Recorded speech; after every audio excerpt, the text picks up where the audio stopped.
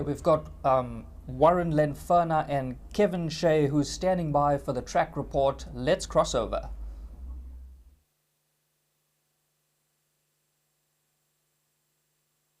Welcome to Hollywoodbets Greyville for the final meeting of the champion season.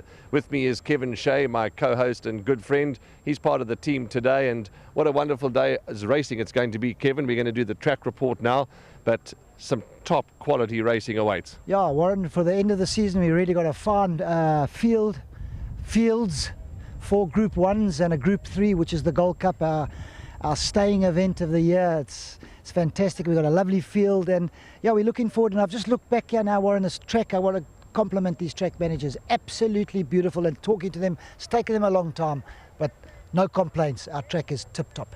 Certainly is, and the grass track looks good from what we can see. We've walked around a little, and the poly track too is in standard condition. It looks in good shape because there's 2 on the poly, the rest are on the turf, and we've had a look at both surfaces, and really hats off to the team. Absolutely. So we open the meeting on the poly and we close on the poly. The rest is on this beautiful turf track, and you can see we've got top class horses that are lining up today. A lot of them, we saw them on July Day. They're coming back to redeem themselves, so it's going to be fantastic, Warren. Let's talk about the weather, Kevin, and it's quite blustery. Last night there was a strong winds throughout Durban.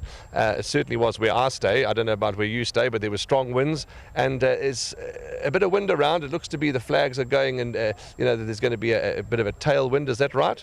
Yeah, it looks like there's a little bit of a tailwind today, Warren. It's predicted for the wind to get up to about 15 to 20 kilometers an hour, so not bad. Shouldn't affect the front runners, although if you go slow paces in front and you get this wind behind you, can help a little bit, but I don't think it's going to affect them today, and I think we're going to get a good day's racing. It's now the Marshall's World of Sport Gold Cup, but you've ridden in the Gold Cup many times and you've won this race, haven't you? Yeah, I was lucky enough to win it on a 3-year-old Ancestral 4 for the Mark de Kock yard, and yeah, I've ridden many rides in the Gold Cup. It's a lovely race, Warren. You have to really know your paces and know your horse you're riding as well, very important, and get around here as safe as sound without getting bumped and bored and chopped into or something going wrong with you in the race. So it's something you have to concentrate, what you do always do, but it's a long way. It's 3,200 meters, 2 miles, so it's fantastic. It's a great race, and it's lovely to see the crowds. They'll see them go past the winning post for the first time and then all the way around again and watch them come storming home to pick up the first prize, which is the Gold Cup.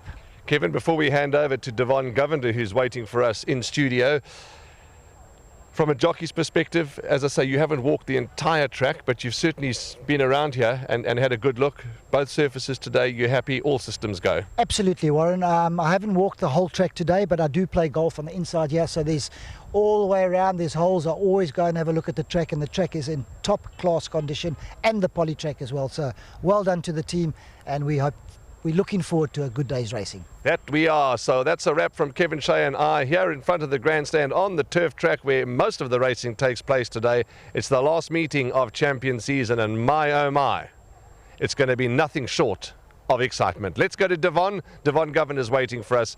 He'll take us through the rest of the preview.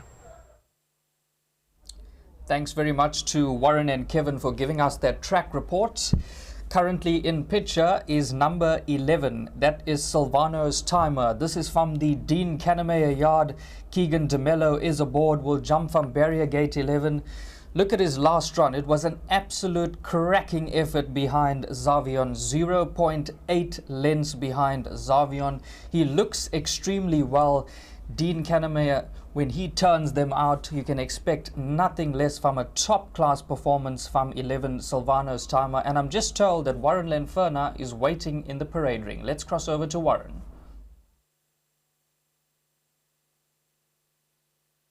Thanks very much, Devon. Yep, the atmosphere in the parade ring is electric.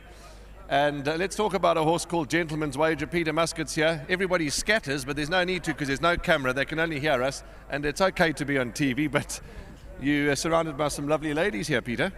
That I am. Let's talk about Gentleman's Wager. And he's an oratorio. He's a 7-year-old, but my oh my, he's still loving every bit of his racing. Yeah, he's in fine order heading into today's race. He doesn't show you a huge amount at home, but we've worked him out and he's fit, he's happy, he's ready to go. Lovely, Peter, to you, and Mr. Verners is here as well. Welcome, and let's hope you have a good run here with Gentleman's Wager. As I said, the horses are in the ring, the trumpet's gone. Kevin's going to go and do an interview. I think he's going to talk to Gary Player, I think it is. Chat, yeah, we got you on the ring, yeah. Hey, Mr. Player, sorry to interrupt you. I've got you on the TV, yeah. Cat Daddy, Glenn's horse, won the race last year. What does he say? Does he say it's got a chance? Well, he says it's got a chance. It's a 5-year-old now. But that horse, I remember it vividly on the farm in Colesberg. I don't ever remember a horse being brought up so tough. He was out in a 300-acre paddock, winter and summer. And, you know, the winters get very cold there. The best water in the country for raising horses. In fact, there's no question it's the best area, maybe in the world, to raise horses. So tough. During the war, the English always bought their horses from that area as a matter of interest. But this horse, it stayed out on hard ground. It was out in the veld. Tough, tough, tough. And, you know, it's showing it's won 7 races. Lovely, Mr. Player. Sorry, I've got to cut you a little bit short. I've got the guys on my ear. Horses are leaving. I hope you enjoy the rest of your day. I certainly will. Thank you. Mr. Gary Player, he is the man that bred Cat Daddy. Well, in picture now is number 12, Priceless Ruler. This is from the Dennis Dreyer yard, and Craig Zaki is aboard. Currently trading at 8-1, just glancing at the tote board, 21.60 a win, 8 Rand 90 a place. And if you look closely at the form, this horse has dropped in the ratings quite a bit, so must be a massive runner here. Does have a little bit of an outside chance as we see Craig Zaki jumping aboard number 12, Priceless Ruler. Looks exceptionally well in the parade ring.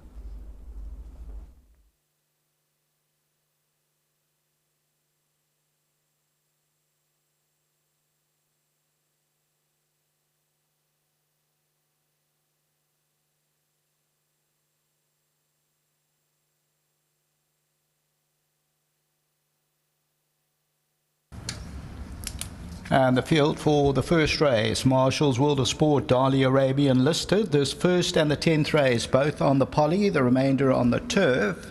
And we have a 10-race program. Of course, today's the Marshall's World of Sport Gold Cup, and well supported by the Hong Kong Jockey Club Whirlpool Champions Cup, the Premier's Champion Stakes, the Mercury Sprint, and Taquini Stakes. Runners for the first race about to step onto the track. We've got 11 minutes to race time. Being a 10-race program, the bipod starts in the second, PA third, the pick 6-4, and the first jackpot in race 5. We're looking at number 1, Juliet Tango. That will be the first one out on the track, and that's now ridden by Grant van Niekerk. That's the filly in the race. Number 2 is Look for Hounds, Seanville.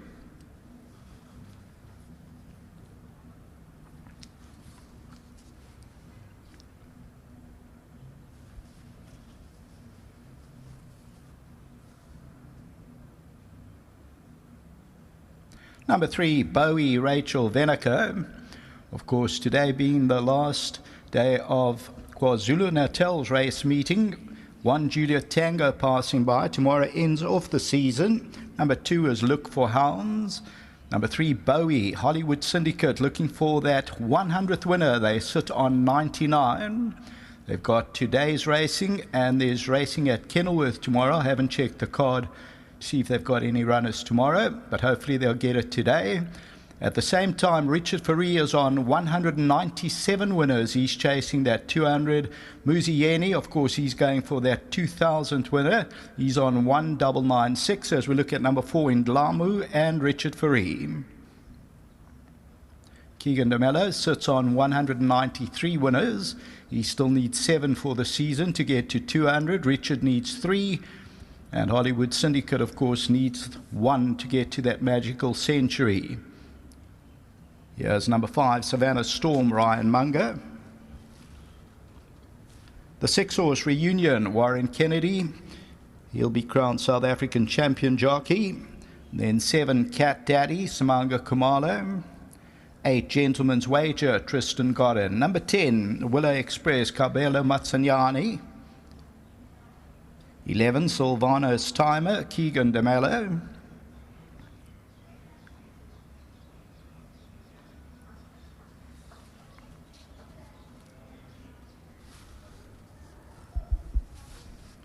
9 is Donald McDonald, races with blinkers and the pacifiers.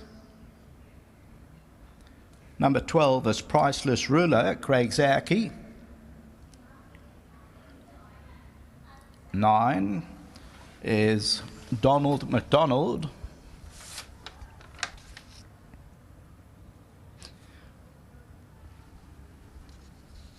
I'll just have to get that confirmed. On the scratching sheet here it says blinkers and pacifiers on Donald McDonald. I will get that confirmed. There's about 8 minutes to race time, and the favourite is number 8, Gentleman's Wager. That's at R4.10.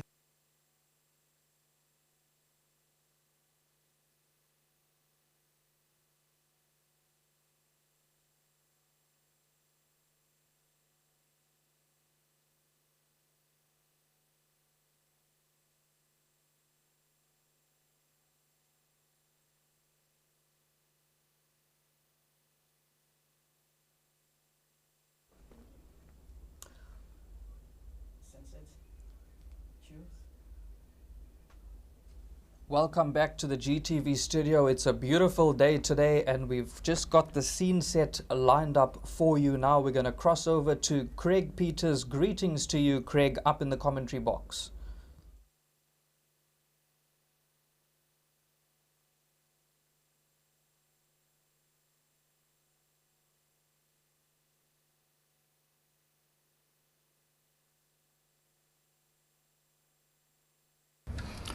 All right, and a very, very good afternoon, and welcome to Hollywoodbets Greyville. Of course, today the Marshall's World of Sport Gold Cup over the 3,200 metres.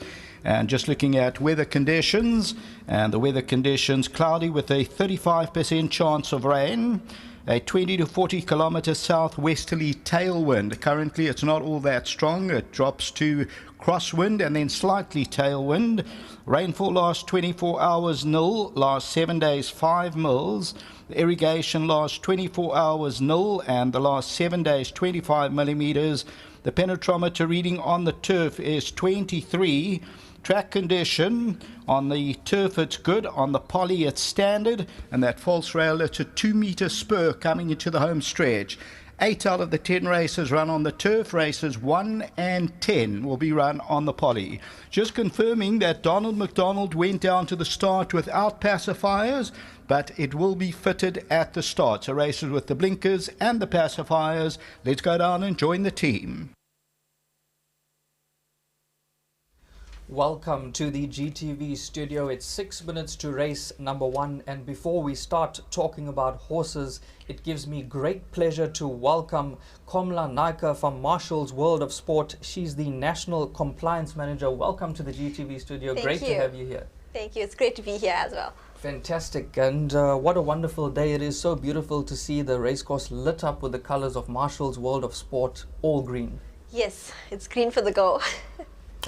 Komla, as a woman in the industry, how have you seen the industry transform over the years? Well, we've seen a lot of transformation over the years, and obviously with women empowerment as well in the industry. It so happens that Dawn Marshall was actually the first ever female bookmaker, and she's paved the way for other women in the industry as well. And you know, her influence actually has shaped our company and other females in the industry as well. Well, that's fantastic. On the same subject of transformation, how is the industry transforming to accommodate the ever-changing market? Well, we've seen an increase in female clients, and also our jockeys like Rachel Vinica as well. And you know, it's obviously a male-dominated environment, so we're seeing an inclusion of women in power, and it's actually beautiful to see that.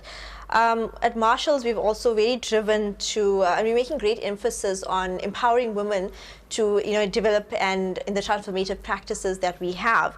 And currently, we have over 65% of females in decision-making positions. So it's wonderful to see that. Absolutely fantastic. And I want to talk horses now. Tell us, who are you backing in the Gold Cup? It's actually lucky number 7, Aragosta. Okay. So I'm hoping that he's gonna come through for us. Well, Samanga Kumalo has had a fantastic season, yes, so he'll be going all out to win the Gold Cup today. Yes.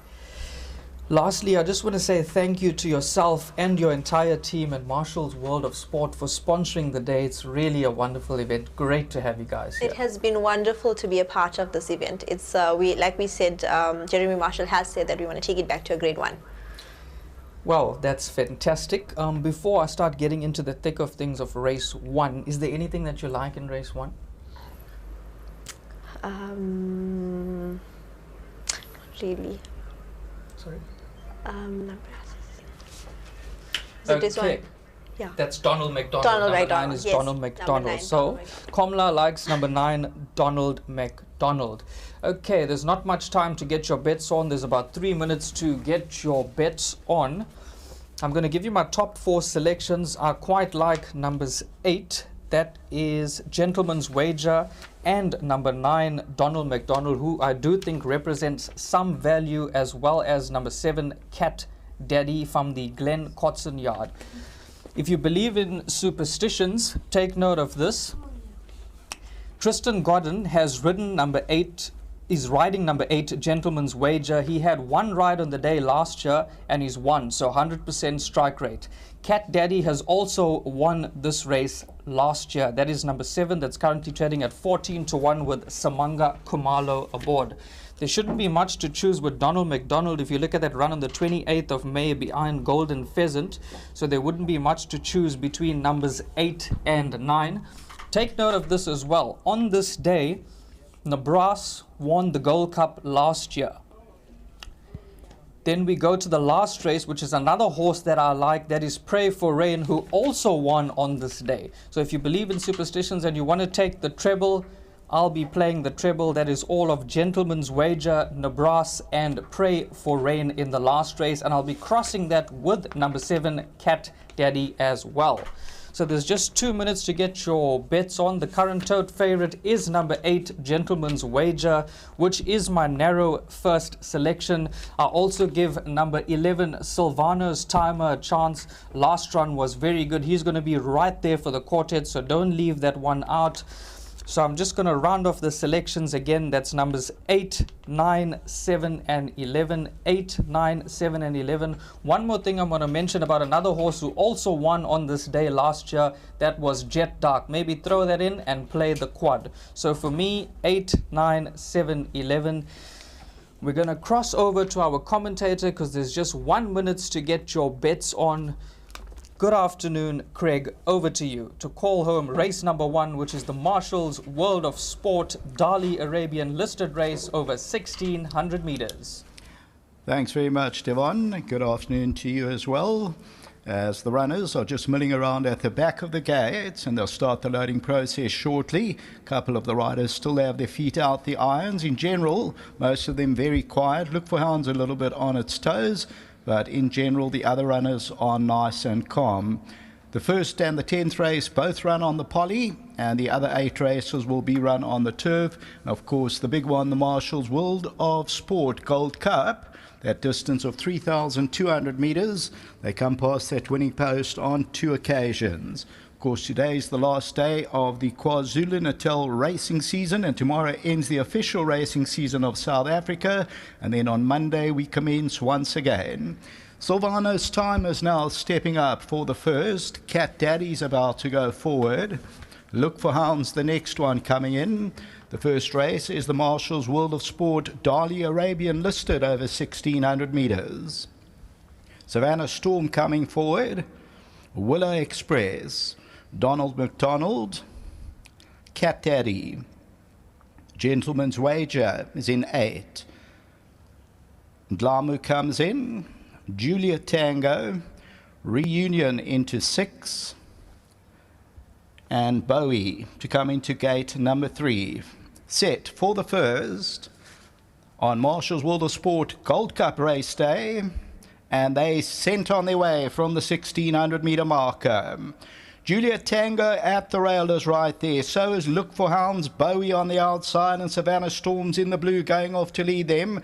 Reunion is on the outside of runners. Then in Glamu, Cat Daddy's near the rail with the red cap. Along the inside is Savannah's Timer. Donald McDonald is on the outside of runners. Then comes the Grey Willow Express. Behind that, Gentleman's Wager and Priceless Rulers in the back seat, about 8 or 9 lengths off the leader. As they move to the 1,000-metre marker, Savannah Storm leading it by a length. Look for Hounds with the red cap. At the rail, we find Juliet Tango. The saddle could have slipped on Look for Hounds back in that second position. It has. On the outside of that is Bowie. They're followed then by Reunion. Further back in the run is Donald McDonald. Cat Daddy on the inside. Willow Express is further back in the running. Then Savannah's Timer. Behind that, Gentleman's Wager and Priceless Ruler. They're homeward bound in the first as they turn for home. They've got 500 metres to go. Savannah Storm brings them in. Look for Hounds is back in second. Reunion, Bowie. Donald McDonald is on the outside. Juliet Tango, Savannah's Timer is running on towards the inside. Over the last 150, Savannah Storm. Savannah's Timer's a big runner, and Donald McDonald's coming home strongly on the outside. Savannah's Timer and Donald McDonald, these are the two over the last 100. Savannah's Timer and Donald McDonald, it's nothing in it. They get to the line. Savannah's Timer from Donald McDonald, third place in Glamu, and Bowie ran fourth, and the saddle did slip on Look for Hounds.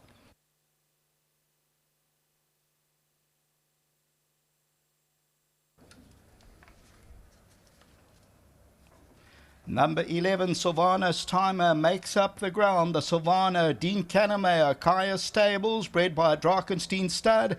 Keegan De Miller, winner number 194. They win by a neck. Second to number 9, Donald McDonald. The tote favourite ended up number 11. Third to number 4 in Glamu. Fourth place to Bowie. Then Gentleman's Wager, Reunion, Cat Daddy, Savannah Storm, Priceless Ruler, Willow Express. And there you can see number 2, the saddle has slipped. It slipped early on number 2, Look for Hounds. We'll look at the head-on, and the winner goes through 2 off the left-hand side, makes up some nice ground, Savannah's Timer, and comes good here, recording its 4th win from 11 outings, and under Keegan De Miller for Dean Cannemeyer, and they go on to score. Donald McDonald fights on courageously, but gets beaten about that neck back into second position.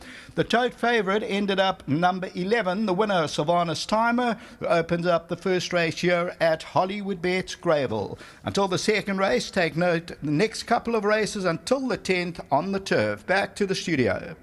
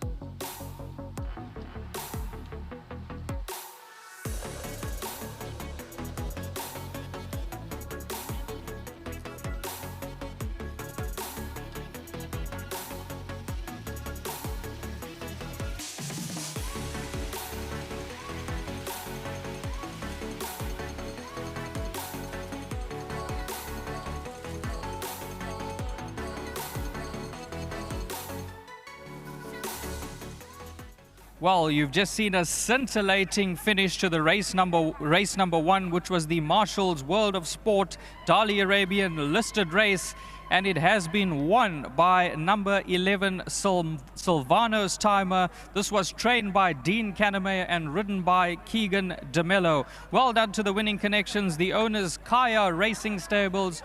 Well done to the winning connections of number 11 Silvano's Timer here at Marshall's World of Sport Gold Cup Day.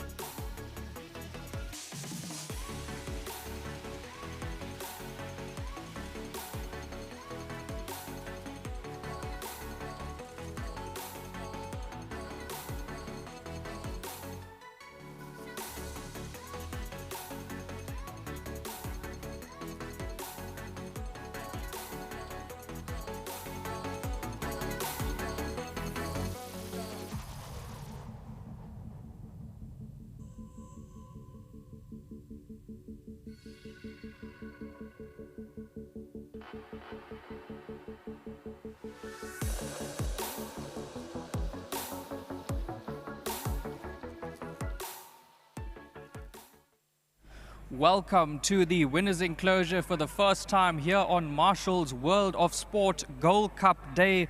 Race 1 has been run and it has been won by number 11, Silvano's Timer. This was trained by Dean Kannemeyer and ridden by Keegan De Miller. It gives me great pleasure to introduce Komla Naika from Marshall's World of Sport, who's the National Compliance Manager, as well as Lance Whiteford, the Vice Chairperson of the Racing Club and Director of Gold Circle, who's going to assist us with the presentations for the winning mementos, for the winning connections. Standing next to me is the winning groom from the Dean Kannemeyer yard, and his name is Elvis Blai. He receives 1,000 Rand on behalf of Hollywoodbets and Gold Circle. Well done to you, sir. This horse was turned out extremely well. Thank you very much. Okay, let's proceed with the interviews. Let's get Keegan in first. Keegan, we looked at this horse in the parade ring and he looked absolutely smashing. Yeah, he's a good-looking individual, and yeah, just very pleased he's back on the racecourse. You know, he was off for a very long time before the start of the season, and to see him back to winning ways again, just really appreciative of it. And just well done to Mr. Kannemeyer and his team. You know, a lot of hard effort has gone in behind the scenes, so big well done to them, and obviously to Kaya Stables, Lady Laidlaw, Jean. Thank you very much for the opportunities once again. Keegan, he's got such a beautiful pedigree. What sort of a feel did he give you after this win today? Is he going to go on from here? Yes, I definitely think he will. You know, he's always had a fair amount of ability, and it came with problems along the way. So hopefully, touch wood, things keep going this way, and we'll see a better horse next season.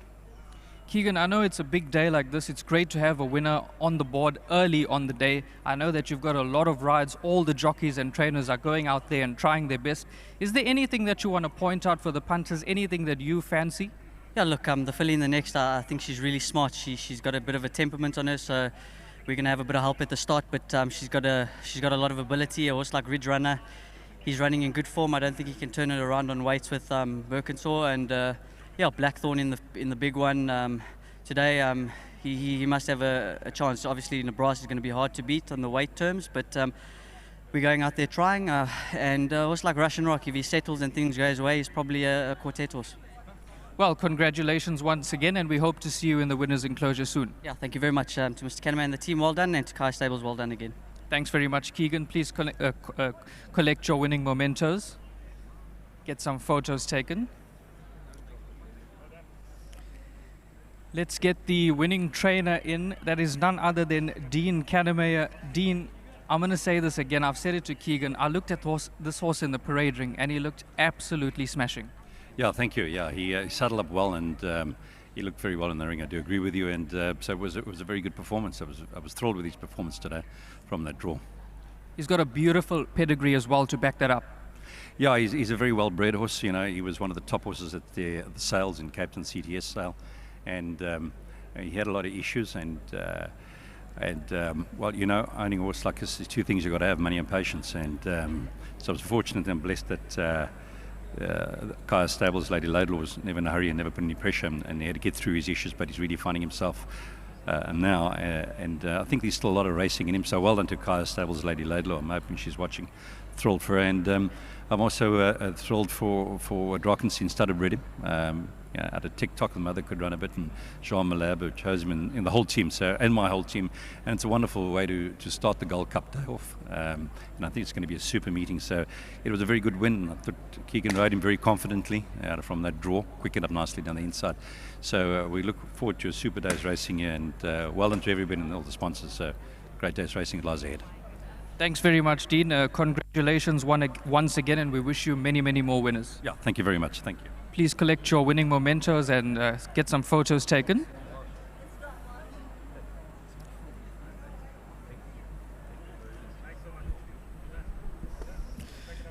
Well, we would like to thank Komla Naika as well as Lance Whiteford for assisting us with the presentation of the winning mementos for race number 1. That was the running. Silvano's Timer has won it. We'll see you back in the GTV studio for the preview of race number 2.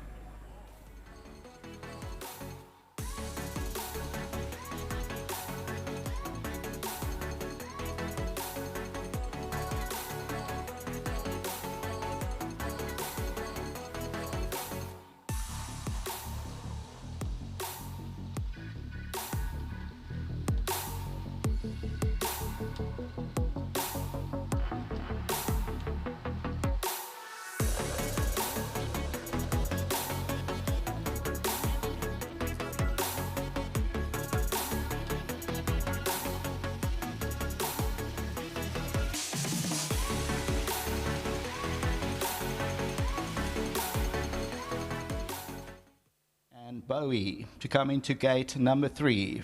Set for the first on Marshall's World of Sport Gold Cup race day, and they sent on their way from the 1600 meter marker. Juliet Tango at the rail is right there. So is Look for Hounds, Bowie on the outside, and Savannah Storms in the blue going off to lead them. Reunion is on the outside of runners. Then in Blamu, Cat Daddy's near the rail with the red cap. Along the inside is Savannah's Timer. Donald McDonald is on the outside of runners. Then comes the Grey Willow Express. Behind that, Gentleman's Wager and Priceless Rulers in back seat about 8 or 9 lengths off the leader. As they move to the 1,000 meter marker, Savannah Storm leading it by a length. Look for Hounds with the red cap. At the rail, we find Juliet Tango. The saddle could have slipped on Look for Hounds back in that second position. It has. On the outside of that is Bowie. They're followed then by Reunion. Further back in the runners, Donald McDonald. Cat Daddy on the inside. Willow Express is further back in the running. Then Savannah's Timer. Behind that, Gentleman's Wager and Priceless Ruler. They're homeward bound in the first as they turn for home. They've got 500 metres to go. Savannah Storm brings them in. Look for Hounds is back in second. Reunion, Bowie. Donald McDonald is on the outside. Juliet Tango, Savannah's Time is running on towards the inside. Over the last 150, Savannah Storm. Savannah's Time is a big runner, and Donald McDonald's coming home strongly on the outside. Savannah's Time and Donald McDonald. These are the two over the last 100. Savannah's Timer and Donald McDonald. It's nothing in it. They get to the line. Savannah's Timer from Donald McDonald, third place in Glamu, and Bowie ran fourth, and the saddle did slip on Look for Hounds.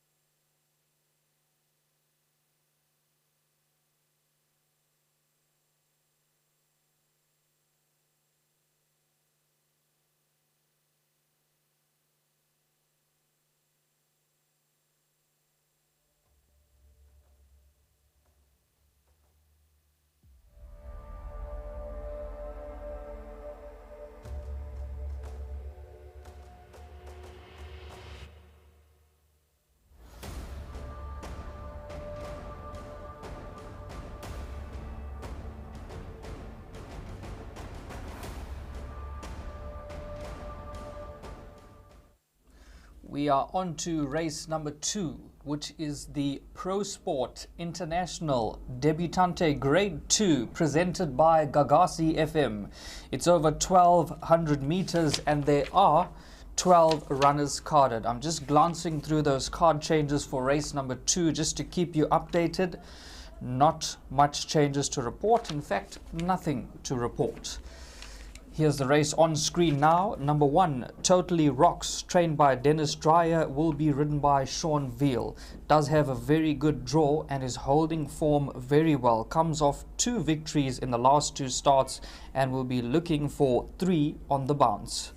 She's got the plum draw and she must have a chance here. Number 2 is Antigua Knight. This is currently trading at 7 to 1. Richard Fourie is aboard for trainer Sean Tarry. Number 3 is Only Hearts. This is trading at 16 to 1. 14 rand on the tote, 2 rand 90 a place. Sereno Moodley is aboard. Number 4 is O'Day to the Ocean, 16 to 1. Warren Kennedy is aboard. Paul Peter trains. Number 5 is Gimme a Shot. This one did receive a little bit of early betting support, then drifted out slightly to 14 to 1. Samanga Kumalo is aboard for Mike Azzi. Number 6 is Gobsmacked. You did hear in the interview Keegan really likes this. This is trading at 18 to 1. On the tote at the moment is paying 2 rand, so has shortened. He'll be looking for a quick double. Number 7 is Clean Living. This is currently trading at 16 to 1 with Craig Zaki aboard for trainer Corne Space. Number 8, Golden Hostess, is currently trading at 8 to 1 with Aldo De Meo aboard for Candice Bass Robinson. We're going to look at some horses in the parade ring. Let's have a look at what's in shot now. That is Gimme a Shot. Just glancing at the tote board, 11 rand a win, 3 rand 10 a place. That is number 5, Gimme a Shot.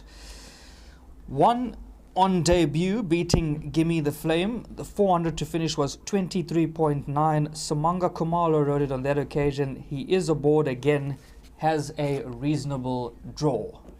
That is number 5, Gimme a Shot.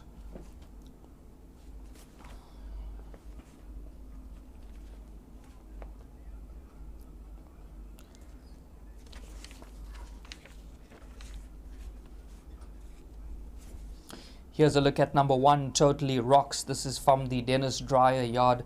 This is a runner that deserves healthy respect here. Does have the best of the draws. Is in really, really good form. Sean Veal is aboard. Looks absolutely immaculate in the parade ring. Just look at her. That is number 1, Totally Rocks.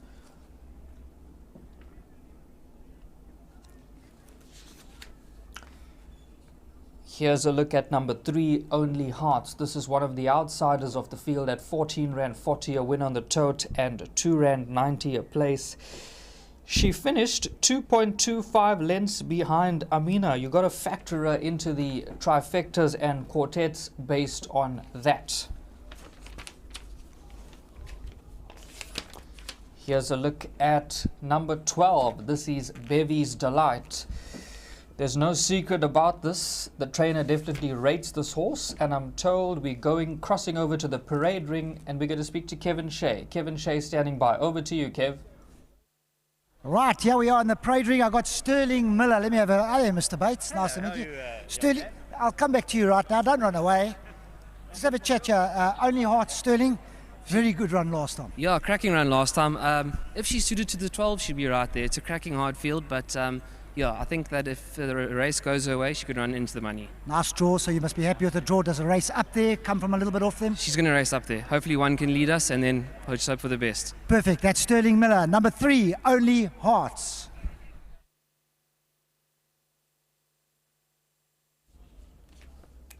Okay, here's a look at number 9. This is Tayuba from the Mike de Kock yard, and haven't they had a wonderful season here in KwaZulu-Natal? Raymond Danielson is aboard. This is currently trading at 10 to 1, and you got to factor number 9 Tayuba into your equations based on that form line. Did run second, 3.75 lengths behind Gobsmacked.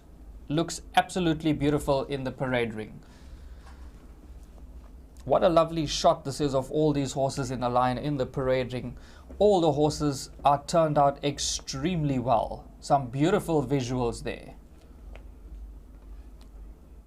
Very much. Pete Musket in the parade ring. Pete, a good run last time.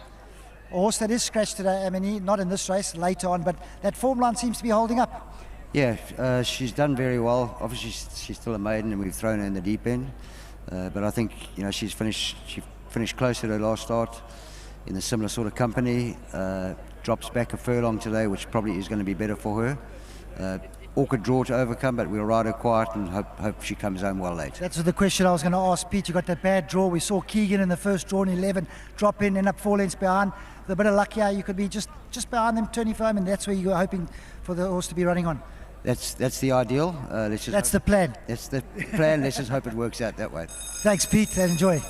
Right, Pete Musket, that is number 12.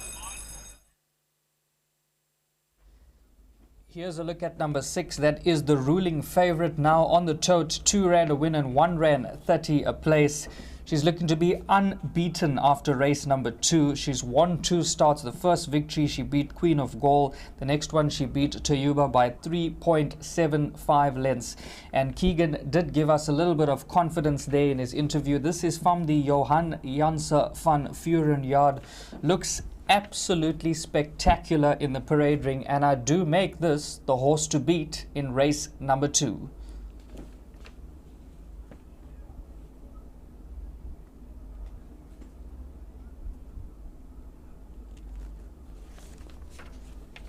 Okay, let's take a look at number 2. This is Antigua Night. Richard Fourie is aboard. This is currently trading at 7 to 1. Looks very, very well in the parade ring. 9 rand 20 a win on the tote and 2 rand 70 a place. This is from the Sean Terry yard. Last run 2.85 lengths behind Amina. You got to respect a horse like this.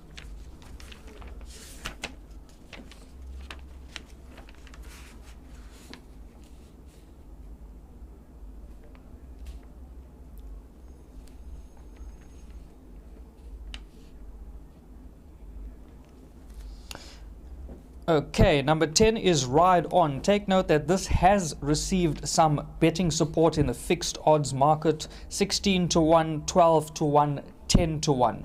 Just looking at the tote is paying 18 rand 70 on the tote, 3 rand 90 a place. I do think it was a very good last run when running on strongly from a bad draw. JP van der Merwe is aboard this time around, will jump from barrier gate 10, so a little bit of a wide draw to contend with again for number 10, but I do think that she has a chance here.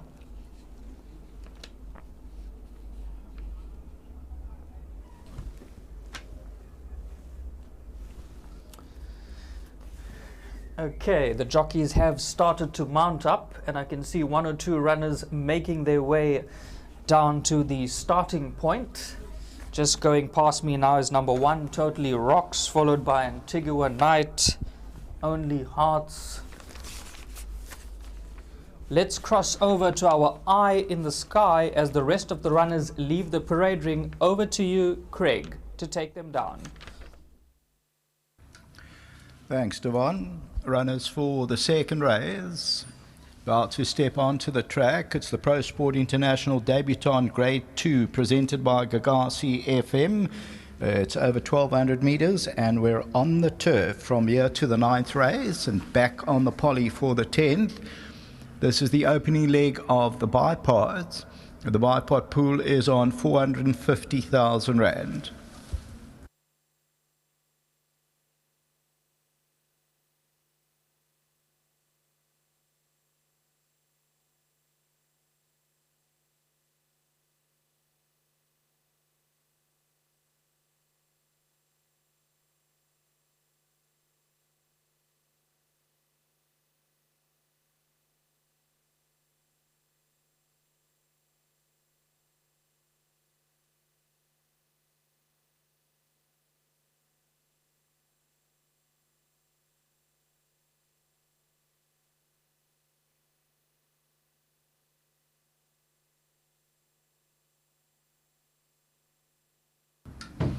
Here's number 2, Antigua Knight and Richard Ferry. They're going down on the poly. We're racing on the turf.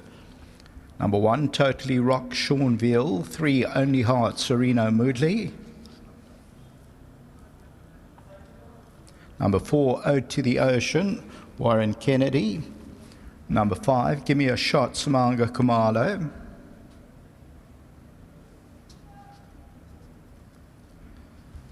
Six is the favourite Gobsmack, Keegan De Miller.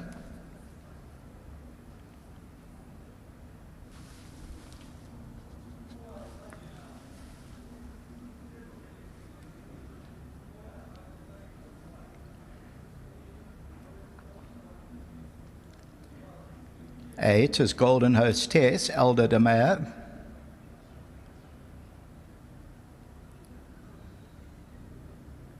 Seven is Clean Living, Craig Zaki.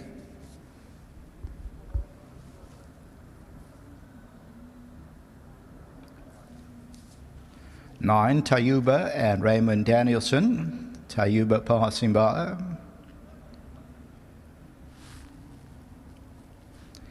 10 is Ride On, JP van der Merwe.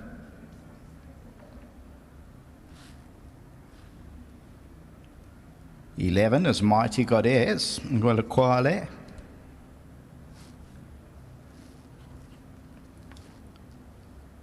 12 is Bevy's Delight, Grant van Niekerk. It's got the red earmuffs, will be removed at the start. Approximately 8 minutes to race time. That bipod pool is on 465,000 Rand. Your favourite number 6, Gobsmacked at 190.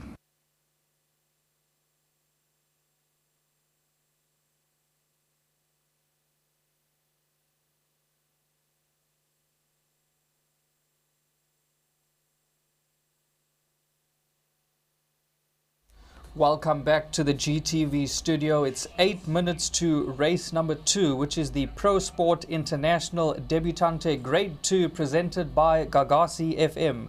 Before we start talking about horses, it gives me great pleasure to introduce Mrs. Minentle Dlamini, who is the Managing Director of Gagasi FM. Welcome to Hollywoodbets, Greyville. Welcome to the studio. Thank you for having me, Devon. Well, great to have you here. Are you enjoying the day thus far? So far, yeah, it's been so good. Yeah. Fantastic.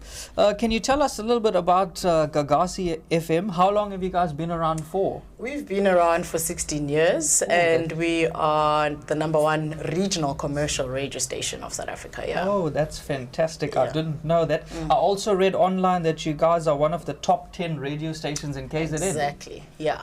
100%. Which makes us the #1 regional commercial radio station. Excellent, yeah. Excellent. Can you tell us a little bit about the, I see this is the 6th annual Gagasi FM Shiro Awards. Yeah. Can you explain that to us? Yeah, definitely. So Shiro Awards is basically Gagasi FM's way of recognizing the female heroes of KZN. These are the women who work tirelessly for their communities, who work tirelessly for their businesses, and are just contributing back to the socio-economic standards of KZN. Yeah. And from what I read online, from what I ascertained, anybody can enter and nominate somebody?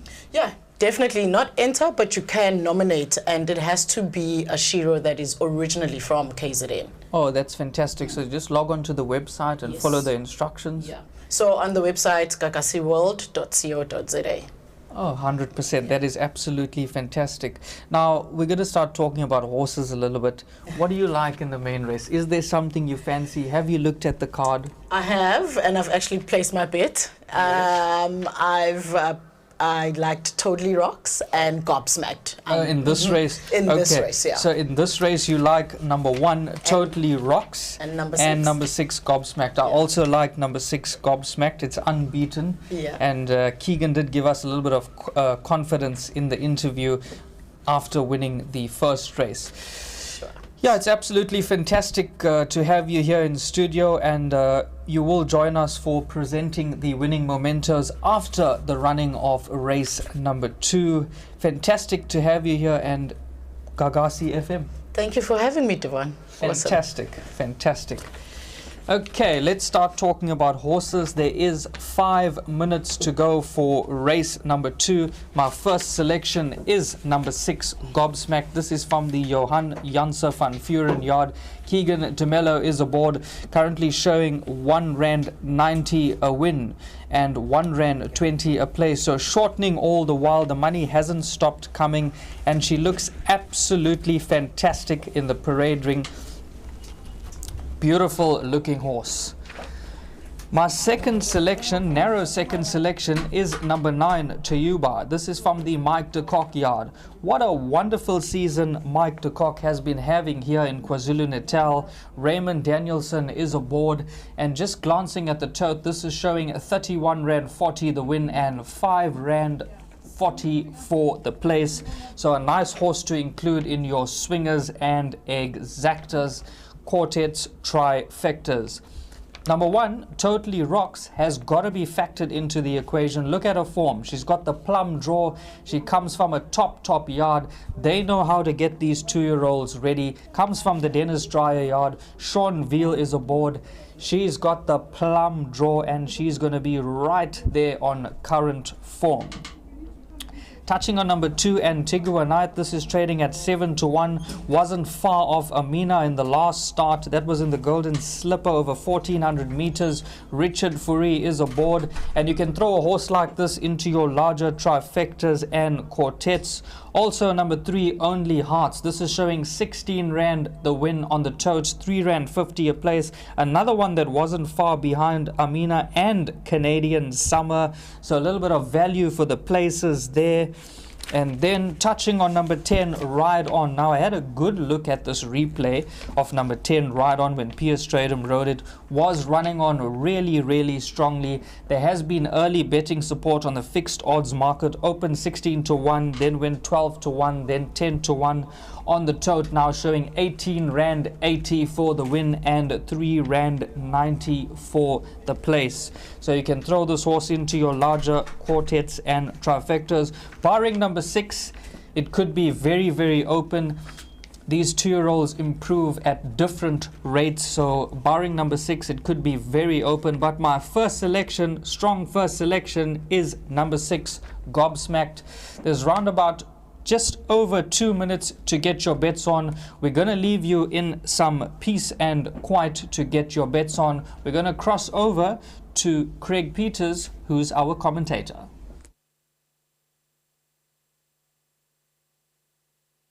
Thanks, Devon. Runners have arrived at the start. 2 minutes remain. That bipod pool is on 531,000 Rand. A couple of the riders still dismounted. Number of runners very much up on their toes. Keegan De Miller is also dismounted from the favourite Gobsmacked. Bevy's Delight is just stepping over the tapes, and there's just 1 or 2 runners still to be mounted up. That's number 9, also Tayuba. The rider will mount up. Tayuba's rider, Raymond Danielson, actually waits in the stalls, so Tayuba will load up and Raymond will then step onto his mount once that is loaded. Favourite remains number 6, Gobsmacked, at 170. And the only other runner in single figures is number 8, Golden Hostess, and that's at 950. The other runners in double figures.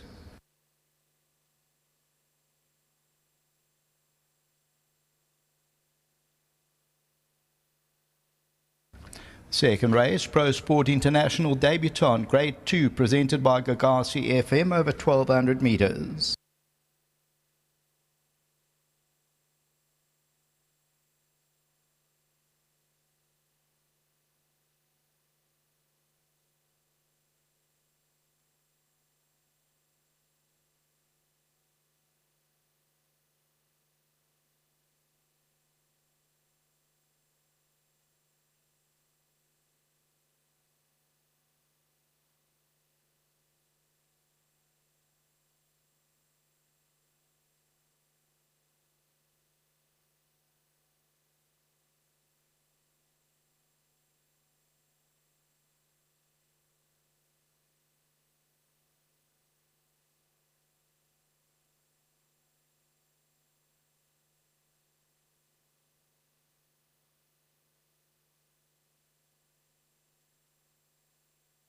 It's now race time. They're starting to load. Tayuba going forward. Raymond Danielson to mount up. Mighty Goddess coming in. Clean Living. Give Me a Shot. Antigua Knight coming forward. Right On. Bevy's Delight to go to an outside gate. Ode to the Ocean coming forward, and Golden O Stairs.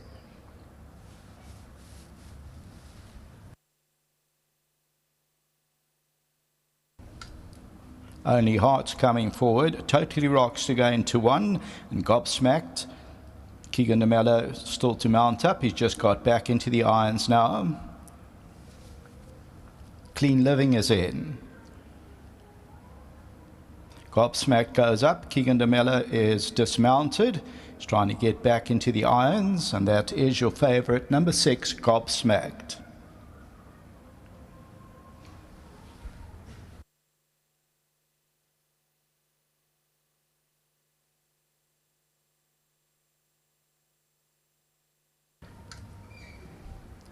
So Gobsmacked, rider still to mount up. Don't know if he's going to mount up once they get into the gates on Gobsmacked.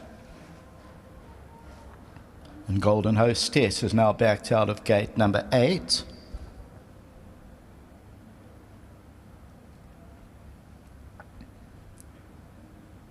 Gobsmacked coming forward. Golden Hostess to come into 8. Set. Handler to scamper clear. 1,200 metres. They sprinting away from the 1,200 metre marker.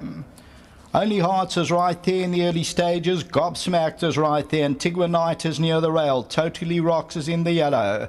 On the outside, Tayuba. Then comes Mighty Goddess, followed by Ride On. Along the inside, Give Me a Shot. Then comes O to the Ocean. Behind that, Golden Hostess, who's about 8 or 9 lengths off the leader, with Clean Living and Bevy's Delights racing about 10 lengths off the leader. And it's Gobsmacked, the leader, as they move to the 700. Mighty Goddess is back in second. Antigua Knight at the rail third. Then comes Tayuba, Totally Rocks. Behind that one, Only Hearts. Ride On the outside. And then comes Give Me a Shot. As they turn for home, they've got 500 metres to go. And the leader is Gobsmacked. It's there by a length and a quarter. Down the inside, Antigua Knight's trying to throw out the challenge. Mighty Goddess on the outside. Tayuba's running on from behind. Then Totally Rocks. And on the outside is Right On. It's Gobsmacked, still the leader, coming to the 200 metre marker. Antigua Knight on the inside. Then comes Give Me a Shot. Golden Hostess running on from behind. Gobsmacked just the leader and won it. Give Me a Shot second. Antigua Knight ran third, and Golden Hostess ran fourth.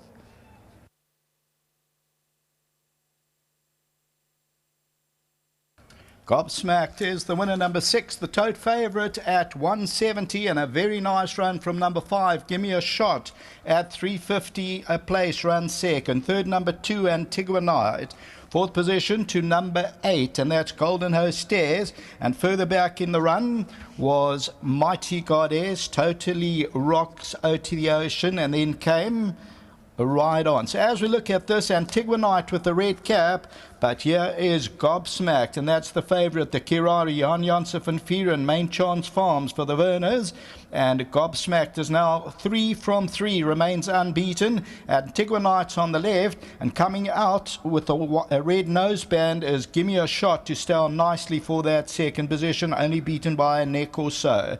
But the favourite has prevailed, Gobsmacked, at R1.70, and the buy pot got to 564,000. Until the third, back to the studio.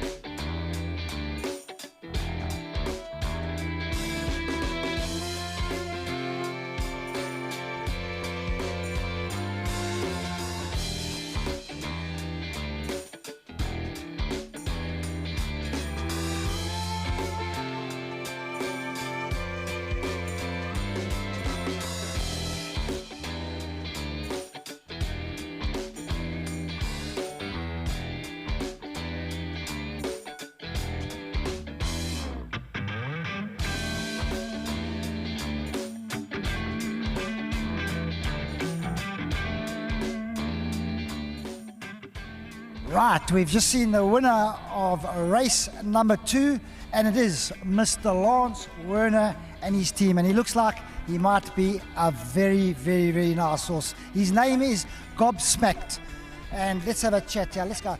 There we go, Mr. Werner, Gobsmacked. I think the crowd aren't gobsmacked. Well done. I think you expected that. Yeah, well, we've still got to travel. That's always a concern. The filly like this, if it's a little bit dilly, like most women are. But very happy with the result. Thanks to Jan, and obviously thanks to Keegan, a great ride. And your team, you brought the guys, they're all happy. Well, my bouncers, The bouncers, well done. That is Mr. Werner, the winner, number 6, Gobsmacked.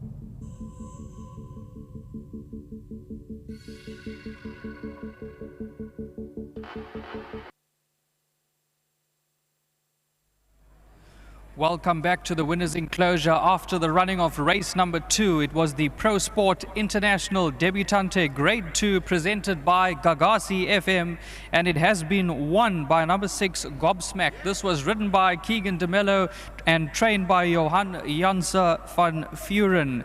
First things first, it gives me great pleasure to introduce Mrs. Minetle Dlamini, who is the Managing Director of Gagasi FM, and Keegan Thumburin, who is a Director of Gold Circle. They are going to assist us in presenting the winning mementos to the winning connections of number 6 Gobsmacked. Standing next to me is the man who takes care of number 6 Gobsmacked, and his name is Opa Molong. Well done to you, sir. He receives 1,000 Rand on behalf of Hollywoodbets and Gold Circle. Well done to you. Fantastic. Okay, let's get the winning rider in. That is Keegan De Miller. Keegan, you couldn't have asked for a better start to a big day like this. Yeah, look, a bit nerve-wracking at the start. She's very temperamental, and I must be honest, I'm just glad it was earlier in the day, and I've got it out the way. It's the main one today. She's got quality written all over her because she just fought on so gamely to the line. Yes, look, I was saying afterwards that every time something joined her, she seemed to give me a little bit more. You must remember, it's only her first run at the course, so everything's fairly new to her, and yeah, she's a true professional. She came out the gates running, and she's obviously a filly. She's looking for a little bit further. I I didn't think it on her first 2 starts, but when you look at her run today, I definitely think she's looking for further. But yeah, I think they've got a nice filly and just nurture the right way, and I think she's going to go all the way to the top. Well, you're certainly riding at the top of your game. If I'm not mistaken, you are chasing 200. How many winners are you on now? This is 195. You know, if it's a 200 comes, which I don't think it would, I think time has just run out, but it's been a great season, and I must thank Mr. Werners and his family for all the opportunities, and it wouldn't be possible standing here without the support. Thanks very much, Keegan. Thank you, and to Jan and his team, very big well done. Keegan De Miller will collect his winning mementos. Let's get the winning trainer in. That is Mr. Johan Janse van Vuren. Looked extremely well, sir. She's a smart filly. She's been all along from day one. Yeah, when I looked at the back there compared to some of the other babies, she was probably a hand bigger than some of them. She's just a little, she's young, but she's strong and powerful, and she's just a very, very smart horse. And yeah, we've liked her for a very, very long time. I was a bit concerned about her travelling today. She's given us a very hard time in Joburg for quite a while, and we actually flew Michael Shaw up on Tuesday morning to come work with the filly. So well done to Michael for putting in some effort, and well done to all the owners for coming down. Jared and Harry Wilson. He doesn't come often. He's going to have a chat to you afterwards. These guys don't speak often. And then I've got to say to Kevin Shea for getting Lawrence Werners to speak on open air. Lawrence has never spoken a single word in open air, and Kevin Shea just put a mic in his face, so he didn't have a choice. But yeah, well honored by Keegan, just extremely excited for everybody. Well, I just want to say well done to you and congratulations once again. She was turned out extremely well, and I was just saying to Keegan, she's got quality written all over her. Yeah, she's got everything. She's got natural speed, and she's got a turn of foot. She's got a really, really good action. If we can just keep her head in the right place, which I'm sure we will with the right people working with her, I think she's got a super bright future. Well, it's great to have you in the winners' enclosure here in KwaZulu-Natal. If I'm not mistaken, you've got one more runner left on the card? Next race, yeah. Also, it looks like he travelled well. There's obviously 1 or 2 to beat there, but it looks like the obvious 3, number 2, 3 and 4, except if there's anything else that's obviously come on at home. But yeah, listen, he's a speedy horse. He's a very honest little thing. We're expecting a nice run. Whether he's good enough to win it, he's going to have to prove. Well, well done to you. Please collect your winning mementos. Stand by for the presentation.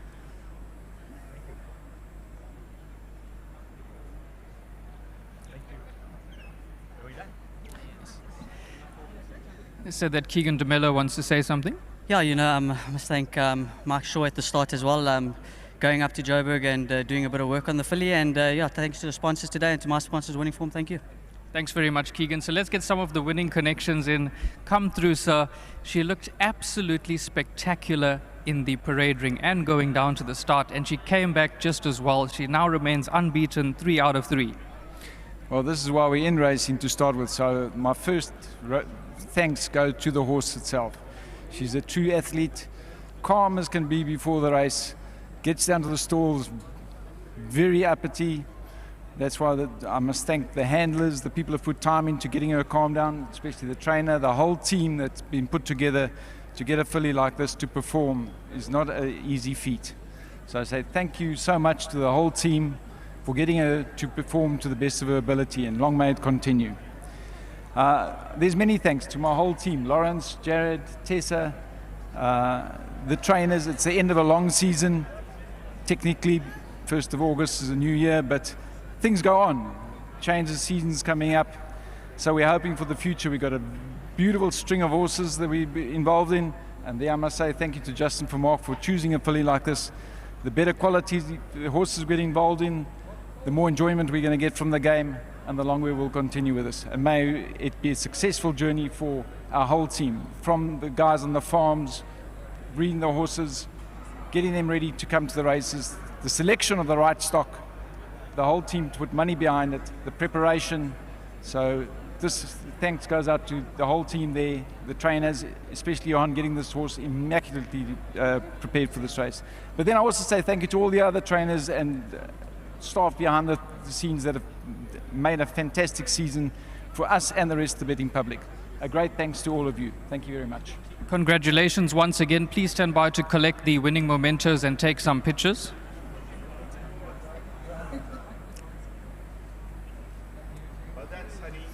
That's a wrap for race number 6. Well done to all the winning connections of number 6, Gobsmacked. She certainly looks like a top-class filly. Well done to all the winning connections, Keegan De Miller, the trainer Johan Janssen van Vuren, and Messias JF and LFMF Werners and Mrs. TJ Werners. We'll see you back in the studio for the preview of race number 3.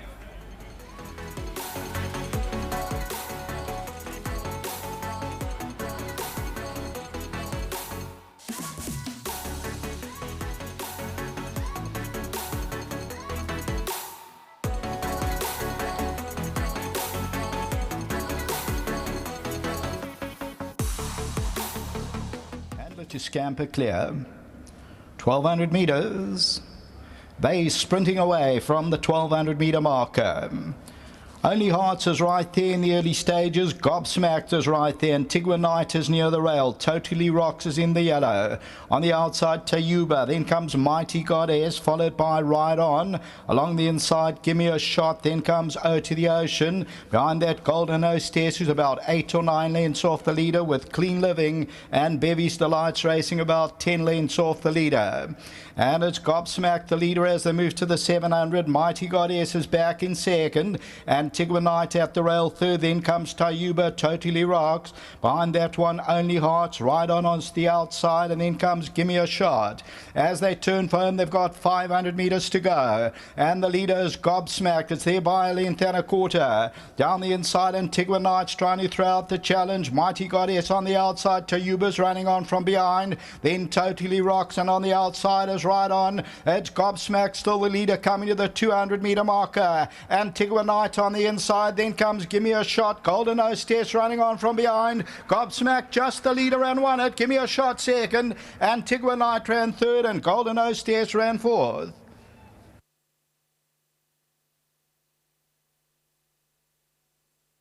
Gobsmacked is the winner, number 6, the tote favourite at 170, and a very nice run from number 5, Give Me a Shot, at 350 a place, run second. Third, number 2, Antigua Knight.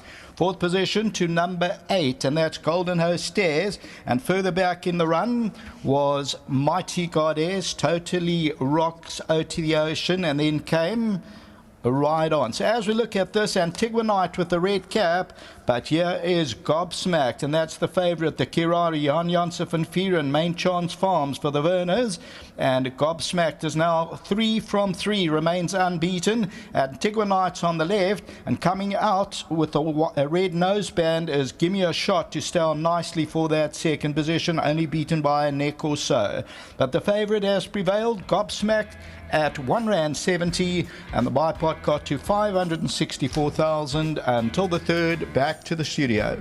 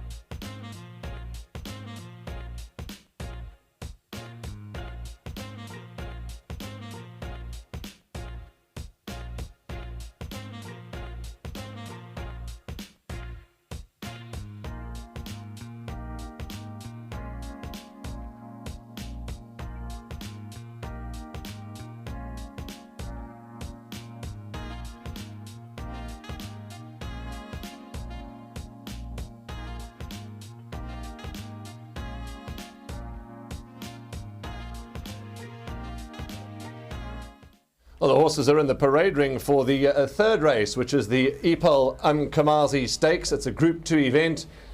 And goodness gracious me, we're just looking at number 11, Question Master. Jason Gates doing some gymnastics to get on board. And Question Master is a master of my fate, gelding.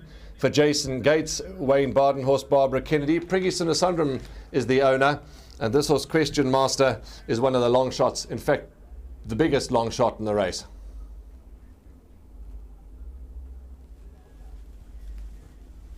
The next horse that we're talking about is number 2, Sun Blushed, at 20 Rand 20 and 5 Rand 20 for Michael Roberts, Alf Duncan and Rachel Venica.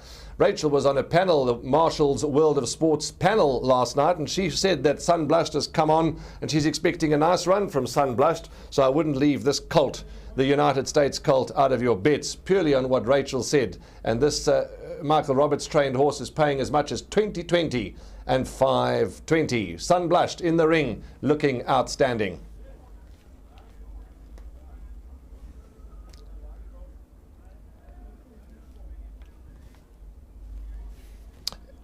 Here's number 8. This is Captain Bombshell, the captain of all gelding out of Bombshell Girl. Lovely pedigree, lovely gelding, and 2 good starts. Yes, he is a maiden.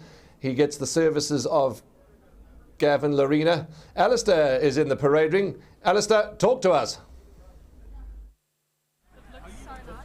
Alistair. So here we are. Sorry, Craig. Sorry, it's a gate crash. How's everything going? Very good, thank you. Very good. Good. You got Ridge Runner here. Son of Canford Cliffs. Before we talk about Ridge Runner and all that, Canford Cliffs, what a 2-year-old season he's had. Yeah, he started with a bang, hasn't he? So on the farm, we're delighted with the start that he's had, and hopefully he can pick up a bit of black type today as well. Yeah, that would obviously be the main mission. Johan Fresher for winner as well. So maybe it's all set fair. Yeah, the jockeys won the first 2 as well, so hopefully Johan and Keegan and Ridge Runner can go well today. And life back home at Ridgemont Highlands, all good? Yeah, very good. We've obviously got Malmoose and Real Gone Kid have arrived on the farm. Our Stallion Day on Friday, which is going to be good fun, and we had our first foal last night, so it's all hands on deck.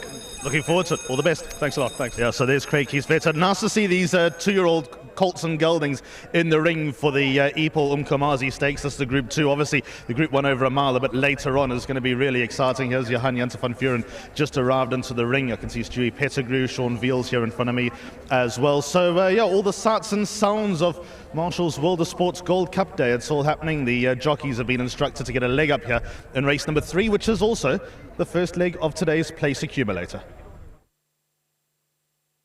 Have Alistair Cohen in town with us to work with him today, and he's part of the team. And here's Mercantor, Stuart Pettigrew, Vicky Verimitu, Kabela Matsinyani gets the services of this VAR gelding. Here's your favourite, ladies and gentlemen, at 290 and 160. He's just got the one stable assistant leading him around. He looks calm, he looks good. There were videos posted on social media of him arriving in town, and he looks to be a nice type, this horse Mercantor. And, well, it doesn't look to be a nice type. He's won 3 out of 5. There's not too many horses that have done that. So Mercantor, for me, is the favourite and is the horse that they all have to beat. Stuart Pettigrew knows his way around the country. He knows his way around Hollywoodbets, Greyville too. So, Mercantor, a big runner, bright winning chance, and probably the horse that they all have to beat. It's 1,200 metres. Here is Richard Ferrie's ride. He's riding Without Equal. Some beautiful visuals coming through from the parade ring. And Without Equal is a Pomodoro gelding for Sean Terry, and came from the clouds to win last time, did Without Equal. But Kevin Shea's there. He's going to talk to us about something. All right, thank you very much. Number 10, Captain's, on the right race. Yeah, well. Captain's Casey. Terry, nice, a little bit bad draw, but... Unfortunately, yes, the draw is a concern, but Sean knows him well. He won convincingly last time. This is obviously his biggest task. He didn't disgrace himself in the gate crasher stakes in his second start, but we're hoping for a good run. Fantastic, and I got Shawnee from that draw. You're going to give it a little bit of a chance, or you're going to place? No, Kev, give him a bit of a chance. I think he's quite a smart horse, and let's see him finish. Fantastic. There's Sean Veal and Terry Fripp for number 10. Captain's Casey. Okay, that's, yeah, he looks to be a nice type, Captain Casey, and he's the one that we're looking at on screen. Tony Riverland for Mary Liley and the Stravino family. Sean Veal's going to ride, as you've heard their tactics. The draw is obviously a bit of a concern, but he could be well above average.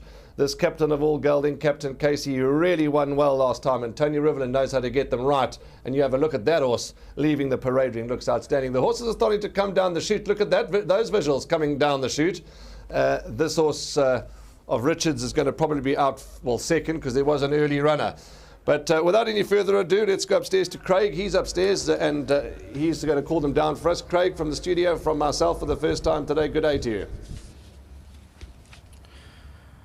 And a very good afternoon to the team for the third race, Epol Umkomazi Stakes, Grade 2, as they come onto the track proper.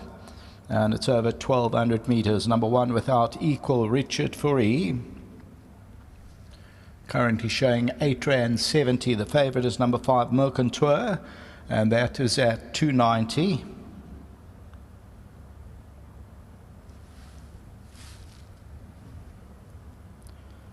Here's without equal.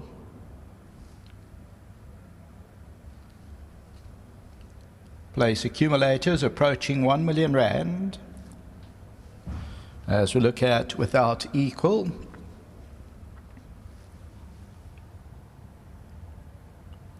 Of course, race 4 is the Pick 6 Mega Pool, which is the next race. 2 million carryover, likely pool 12 million.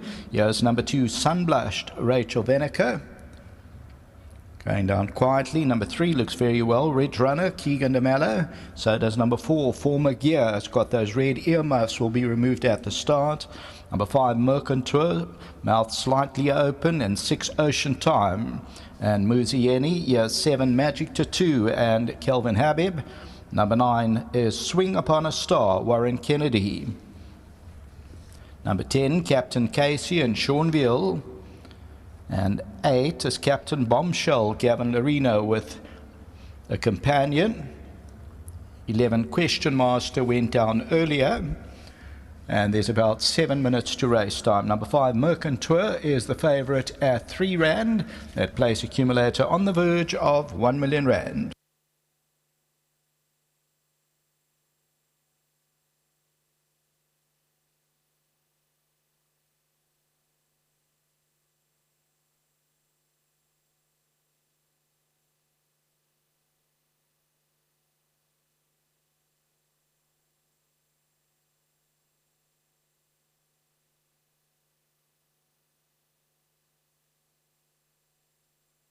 Welcome back to the studio, and it's absolutely lovely to have Debbie Dick from Epol in the studio with us.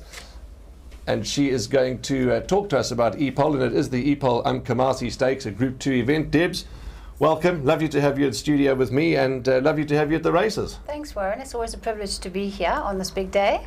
And big days, because you're always here on the big days, you and Epol, and you know, you come racing during the week, I know that, on the off season, but Epol sponsor quite a few races and really get involved in the horse racing industry from a sponsorship perspective. Why do you feel that's important? Why does Epol feel that's important? Well, a lot of the trainers do use Epol, so they've been very loyal for a number of years, and it's our way of giving back to them and keeping involved in the industry. So that, you know, we know it's been a very tough year at the moment with prices, commodity prices, and we'd like to put back into the industry that, you know, that are supporting us. Let's talk about the Epol brand.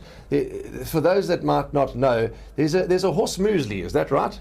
Yes, yeah, we do have another mill in Limpopo, and then we've launched 4 new roughage products which are new in the market.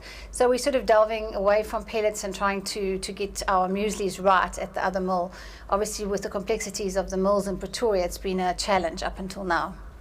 The difference between a pellet, you know, there is a food in a pellet form, and then there's the, as you say, the muesli. There's the grain, if we call it. Yes. What's the difference? Is it just a different form? It's the same in the pellet? Is it the same in the muesli, or not so? You know, there are raw material differences, and then obviously for me, I'm a pellet person because I know that the raw materials have been milled, and the consistency throughout the ration is better. But pellets require a bit more management, and sometimes you've got horses, especially fillies, that don't like pellets. Sure. And the muesli is more palatable. It's better to look at, so a lot of people do buy on the eye. But in general, it's a bit safer to feed as well. Okay, all right, there we go. Interesting. Well, as the horses go down to the start, and I know you always look at the horses and you love coming to the races, there's some cracking looking horses in this race.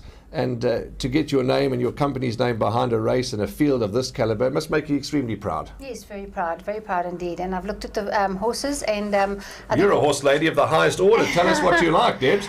Yeah, obviously the favourite of Stuart's is quite fancied, but I think I like Captain Bombshell of Pete Muscat's, and Pete's a very loyal customer of mine, so I think it would be wonderful if either Stuart or Pete won it. But anyway, I think let the race unfold and let the best horse win on the day. Absolutely. Well, thank you please convey our thanks to your team and to all your colleagues for the constant support, and we always know if there's a golf day or a race day, we can pick up the phone and get hold of EPOL, and there's never an argument, there's never a debate. So to you and your whole team, thank you. Thank you, Warren. Thank you very much, everyone. Now, you're not going to leave. You're going to sit here. You can relax now. There's just 3 minutes to go, and I just want to give the viewers some thoughts on these runners, and you're most welcome to join me, should you feel. But you've given us your selections, 5 Mercantor, 8 Captain Bombshell. Let's talk quickly about a few others. Number 2, Sun Blushed for Michael Roberts, Alf Duncan and Rachel Venica. As I said, Rachel was on the Marshall's World of Sport panel last night. She gave Sun Blushed a bit of a chance. Ridge Runner ran second to Mercantor, Johan Janssen van Vieren, the Kieswetter family and Keegan De Miller. They'll be rearing to go and have another winner. And Canford Cliffs, well, we can't say enough about him, firing on all cylinders. Former Gear, he won on debut in the manner of a very good horse. Then he ran 6th in 2.5 lengths to Cousin Casey. He certainly looked outstanding in the paddock and's got to have a chance. Mercantor has won 3 out of 5. What more can you ask from this horse? Stuart Pettigrew, a horseman of the highest order. Vicky Veribitu, a supporter of the industry of the highest order. And certainly Mercantor at 320 and 150 could be the one that they all have to beat. We're going to skip a few, talk about Magic Tattoo for Sean Terry and Calvin Habib. Solid form, one of the longer shots in the race. 21 Rand 30 and 4 Rand 70. That's mind-boggling, to be quite frank. I don't think Magic Tattoo is at 21 Rand on the tote. A little bit of value there for Sean Terry's horse. Captain Bombshell, we heard from Debbie that this horse from Peter Muscat's stable looks very good, comes into the race in good order. And then number 9, Swing Upon a Star, has dropped in distance now to a 1200, and I think that's what this colt needs. He was stretched over longer distances, and I think he's an out-and-out sprinter. So back over the 1200, if he shows the pace, he shows the speed, I think he'll be a runner. This is for the Nasser family and Ian Leviton, and it's wonderful to have some of them on course as well. And the last one I want to talk about is number 10, Captain Casey, who is certainly a colt that looks to be on the up and could get a blow in here. All in all, a very tough race. Before I hand up to Craig, who's our race caller, looking at visuals like that, outstanding. Outstanding. I must compliment Gold Circle. They've done an amazing job with, obviously the change in teletrack to, I'm not actually sure exactly what it's called, Gallup TV. The quality is exceptional and it's very accessible to the public, which is wonderful. And I compliment Gold Circle 100% for the job they're doing at the moment. Now we know why you're in a top position at EPOL, because you're a good marketer. Debbie Dick, ladies and gentlemen, lovely to have her in studio. Less than a minute to get your bets on. Craig Peters, he's upstairs. He knows how to call them home.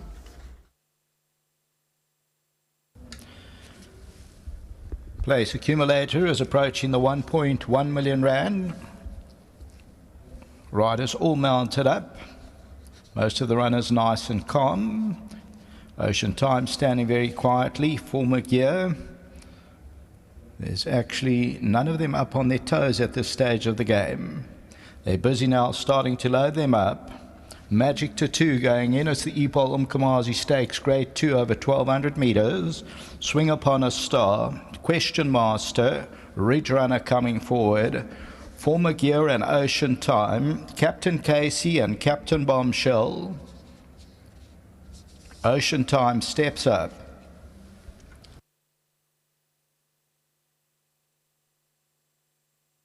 The favourite Mercantor still to load. Former Gear coming in.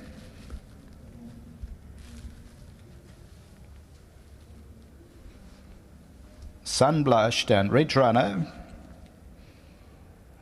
Without Equal comes in. Mercantor. Captain Bombshell, 1200 meters.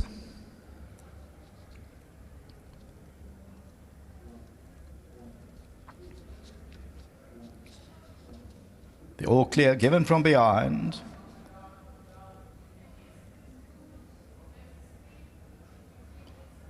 Could be Sunblushed in gate 2 just to... But I saw the flag up. There we go, from the 1200 meter marker, and Question Marshal was slow to go in the green silks as the trailer early on. Along the inside, Without Equal, Sunblushed with the white cap. Ocean Times, the red sleeves. Magic Tattoo in the yellow now takes it up. Swing Upon a Stars on the outside with the red cap. Mercantour's racing about 5 lengths off them. Then comes Red Runner. Behind that one is Captain Casey. Then comes Former Gear. That's about 8 lengths off the leader. And then comes Captain Bombshell. And Question Master's about 9 or 10 lengths off the leader. About to be homeward bound, and on the inside, Magic Tattoo. The outside, Swing Upon a Star. Ocean Time, the white cap near the rail. On the outside of that is Sunblushed, and then comes Without Equal. Mercantour gets hooked out to the middle of the track, got 4 or 5 to go. Swing Upon a Star's there by 2. Magic Tattoo on the outside, then Mercantour behind that, Captain Casey. Swing Upon a Star with a good lead though, coming to the 200 is clear by 3 or 4. They're trying to close in, but Swing Upon a Star is still well clear towards the outside. Mercantour and Sunblush, and looking for the line is Swing Upon a Star and Sunblush very close. I'll tell you what, Sunblush finished very, very late, so I'm not going to split them between Sunblushed and Swing Upon a Star. Let's wait for that replay. Very close. At this stage, Swing Upon a Star was still a length and a quarter in front, but watch Sunblushed, Mercantour, they get to the line, and it's going to go to... Oh, I'll tell you what, go back a fraction to that red laser, please. All right, so I'm not going to actually split them. It's Sunblushed with the white cap and Swing Upon a Star on the inside, Mercantour right on top of them, and then Captain Casey behind that, Former Gear. Very, very close, as you see for yourself. Swing Upon a Star had a commanding lead coming to the 200 meter, and Sunblush starts to wear into that lead. So does Mercantour, and Swing Upon a Star was crying for the line. Sunblush comes forward, Mercantour, and we'll just wait for the judges to go up. I don't know if we'll see a photo after this. The tote favorite ended up number 4, Former Gear. So very close, and that's already past the post. So let's wait for the judges to have confirmation on the third. The place accumulator, 1.1 million rand. Next up is race number 4, and that will start off the pick 6, 2 million carryover, likely pool 12 million rand. Let's see if this angle will tell us more. Swing Upon a Star with the red cap is there, and then Sunblushed with that white cap puts in one last dash, and Mercantour towards the outside, and here's the line. Still can't split them, a different angle. Back to the studio.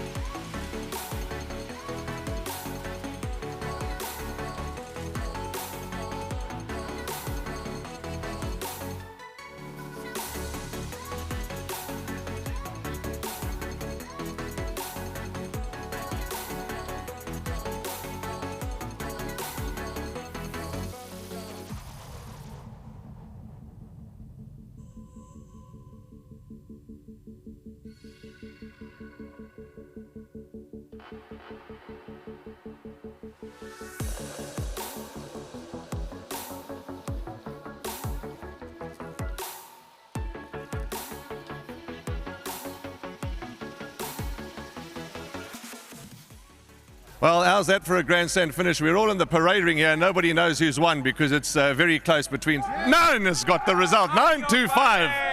There we go. You heard the result. Well, look at that. You heard it from right through the microphone. You heard it through the microphone. 9-2-5-10. Go, ya baby. That's what they said. And well done to the connections of the winner, number 9, Swing Upon a Star. If you could see the visuals between Paul Peter and Michael Roberts, sportsmen of the highest order, the two of them, shaking one another's hands. Michael Roberts, stiff but sportsman of the highest order, 92510. And the winner, Swing Upon a Star, is owned by the Nassif family and by Ian Leverton. And this is going to be a photograph to be seen. You can hear the cheering, you can hear the shouting, you can hear the joy as number 9, Swing Upon a Star, who certainly showed that last time it was way too far. He is an out-and-out sprinter. 92510. See you just now.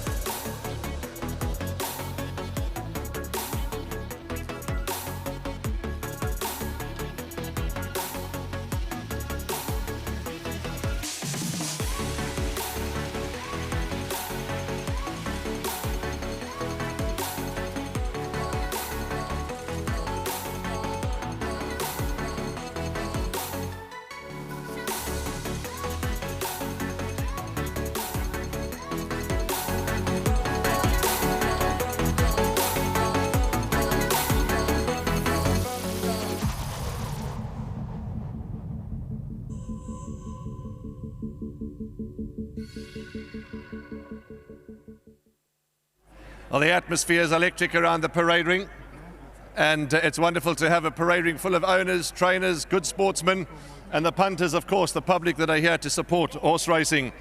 Gives me great pleasure to welcome Debbie Dick, the National Equine and Export Sales Manager for EPOL. Welcome, Debbie, again. Thank you, Warren. And it also gives me great pleasure to welcome Mr. Zwile Zulu, the Director of Gold Circle, who will assist and hand over the trophies. Zwile, welcome. Lovely to have you here with us, and it's a privilege to be in your company. Thank you. In the winner's box, Swing Upon a Star. The groom is Tatazandwa Kagoda. I've probably mispronounced it, but Tafazwa, there we go. Tafazwa is going to get some money on behalf of Hollywoodbets and on behalf of Gold Circle. Stand in the middle here, Tafazwa. Get your photographs. There it is, and well done to you. I want to have a word with you. Congratulations. What a close finish. Firstly, I want to thank God. Well done to our jockey, Warren Kennedy. What a ride. And I want to say well done to Mr. Paul Peter, the champ. Well done, Mama Mercy. Well done, everyone. Hyperpen team, the Reds. Well done, team. Congratulations to Vaswell. Well done. Thank you so much. Let's get Warren in.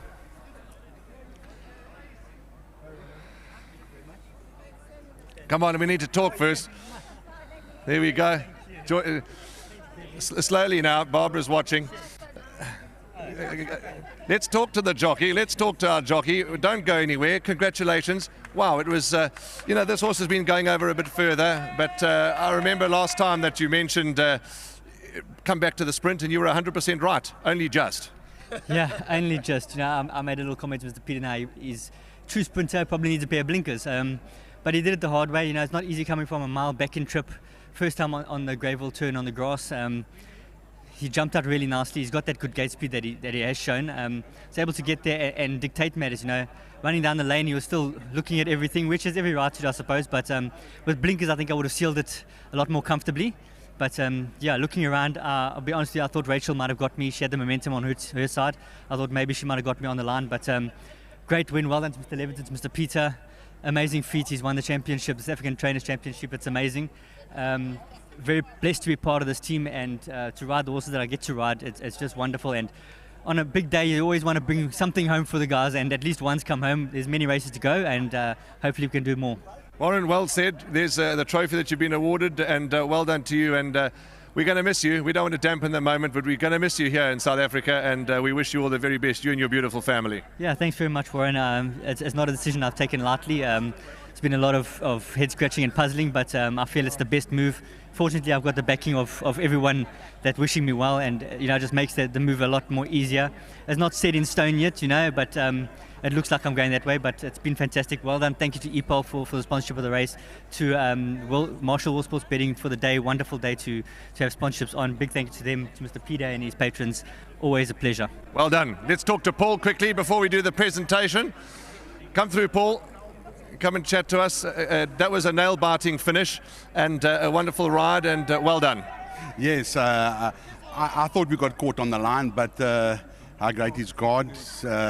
We managed to hold on, and I just want to reiterate what you said about Michael Roberts, sportsman of the highest order. He was the first person to come and congratulate me, and that's why he's done so well in his whole career. What a good man, and well done, Michael, and sorry I had to find you. Paul, there's your present, there's your trophy. We've got a busy interview, so if there's anything else you'd like to add, please feel free, but we need to wrap. I would like to thank the owners, Jerome's here on course, Ian Leverton, Kevin, Mark, and the breeder, of course, John Everett, Narrow Creek Stud. Well done, Paul. Congratulations. Let's get a word in with Jerome, who's on course. He's the owner of Swing Upon a Star. Jerome, congratulations, and that would have got the heart racing. Yeah, no, thanks, Warren. We're so happy to be here. Well done to the stable. And he showed his class today because we do rate him. So his last 2 runs were on poly today, back to the turf. So I think he'll go on. Lovely to have you here. Thank you for your support of horse racing. There's all your trophies, and enjoy the moment. Take all the photographs, and there's a presentation that's going to take place straight after this with Graham Hawkins, with Paul Peter, Warren Kennedy, and the whole team. That is a wrap for this race, the Gagasi Stakes, a Group 2 event. Let's move on. There's plenty more action to come, and there's a special presentation about to take place.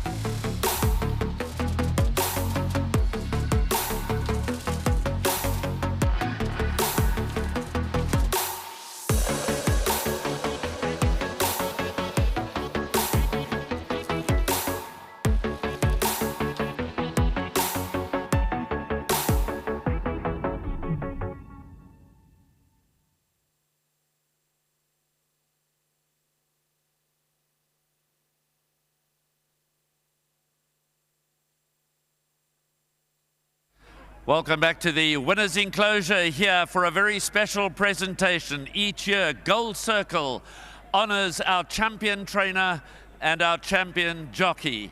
And we're going to kick off with our champion jockey, not for the first time. 1,600 rides thus far. 261 winners coming into the meeting, but appropriately, he's just ridden his 262nd winner. The script couldn't have been written better. Warren Kennedy, Paul Peter, our champion trainer and our champion jockey, and of course they won the Gagasi Stakes. So ladies and gentlemen, with stake earnings of 23,931,575 rand, winners at a strike rate of 16.3%, now on 262 winners with a couple of races left to go, to receive his presentation from Zweli Zulu and of course our CEO Michelle Narak. Please welcome Warren Kennedy.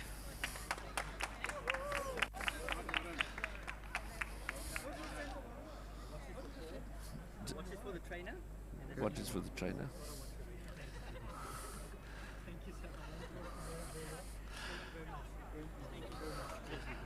Warren receiving a fantastic gold bracelet, which he's specifically chosen out for his better half. So this year, his better half is the beneficiary of his award for becoming champion jockey for the season ended July 31, 2022.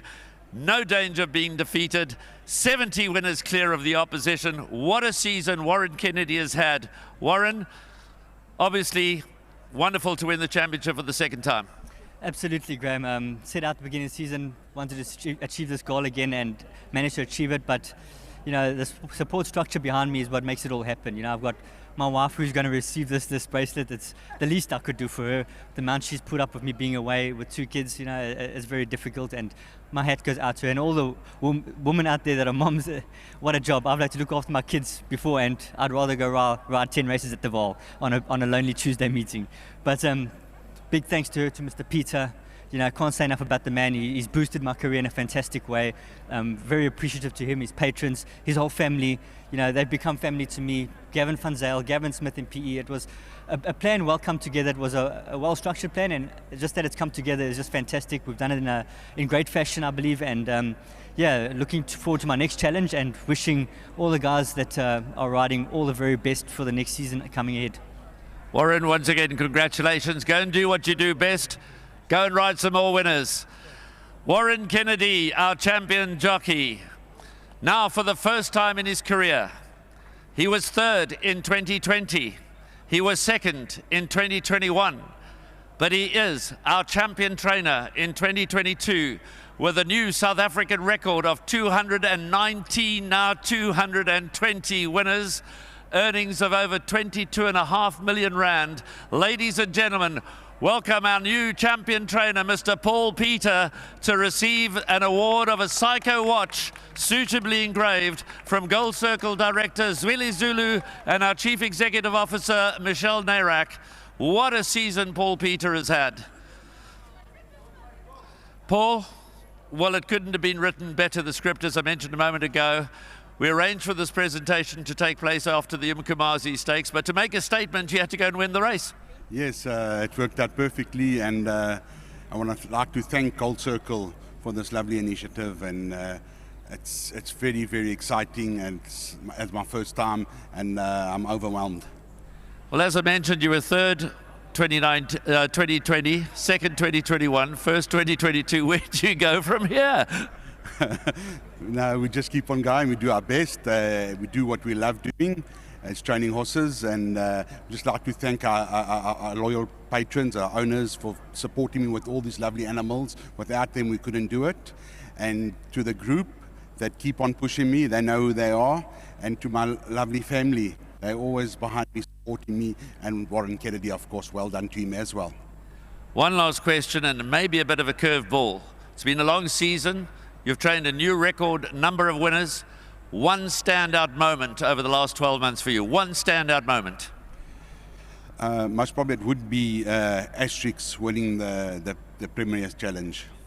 Well done, Paul Peter. Ladies and gentlemen, put your hands together for our new champion trainer of South Africa, Mr. Paul Peter. And of course, the horse he just mentioned, Asterix, who won the Premier's Champions Challenge, does take his place in the Hong Kong Jockey Club Whirlpool Champions Cup over 1,800 meters a little later on this afternoon. Thanks for joining us here in the Winners' Enclosure. Well done again to Warren Kennedy and to Paul Peter. Let's crack on with an outstanding day's racing ahead.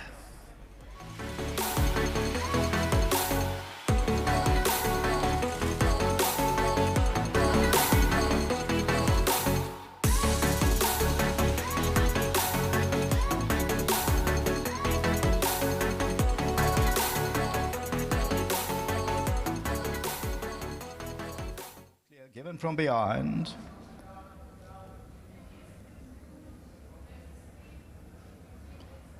Could be sun-blushed in gate 2 but I saw the flag up. There we go, from the 1,200 meter marker, and Question Marshal was slow to go in the green silks as the trailer early on. Along the inside, Without Equal, Sunblushed with the white cap. Ocean Times, the red sleeves. Magic Tattoo in the yellow now takes it up. Swing Upon a Star's on the outside with the red cap. Mercantour's racing about 5 lengths off them. Then comes Red Runner. Behind that one is Captain Casey. Then comes Former Gear. That's about 8 lengths off the leader. And then comes Captain Bombshell. And Question Master's about 9 or 10 lengths off the leader. About to be homeward bound. And on the inside, Magic Tattoo. The outside, Swing Upon a Star. Ocean Time, the white cap near the rail. On the outside of that is Sunblushed, and then comes Without Equal. Mercantour gets hooked out to the middle of the track, got 4 or 5 to go. Swing Upon a Star's there by 2. Magic Tattoo on the outside, then Mercantour behind that, Captain Casey. Swing Upon a Star with a good lead though, coming to the 200 is clear by 3 or 4. They're trying to close in, but Swing Upon a Star is still well clear towards the outside. Mercantour and Sunblush, and looking for the line of Swing Upon a Star and Sunblush very close.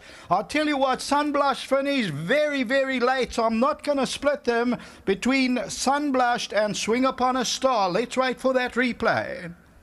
Very close. At this stage, Swing Upon a Star was still a length and a quarter in front, but watch Sunblushed, Mercantour, they get to the line and it's going to go to...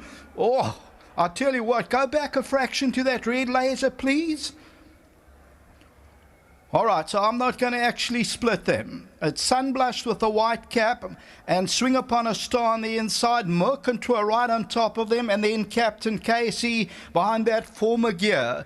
Very, very close, as you see for yourself. Swing Upon a Star had a commanding lead coming to the 200 meter, and Sunblush starts to wear into that lead. So does Mercantour, and Swing Upon a Star was crying for the line. Sunblush comes forward, Mercantour, and we'll just wait for the judges to go up. I don't know if we'll see a photo after this. The tote favorite ended up number 4, Former Gear. So very close, and that's already past the post. So let's wait for the judges to have confirmation on the third. The place accumulator, 1.1 million rand. Next up is race number 4, and that will start off the pick 6, 2 million carryover, likely pool 12 million rand. Let's see if this angle will tell us more. Swing Upon a Star with the red cap is there, and then Sunblushed with that white cap puts in one last dash, and Mercantour towards the outside, and here's the line. Still can't split them, a different angle. Back to the studio.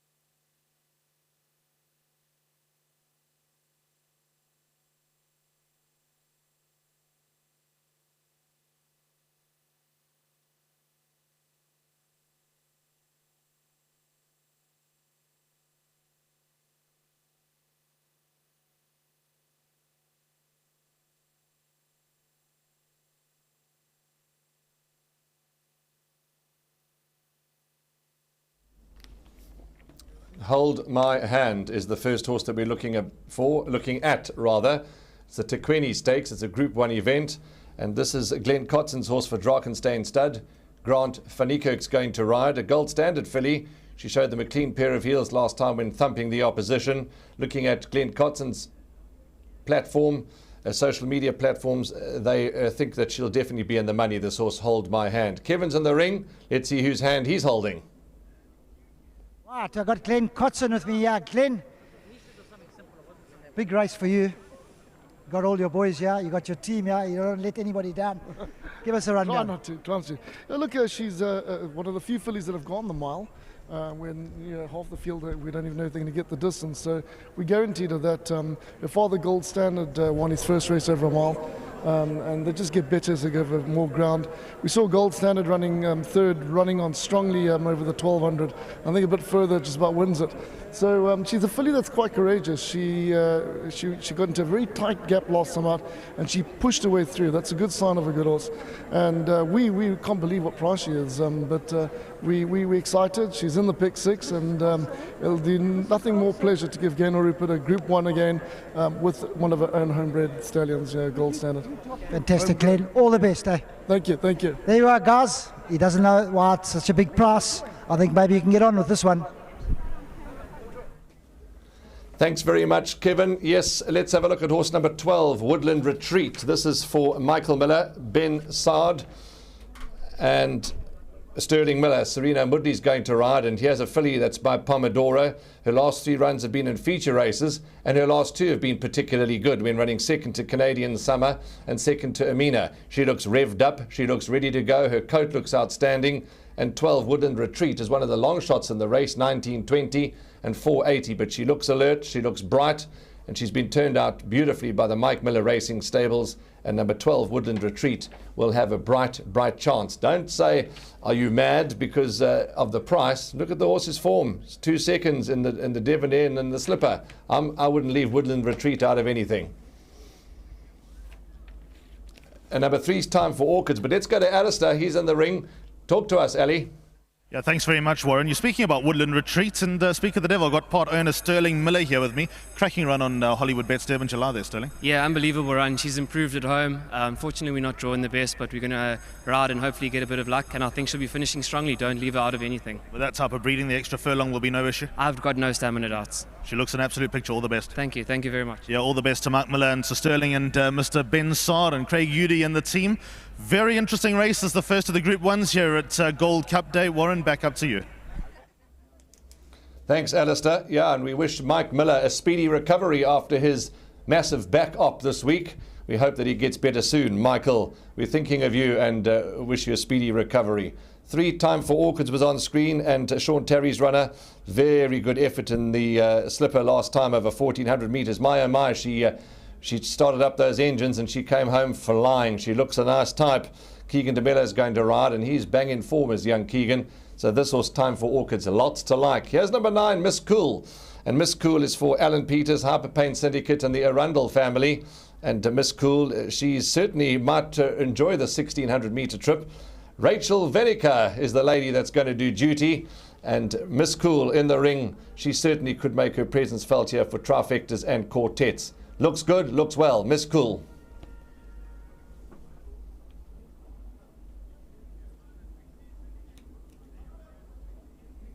Here's number 16, Princess Ozma. Elder Dome is going to ride. When I last checked, it may have changed, but we'll just double check on that. But here's Princess Ozma, a lovely big Futura filly. A little bit to do on current efforts. This is for Wendy Whitehead, the Arundel's other runner.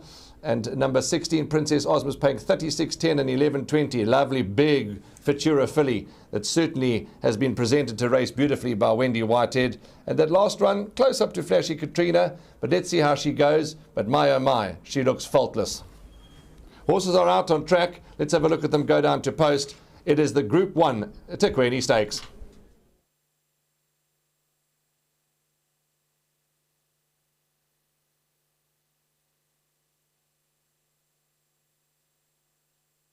Field about to step onto the track. Taquini Stakes, Grade 1, 1,600 metres. It's for the 2-year-old fillies.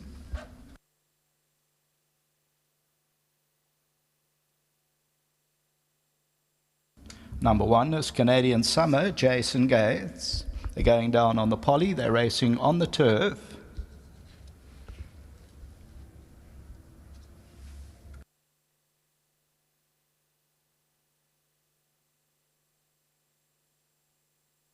Number 2 is Hold My Hand, Grant van Niekerk.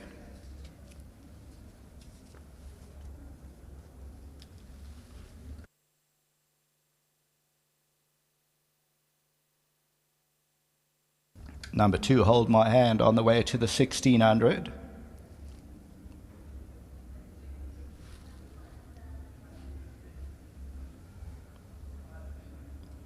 Here's number 1, Canadian Summer.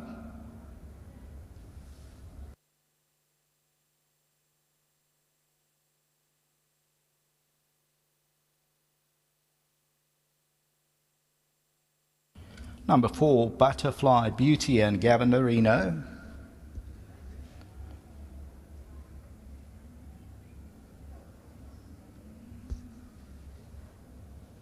5, Bless My Stars, Warren Kennedy. 6, Miss Daisy, Mark Khan.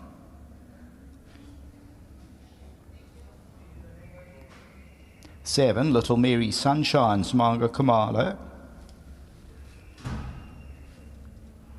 4, Butterfly Beauty.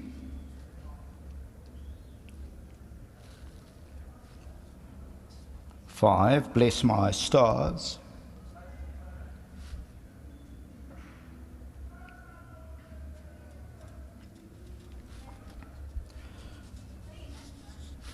6, Miss Daisy. 7, Little Mary Sunshine. The 10 horse, Ororari Gold, Muzieni. 9, Miss Cool, Rachel Veneker. The 12 horses, Woodland Retreat, Serena Moodley.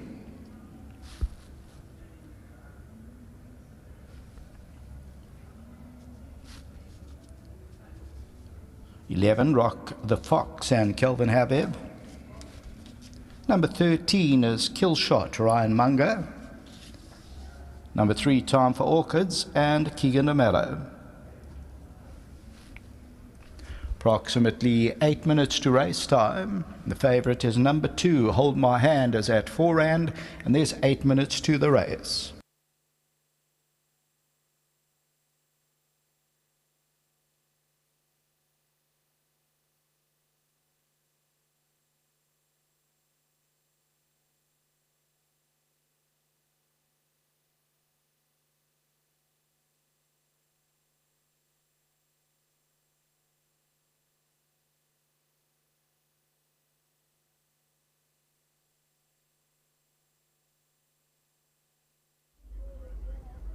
Welcome back to the studio area for the preview of the 4th race, which is the Taquini Stakes. It's a Group 1 event.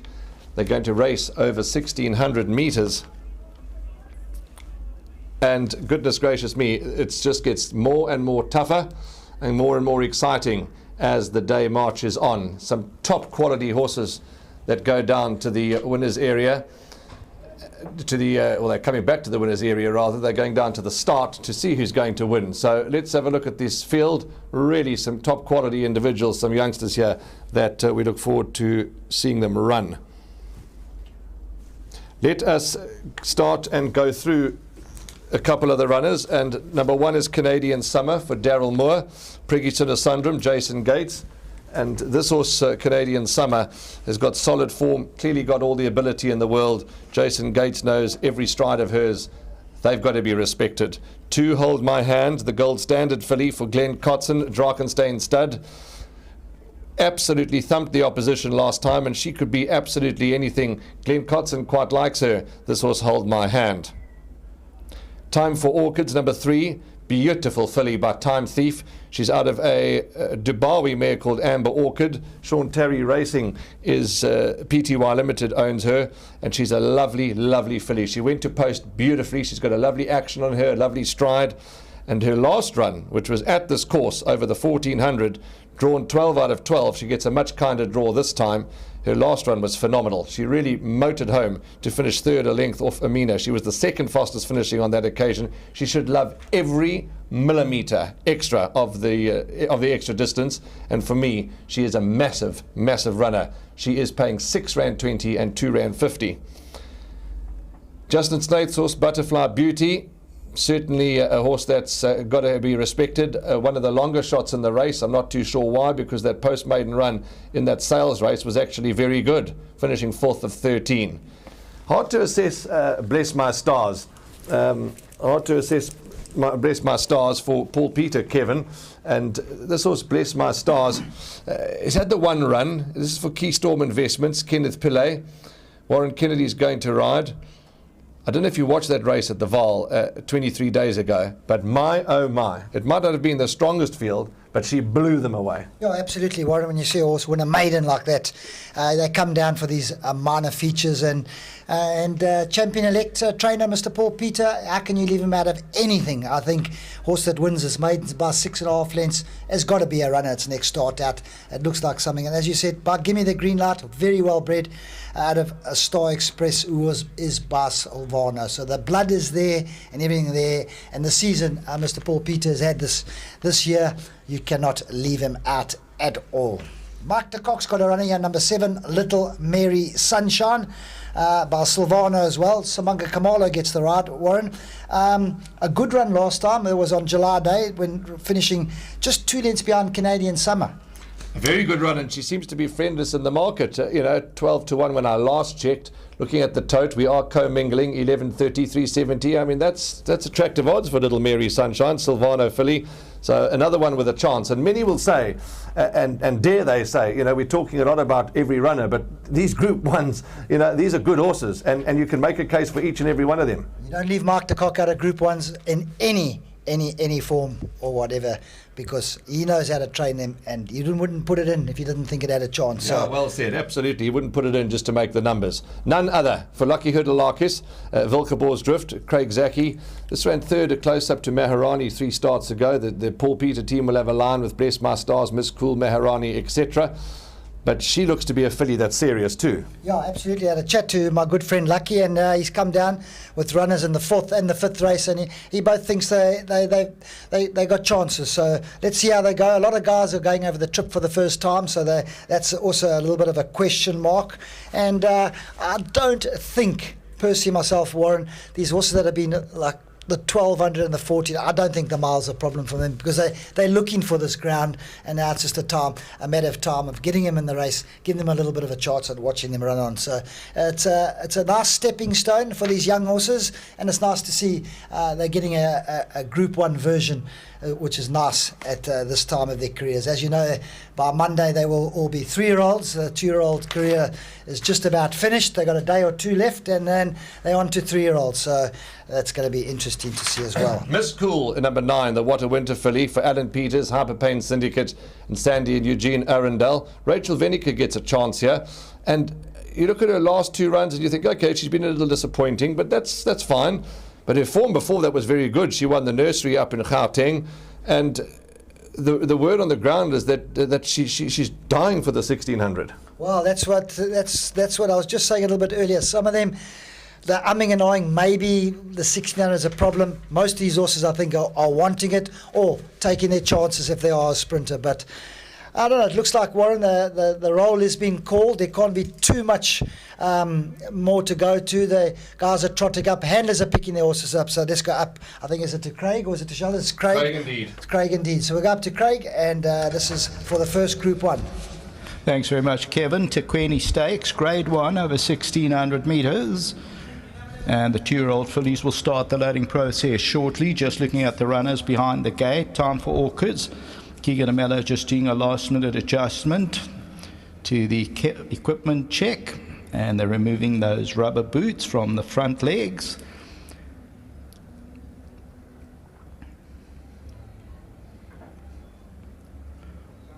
Field looks relatively relaxed behind the gate at the 1600 metre. Your favourite is number 2, Hold My Hand, at 4.30. That pick 6 pool is on 10,448,000 rand. You've got 1 minute to race time.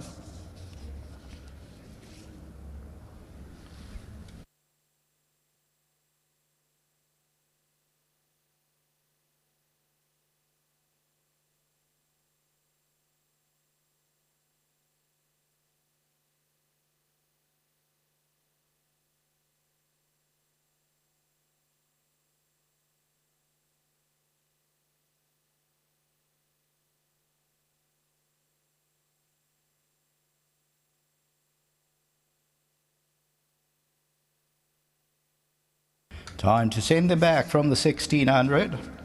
Bless My Stars going in. Rock the Fox. Kill Shot. Little Mary Sunshine coming in.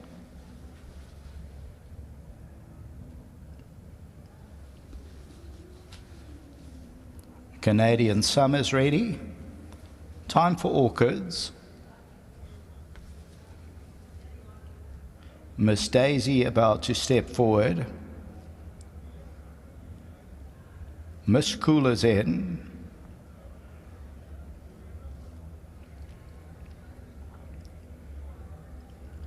Butterfly Beauty comes up. The red cap of Princess Ozma to go to an outside gate. Hold My Hand comes into gate 2. Miss Daisy's ready. None other to come into 8. Ororari Gold to come up. Into 10. 1600 meters. Taquini Stakes. Runners dispatch from the 1600 meter marker. Not a bad beginning this one. Canadian Summer on the inside. Butterfly Beauty's right there. Miss Daisy with a good position shortly after the start. Along the inside, Hold My Hands in the blue. Then Bless My Stars. Little Mary Sunshine's going around them to be more prominent. That runs into second. Miss Cooler's on the outside and Princess Ozma's got the red cap. Time for Awkward is mid-division, racing about 6 lengths off the leader. Canadian Summer's now dropped through on the inside. Then comes Rock the Fox. Further back in the runners, Kill Shot. Then comes Ororari Gold. None others. The Black Silks there with the red cap. And at the back of the field is Woodland Retreat. And that's racing about 10 lengths off the leader. Miss Cool now takes it up as they move to the 700 meter. In second is Miss Daisy. Little Mary Sunshine's in third place. Butterfly Beauty's at the panel in fourth.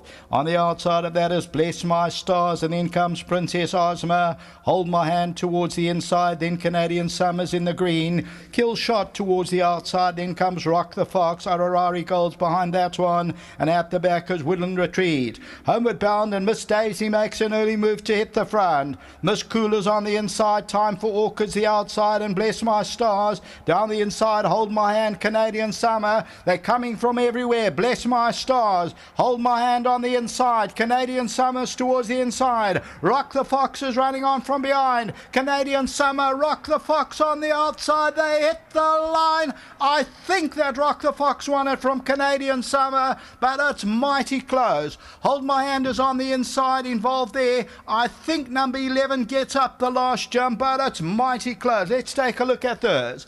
So here comes Rock the Fox and Kelvin Habbo. Down the inside, Canadian Summer. Hold My Hand is on the inside with Bless My Stars. Here comes the line, and it's going to go to, whoa, another close. Let's go back to that red laser. I went with number 11, but let's wait for the judges. On that, 11 won it, but let's wait for it. Canadian Summers on the inside. Bless My Stars between runners. Hold My Hands in the blue. Ororari Gold's further back in the run, and then Kill Shot. The tote favourite was number 1, Canadian Summer, 2 off the left-hand side. That sneaks through at the rail, and Rock the Fox is 3 off the right-hand side, so they're wide apart, and Rock the Fox is coming home storming. Canadian Summer, Hold My Hands in the blue, 3 off the left-hand side. Bless My Stars is right there, and now Canadian Summer, Rock the Fox, and between runners, Bless My Stars and Hold My Hand. Tote favourite number 1. We'll wait for the judges. Well, let's look at it from this angle. Canadian Summer on the left-hand side. As I say, tote favourite, and number 11, Rock the Fox, is at 29.70 and 7.70. And let's see, it's Daryl Moore on the far side, and 11, Rock the Fox for Sean Terry, coming down to the line, nod of the head. The line will come shortly, and let's look at that. All right, so that's also can't tell on that, but I thought number 11. Let's wait for the official results. I don't know if a photo's going to go up. Back to the studio.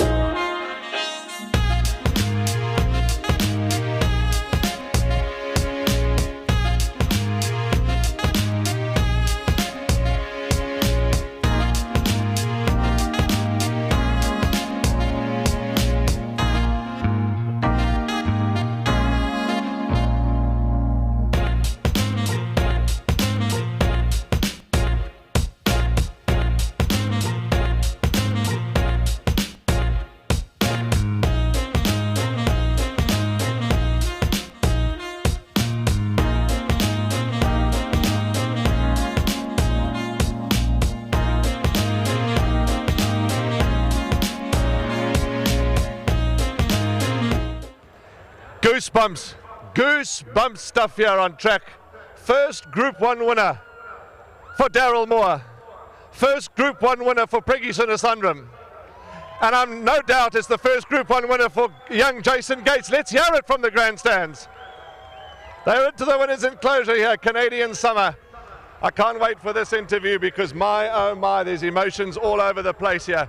Daryl Moore's nearly in tears and he's got every right to be. What a race. What a finish. What a vibe. Horse number 1, Canadian Summer. Bred by Alden Stud, and they're in the winners' enclosure. Daryl Moore is going to need a moment or two to compose himself. Well done to all concerned.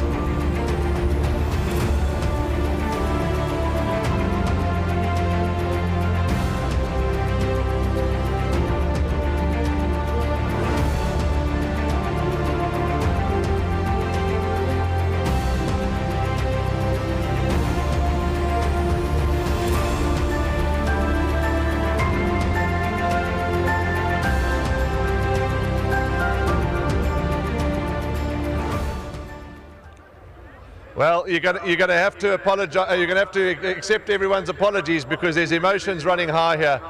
The atmosphere is electric in the winners' area, and the Taquini Stakes has been won by Canadian Summer. What a finish we were treated to, and it's a first Group 1 for owner, passionate owner Preggy Sunasundram, first Group 1 winner for Jason Gates, and of course 33-year-old young trainer Daryl Moore. He's shown that he knows how to train a racehorse, and this is a moment in his career he will never, ever forget.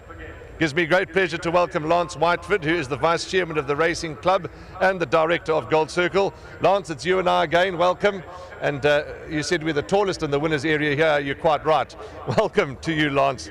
Let's get the groom, Richard. Richard gets money on behalf of Hollywoodbets and Gold Circle. Richard, congratulations to see you leading your horse in. Your hand was punched in the air when you saw the result. Well done, Richard. Thank you, sir. Thank you for the owners. Thank you for Daryl Moore. Thank you, my team. Thank you for Gold Circle. Thank you. Well done, Richard. There is Lance. He's got your money on behalf of Hollywoodbets and Gold Circle.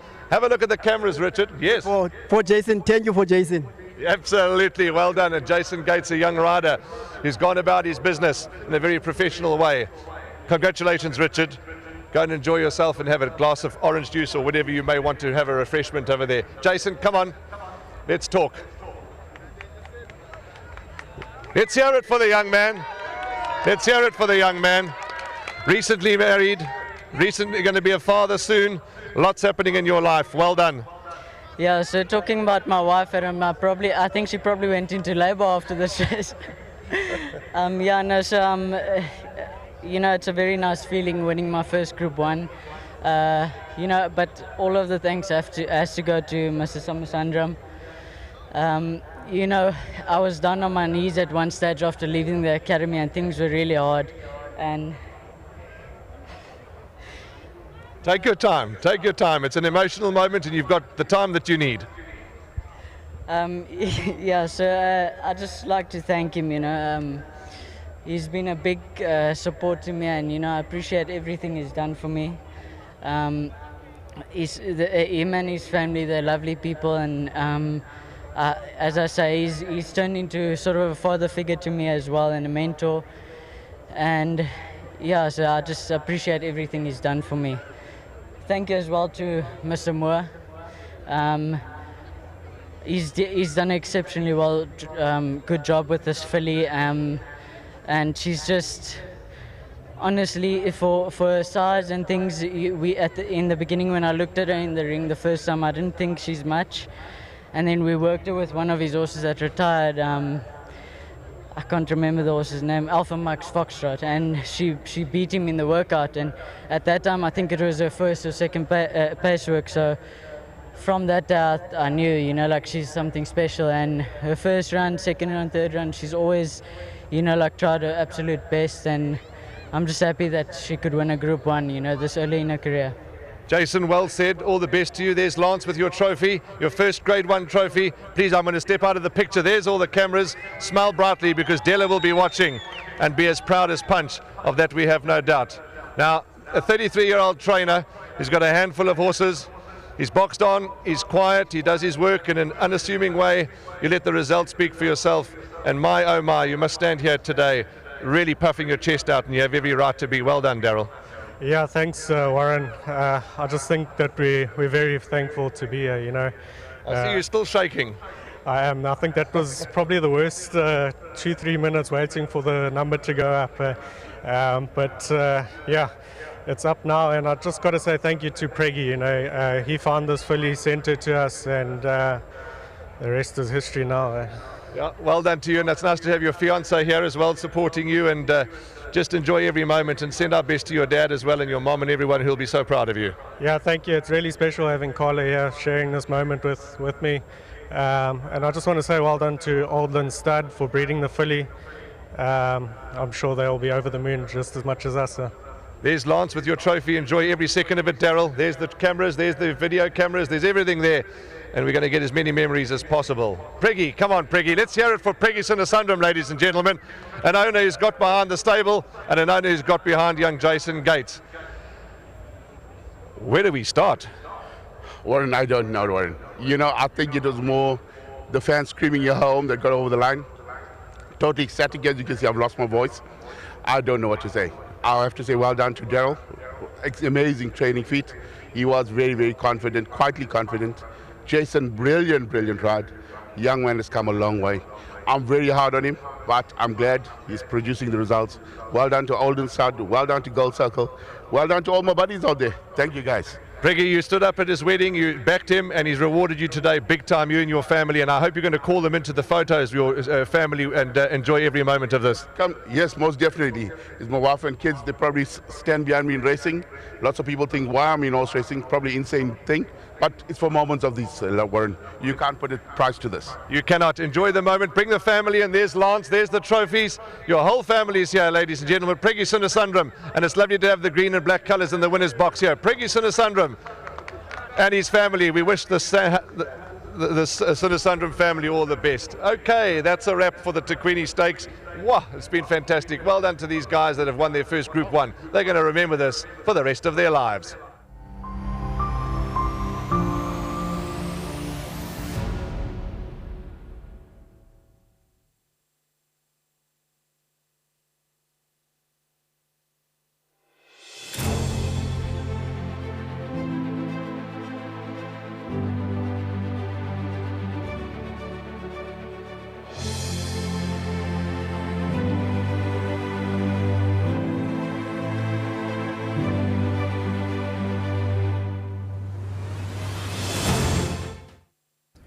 Into 10, 1600 meters, Taquini Stakes. Runners dispatch from the 1600 meter marker, not a bad beginning this one. Canadian Summer on the inside. Butterfly Beauty's right there. Miss Daisy with a good position shortly after the start. Along the inside, Hold My Hands in the blue, then Bless My Stars. Little Mary Sunshine's going around them to be more prominent. That runs into second. Miss Cooler's on the outside, and Princess Ozma's got the red cap. Time for Awkward is mid-division, racing about 6 lengths off the leader. Canadian Summer's now dropped through on the inside. Then comes Rock the Fox. Further back in the runners, Kill Shot. Then comes Orari Gold. None others. The Black Silks there with the red cap, and at the back of the field is Woodland Retreat, and that's racing about 10 lengths off the leader. Miss Cool now takes it up as they move to the 700 metre. In second is Miss Daisy. Little Mary Sunshine's in third place. Butterfly Beauty's at the panel in fourth. On the outside of that is Bless My Stars, and then comes Princess Ozma. Hold My Hand towards the inside, then Canadian Summers in the green. Kill Shot towards the outside, then comes Rock the Fox. Orari Gold's behind that one, and at the back is Woodland Retreat. Homeward Bound, and Miss Daisy makes an early move to hit the front. Miss Cooler's on the inside. Time for Orchids the outside, and Bless My Stars down the inside. Hold My Hand, Canadian Summer. They're coming from everywhere. Bless My Stars, Hold My Hand on the inside. Canadian Summers towards the inside. Rock the Fox is running on from behind. Canadian Summer, Rock the Fox on the outside. They hit the line. I think that Rock the Fox won it from Canadian Summer, but it's mighty close. Hold My Hand is on the inside, involved there. I think number 11 gets up the last jump, but it's mighty close. Let's take a look at those. So here comes Rock the Fox and Kelvin Habbo. Down the inside, Canadian Summer. Hold My Hand is on the inside with Bless My Stars. Here comes the line, and it's going to go to, whoa, another close. Let's go back to that red laser.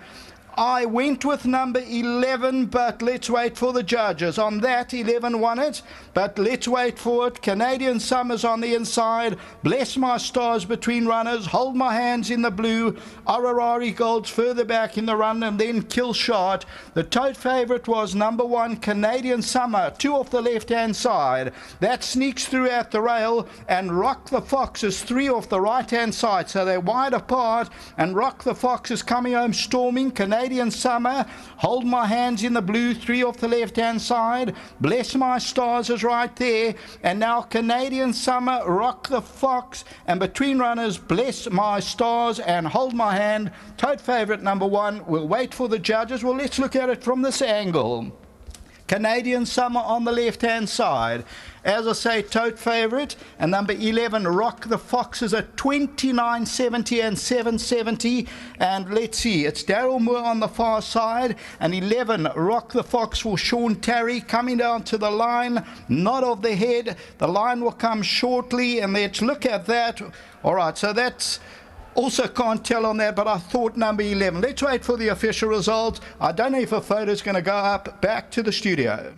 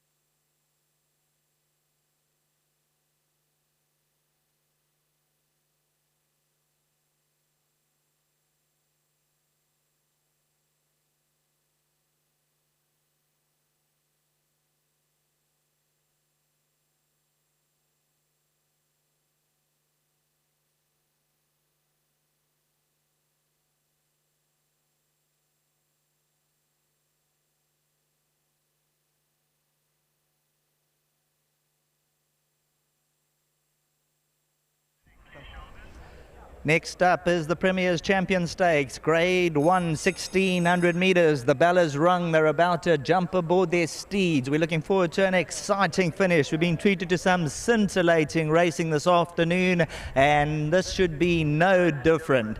Now, I had a chat to Corne Spiss about number 4, Profit, the son of Karori, saddled exceptionally well, and all you have to do is have a look at that last run, the penultimate run, exceptionally unlucky when it had to be taken up and come to the outside of the course. So keep number 4, Profit, the antipode support from 12 to 1 down 7 to 1 at one stage. But there's a look at number 2, Royal Victory, as the runners start to leave the parade ring. Royal Victory, a smashing second to Cousin Casey last time out. This is the way you want to see a horse produced. He looks like he's ready to rock and roll. He wants to rumble and he wants to get out onto the track and strut his stuff. The runners are starting to leave now. A number of the riders are starting to mount up, and we'll have a look at one or two others. There's a look at number 5, Laguna Verde, the son of Gimme the Green Light. 4th to Cousin Casey, 2nd to Quantum Theory. The type of horse who can be up there. Unfortunately, last time from a bad draw, they had to go to plan B and come from off the speed with a 24.1, 400 to finish. Carried out at the 400, and this horse got ability, looks in tip-top condition. Just look at this specimen. As the rider jumps aboard, he'll start showing off, and when he canters down to the gate, they'll give me the green light. He'll probably give you the green light if you like number 5, Laguna Verde. There's so many good-looking individuals, as should be in a Grade 1 of this stature. They all come here primed and ready for action. Let's go up to the commentary box where Craig Peters will call this field down for the Grade 1 Premier's Champion Stakes as the last of the runners are about to exit.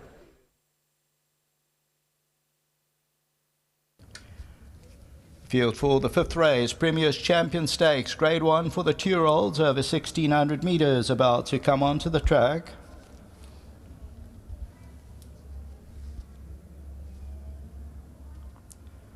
Number 4 is Profit and Richard Faree.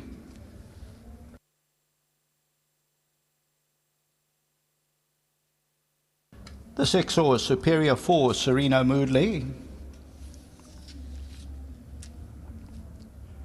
Number 7, Now I Got You, and Elder De Meyer. 9 is Cousin Casey, Grant van Niekerk. That's the current favourite at 220 is Cousin Casey. Number 4, Profit, stretches on the way to the 1600. Then number 6, Superior Force. Here's 9, Cousin Casey.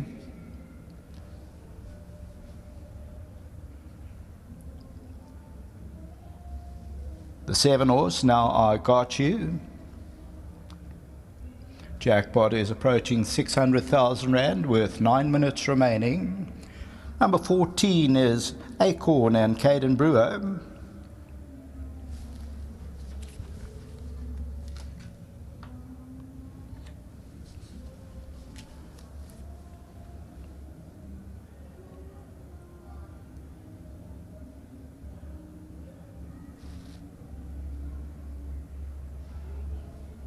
Here's number 2, Royal Victory, Simongo Kamala, River Carreras and Warren Kennedy.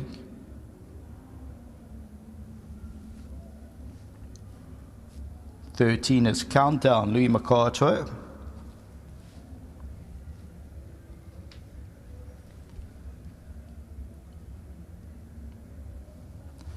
Number 5, Laguna Verde and Craig Zaki.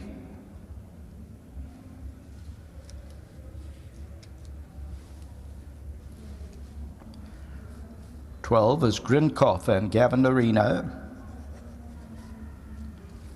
11, Billy Bowlegs and Seanville.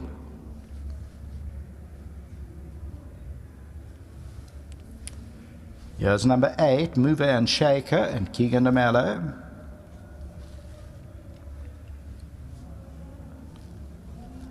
"2, Royal Victory is about to turn.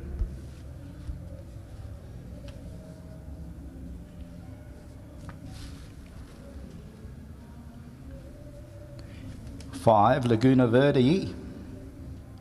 2, Royal Victory. 13 is Countdown. Number 3, River Carreras. 12 is Grinkov. 11, Billy Bowlegs. Number 1, Quantum Theory.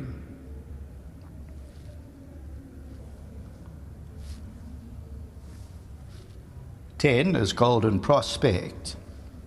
About 7 minutes to race time. Your favourite is number 9, Cousin Casey, and that's at £2.20.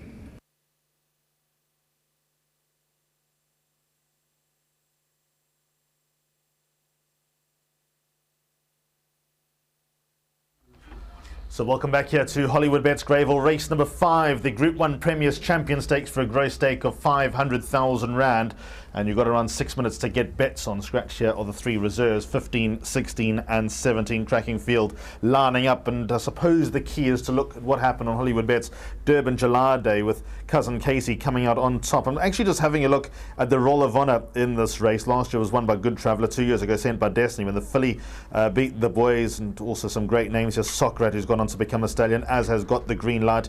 Rabard is a stallion as well. The Hangman wasn't a stallion, but obviously a popular winner. Patala Palace went off to greener pastures, Kildone and Argonaut as well. So even though they're 2-year-olds, this race does have a propensity to get them to kick on and become quite valuable in their latter days. So all the best to all connections that have runners in this race. So going back to what happened on Hollywoodbets Durban July Day and the Golden Horseshoe, Cousin Casey won. He won with a lot of ease. What is so nice to see is that the owner, Ravi Naidu, has almost made this also a bit of a cult hero, handing out caps and T-shirts to some of the racegoers here in support of Cousin Casey. Almost a bit of a Pakistan star in Hong Kong type of vibe. So that's great to see. He's the current favourite. He'll be a popular winner. His win over Royal Victory was full of merit, paying £2.30 a win, £1.50 a place. But there were a whole lot of hard luck stories in behind Cousin Casey on Hollywoodbets Durban July Day. Royal Victory had a bad draw then, has a very good draw now. He finished second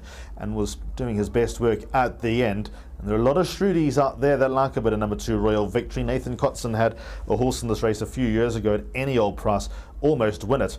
And that was for Trevor Padiachi. So number 2 Royal Victory will obviously have his supporters. But if you look a little bit deeper and go back and watch that race, and as mentioned, hard luck stories, Laguna Verde was one of those case in point. He had to come back around runners, ran into a bit of traffic turning for home, and really let out late. And over the final 150 metres or so, he was really lashing home, and finding his feet was number 5 Laguna Verde.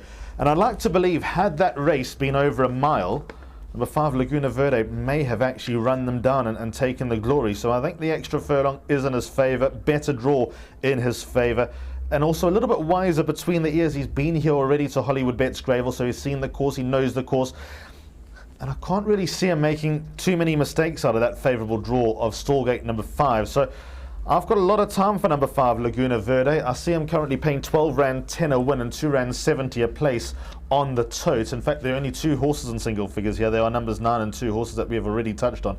But I certainly think the value lies with number 5 Laguna Verde. He's always given the impression that the more he races and the further he goes, the better he will get. He's out of a Captain Elmere, of course, but clearly the Gimme the Green Light could give him a bit of a stretch over 1,600 metres.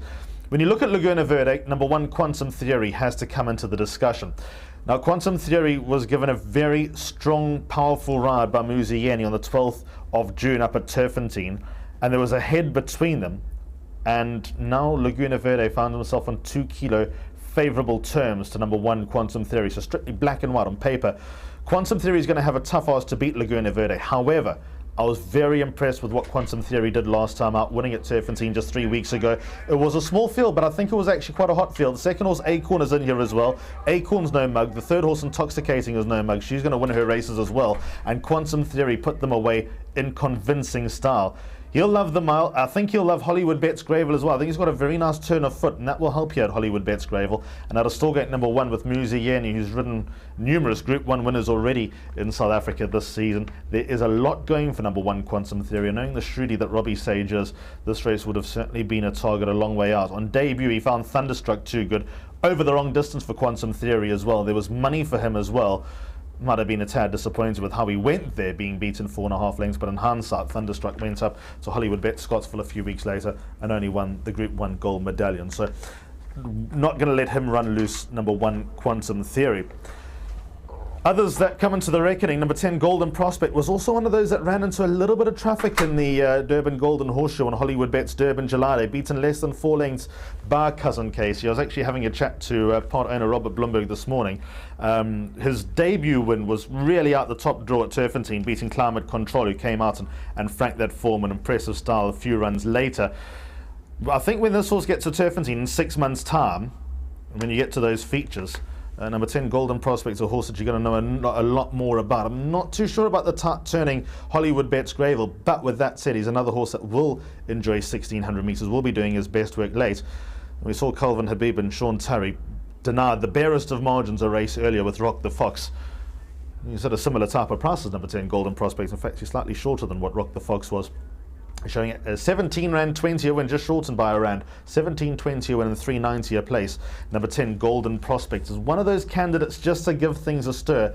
Just a little bit of a question mark whether he'll be doing his best work when the race is all over. Having an interesting chat to Glenn Cotson before racing about number 13 Countdown. Now he thinks a lot of the son of Gimme the Green Light. His last win here at Hollywoodbets Greyville was easy, expected, and he put Zuberi away by 5.5 lengths. He was never really in doubt either. But in the penultimate start, I think the horses that were around him, that beat him and finished just behind him, they might just have the edge over number 13 Countdown this time around. But strong informed jockey Louis Otwa takes the ride for Glenn Cotson. He's got an embarrassment of riches of 2-year-old, does Glenn, and he's certainly looking forward to their 3-year-old campaign when they get down to Cape Town and start targeting races like the Cape Guineas, the Cape Derby, etc. And it's not beyond the realms of possibility that some 3-year-olds aim for races against older opposition. Race number 5 on the card, the Group 1 Premier's Champion Stakes, is due. My numbers here are 5 from 1, and then I'm also going to throw in number 9 Cousin Casey as a big contender. Going to put him bracketed down for that 3rd position. Craig Peters with the call for the 2nd Group 1 on Gold Cup Day. Thanks very much, Alistair. The Premier's Champion Stakes, the Grade 1, loading up at the 1600 metre. Laguna Verde stepping up. Cousin Casey, your favourite, is in. Countdown into gate 13, Billy Bowlegs, River Quereras,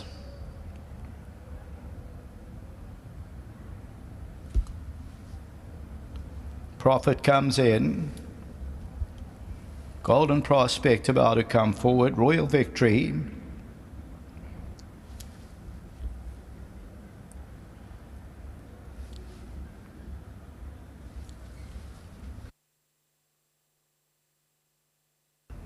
Superior Force stepping up.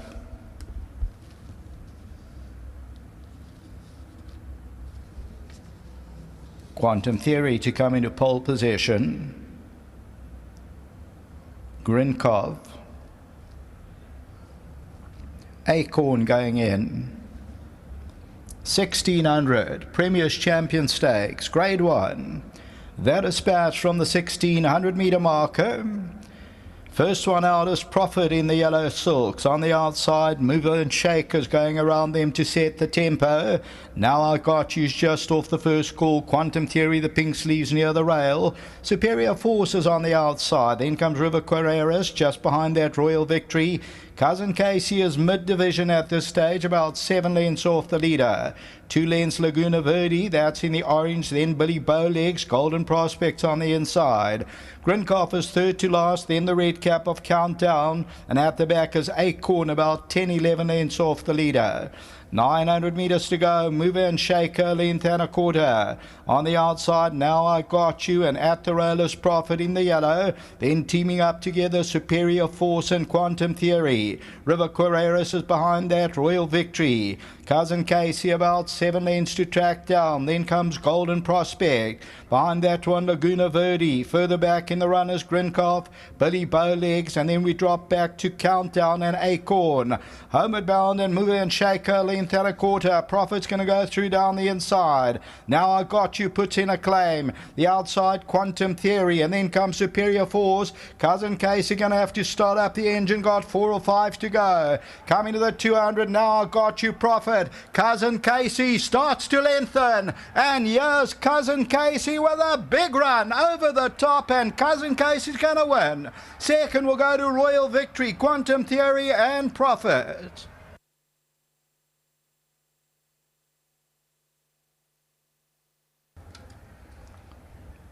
Well, this horse has got gears, Cousin Casey. I remember on Hollywoodbets, Durban July Day. Also just quickens up. He's a big, strong son of Vercingetorix. And the Cottons will be proud for Mr. Ravi Naidu, bred by Rayo Stud. And there's the salute from Grand Finikiak. Number 9, tote favourite, 260. Second to number 2, Royal Victory. That pays 170 a place. Third, number 1, Quantum Theory at 3 rand a place. And then number 4, Profit. Further back, Laguna Verde. So take a note, 2 or 3 off the right-hand side, the white noseband and the white silks. And now Cousin Casey starts to warm up. Had a couple of lengths to make up. And boy, just in a couple of strides, whoosh, she's right there. And it was all over inside the last 150. No stick required. There he just shows the stick. One reminder. And Cousin Casey records its 4th win from 6 outings. Salute from Grand Finikiak. They won the Premier's Champion Stakes. Until the next event, it's the 6th one, Grade 1 Mercury Sprint. Back to the studio.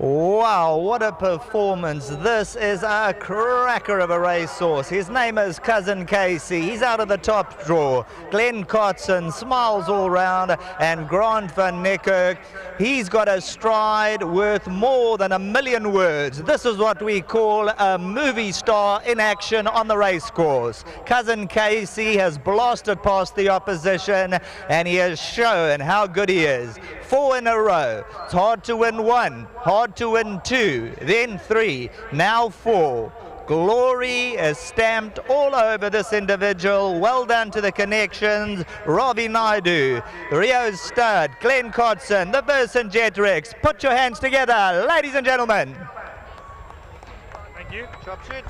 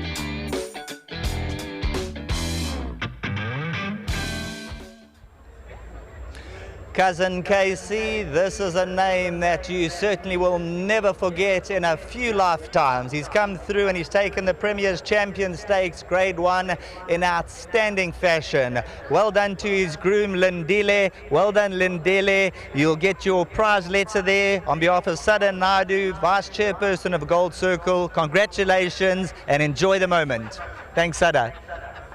Let's get the winning rider in, Grant van Niekerk. He's won at the highest level. He knows what a good horse is. Now, Grant, this horse, he's a superstar. Yeah, no, as you put it, I can't put it any better than that, really. He's a phenomenal specimen and a horse that will do really well with his racing career and possibly his breeding career. He's got all the widths about him to make him a special horse, and I think he's got so much value. And yeah, no, he's a proper horse. I've called many races, I've watched many races, watching from down here when he came past that stride, wow.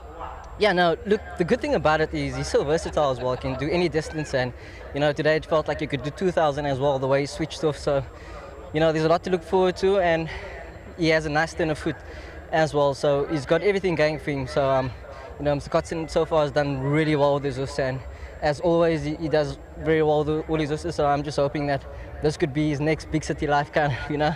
Well done. Please receive your trophy there. Yeah, and obviously to Rav Naidu and all the partners, it's great. And you see we came prepared today. So thank you.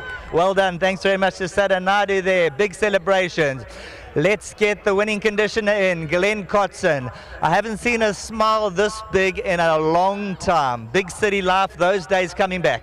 Yeah, and I think it's the purple and white colours again, so which is amazing. But it's just a super big team effort. From the time we saw this colt, we loved him. For Ravi for putting his hand up and saying, "I'll take him," I really appreciate it. Jill Thompson, you know, she had great memories winning the July with Bold Savannah, and she's got a small boutique stud. We bred the mother and sold it on to her, and she's done exceptionally well with it. Just to Ravi and his son, it's just amazing to give them their first Group 1. It's just something special, and in his own colours, which is amazing. Ravi took the initiative. He said, "Listen, I hope it's not going to be a bad luck charm or anything like that, but let's just get the public involved and let's give them some T-shirts and some hats." And it's amazing how many people backed him. I mean, he opened up favourites, so just delighted. Enjoy the moment. Yeah, thank you very much. And just for Vercingetorix, you know, he's fighting it out with his father for Champion Sire. This might seal it. Well, there's your winning trophy. That certainly seals the deal for you. Well done to Glenn Kotzen. Put your hands together for the conditioner. Ravi Naidu is going to come through. I love Cousin Casey. I love Cousin Casey. That's the cap says it all. We had a brief chat in the parade ring. This must be you on cloud 9. Completely. I mean, I'm just looking at what my base heart rate is. It's 120. No, it's magical. And, you know, I was here on July Day, and one of the things that reverberated was that there was a whole bank of people out here, and they were photographing the horse. So today I came out here and I decided to give them a lot of caps and T-shirts. I think, you know, part of promoting racing is that these horses should be our folk heroes.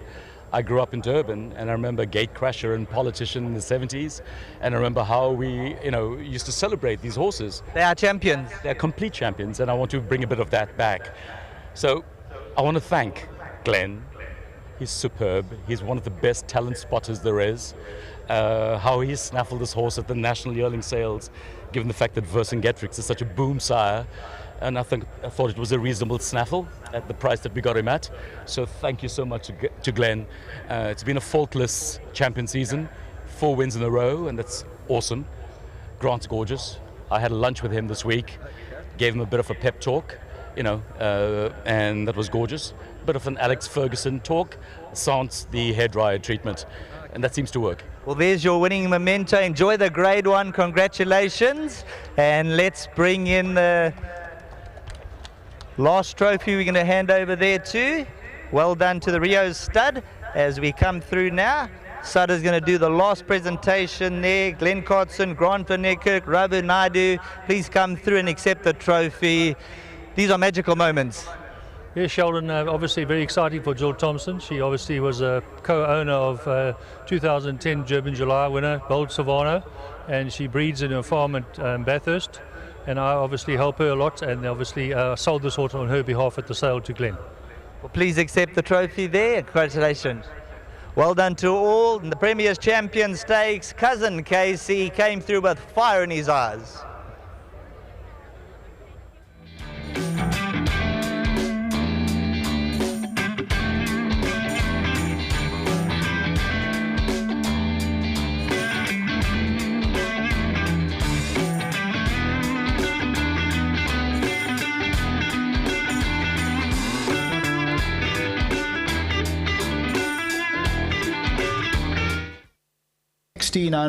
Premier's Champion Stakes, Grade 1. That dispatch from the 1600 metre marker. First one out is Profit in the yellow silks. On the outside, Mover and Shakers going around them to set the tempo. Now I Got You's just off the first call. Quantum Theory, the pink sleeves near the rail. Superior Forces on the outside. Then comes River Carreras just behind that Royal Victory. Cousin Casey is mid-division at this stage, about 7 lengths off the leader. 2 lengths Laguna Verde, that's in the orange. Then Billy Bowlegs, Golden Prospects on the inside. Grinkoff is third to last, then the red cap of Countdown. And at the back is Acorn, about 10-11 lengths off the leader. 900 metres to go. Mover and Shaker, length and a quarter. On the outside, Now I Got You, and At the Rollers Profit in the yellow. Then teaming up together, Superior Force and Quantum Theory. River Carreras is behind that, Royal Victory. Cousin Casey about 7 lengths to track down. Then comes Golden Prospect. Behind that one, Laguna Verde. Further back in the runners, Grinkoff, Billy Bowlegs, and then we drop back to Countdown and Acorn. Homeward Bound and Mover and Shaker, length and a quarter. Profit's going to go through down the inside. Now I Got You puts in a claim. The outside, Quantum Theory, and then comes Superior Force. Cousin Casey going to have to start up the engine. Got 4 or 5 to go. Coming to the 200. Now I Got You, Profit.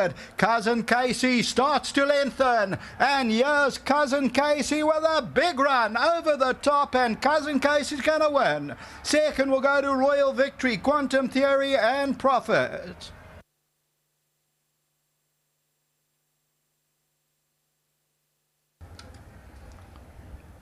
Wow, this horse has got gears, Cousin Casey. I remember on Hollywoodbets, Durban July Day. Also just quickens up. He's a big, strong son of Vercingetorix. And the Cottons will be proud for Mr. Ravi Naidu, bred by Raya Stud. And there's the salute from Grand Finikiak. Number 9, tote favourite, 260. Second to number 2, Royal Victory. That pays 170 a place. Third, number 1, Quantum Theory at 3 rand a place. And then number 4, Profit. Further back, Laguna Verde. So take a note, 2 or 3 off the right-hand side, the white noseband and the white silks. And now Cousin Casey starts to warm up. Had a couple of lengths to make up. And boy, just in a couple of strides, whoosh, she's right there. And it was all over inside the last 150. No stick required. There he just shows the stick. One reminder. And Cousin Casey records its 4th win from 6 outings. Salute from Grand Finikiak. They won the Premier's Champion Stakes. Until the next event, it's the 6th one, Grade 1 Mercury Sprint. Back to the studio.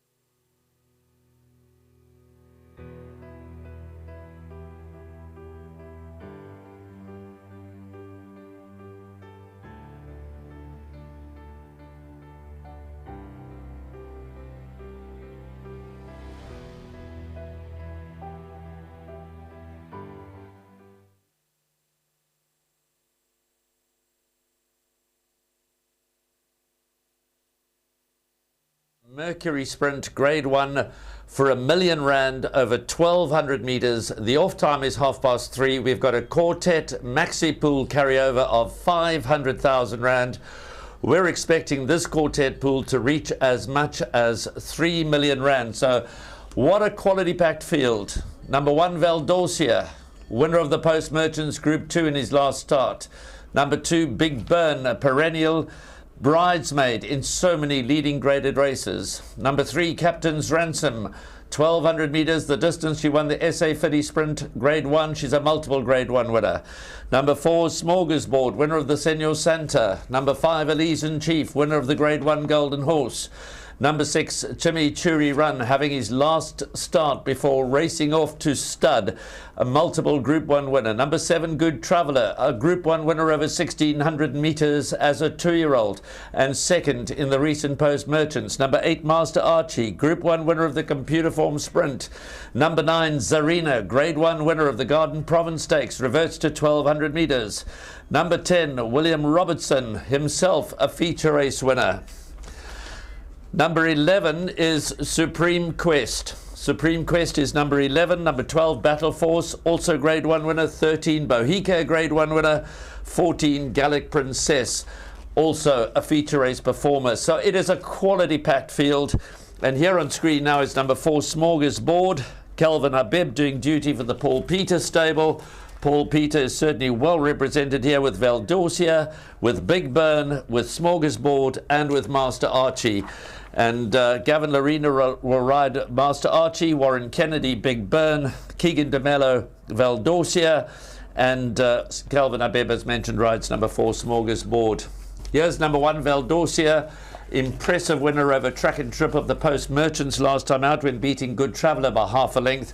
Cracked the inside draw of 1. Sure to go well here again today. Number 1, Valdorcia.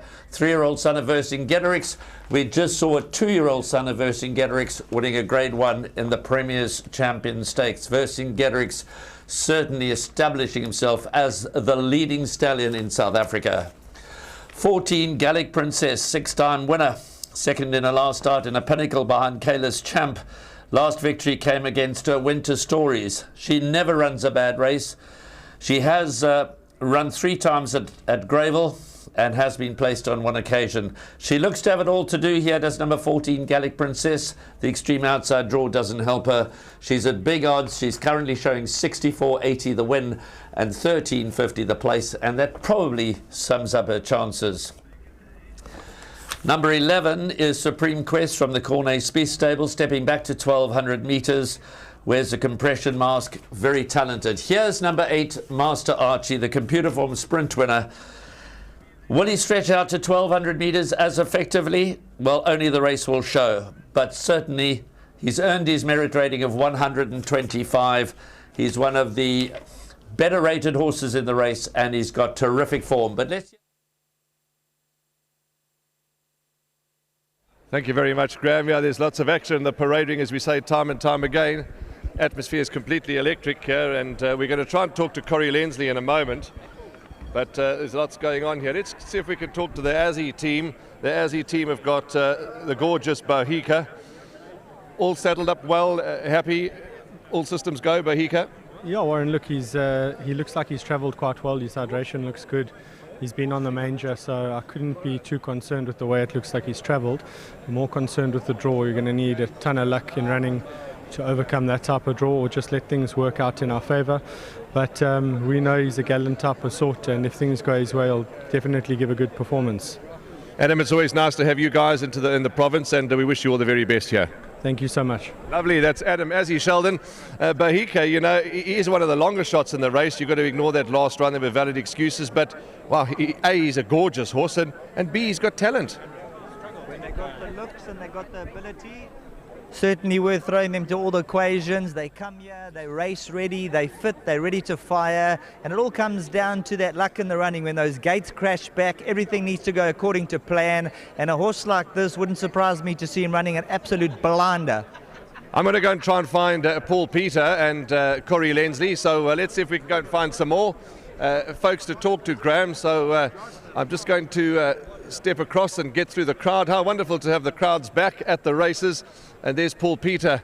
And Paul, the question we want to ask you, we know that you've been on a lot of panels and you've been on shows and interviews, and everybody scatters the moment they see the microphone. They don't want to talk.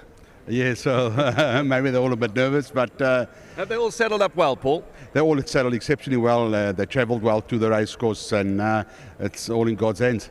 You know, it's hard to say. You know, you've got a strong hand here. As long as one of them wins, that's, I know, your main concern. But yeah, it's hard to really put your head down and say which one is the best out of the lot.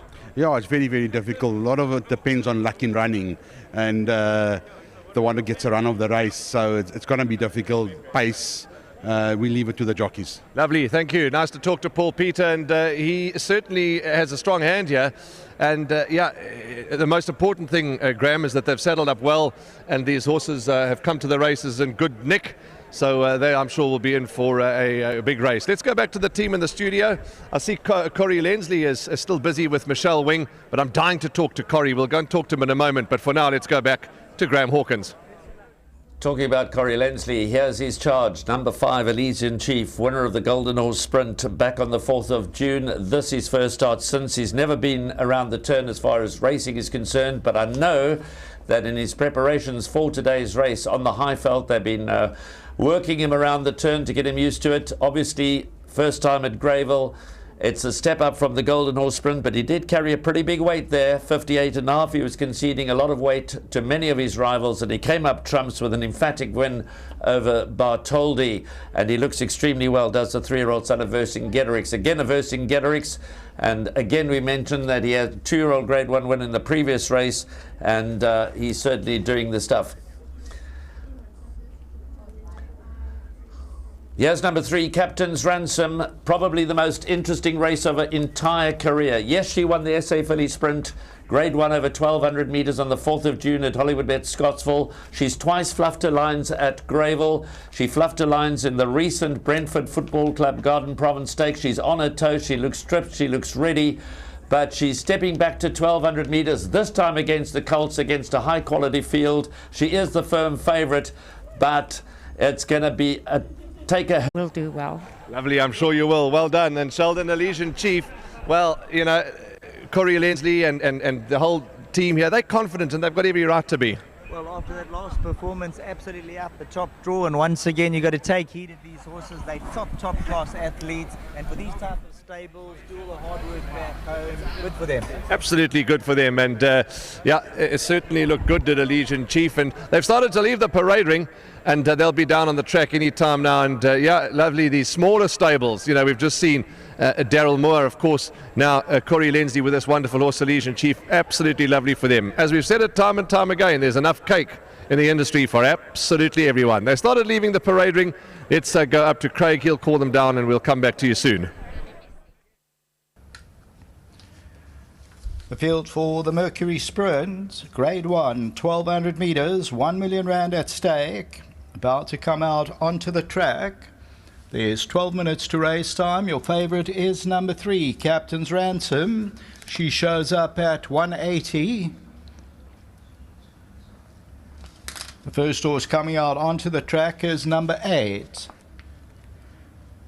Master Archie, the Rafif, Paul Peter. Gavin Arena rides. He's won 6 out of 12. For Vass and Harry and the Hannahs.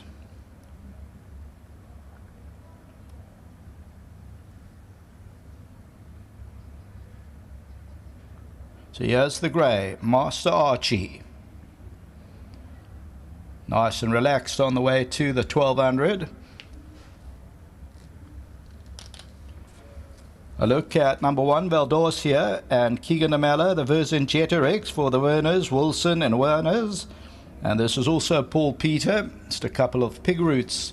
Number 2 is Big Burn, also for Paul Peter, the Elusive Fort, Warren Kennedy, for ASM Racing Syndicate, and I. Leverton. And number 3, Captain's Ransom, the filly by Captain L, Justin Snaith, for the Fillions, Richard Faree. Number 4, Smorgasbord, that's got the red cap, and it's Paul Peter, also for the Werners Wilsons. Here's number 5, Elysian Chief, Corey Lensley, the Vercingetorix. This one's for Bunzaya, Lensley, Lachransi, Palmers. Here's number 6, Chimichurri Run, Sean Terry, the Trippy for the Hollywood Syndicate. Now to step onto the track is number 11, and this is Supreme Quest, the Kirari, Corne Spiss.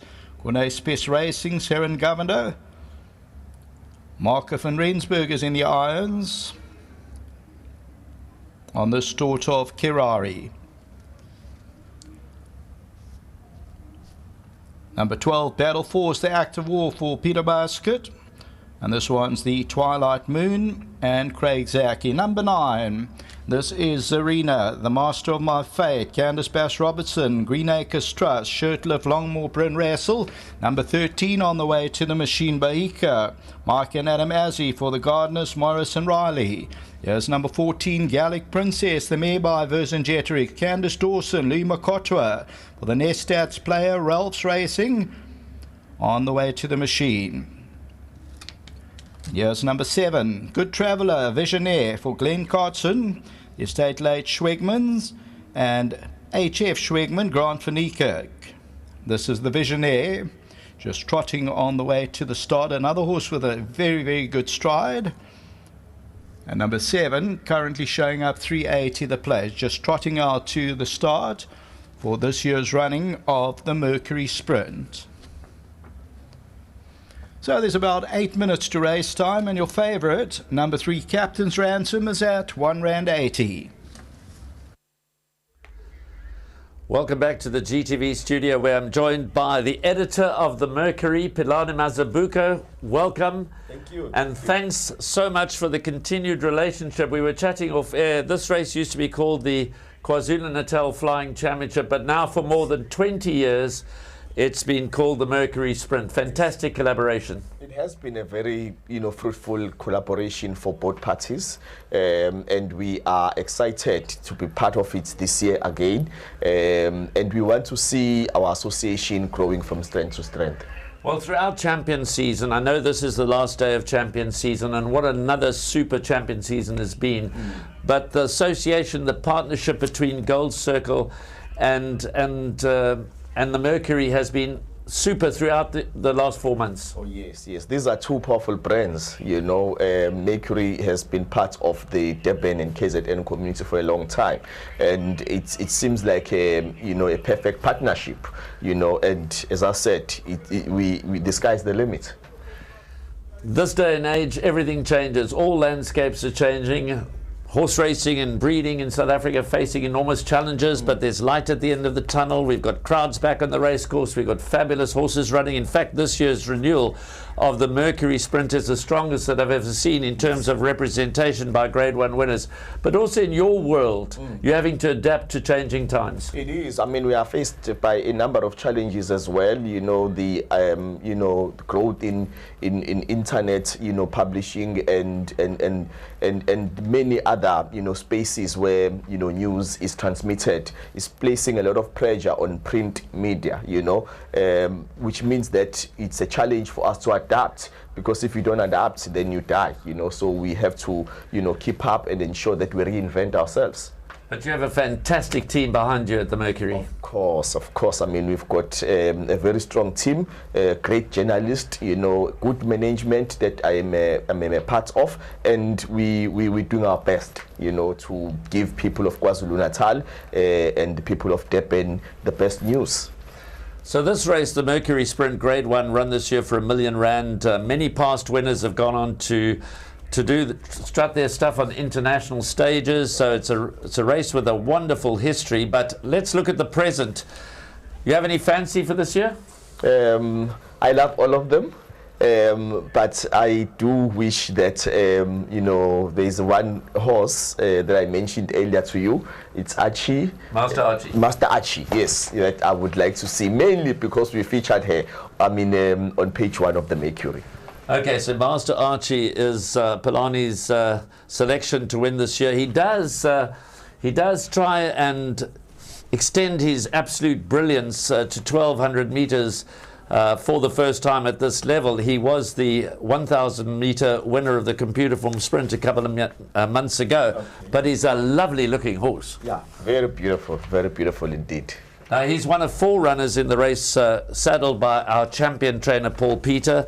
He's also got the Post Merchants winner Valdorcia in the race. He's got Big Burn, he's got Smorgasbord, so he's very well represented here. And but Master Archie, obviously Gavin Lorena stays with the ride, whereas stable jockey Warren Kennedy's gone for the filly Big Burn. Well, Polani, it's been an absolute pleasure to welcome you to the studio, to thank you on air for the continued relationship that we enjoy with the Mercury, and may it continue for many, many years to come. That's the wish. Thank you so much for having me.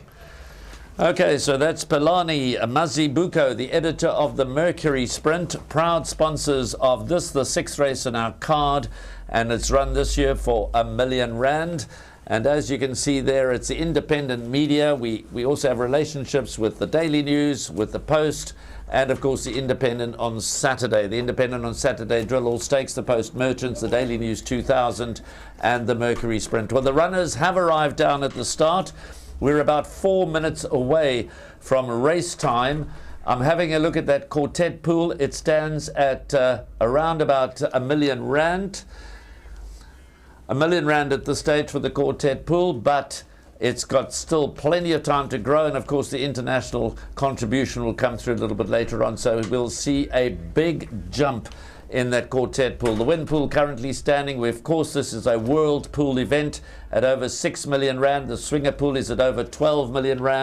The place pool is on just about R5 million, and of course the pick 6 earlier today closed out with a net pool of 11.6 million, just a couple of 100,000 shy of our target of 12 million rand.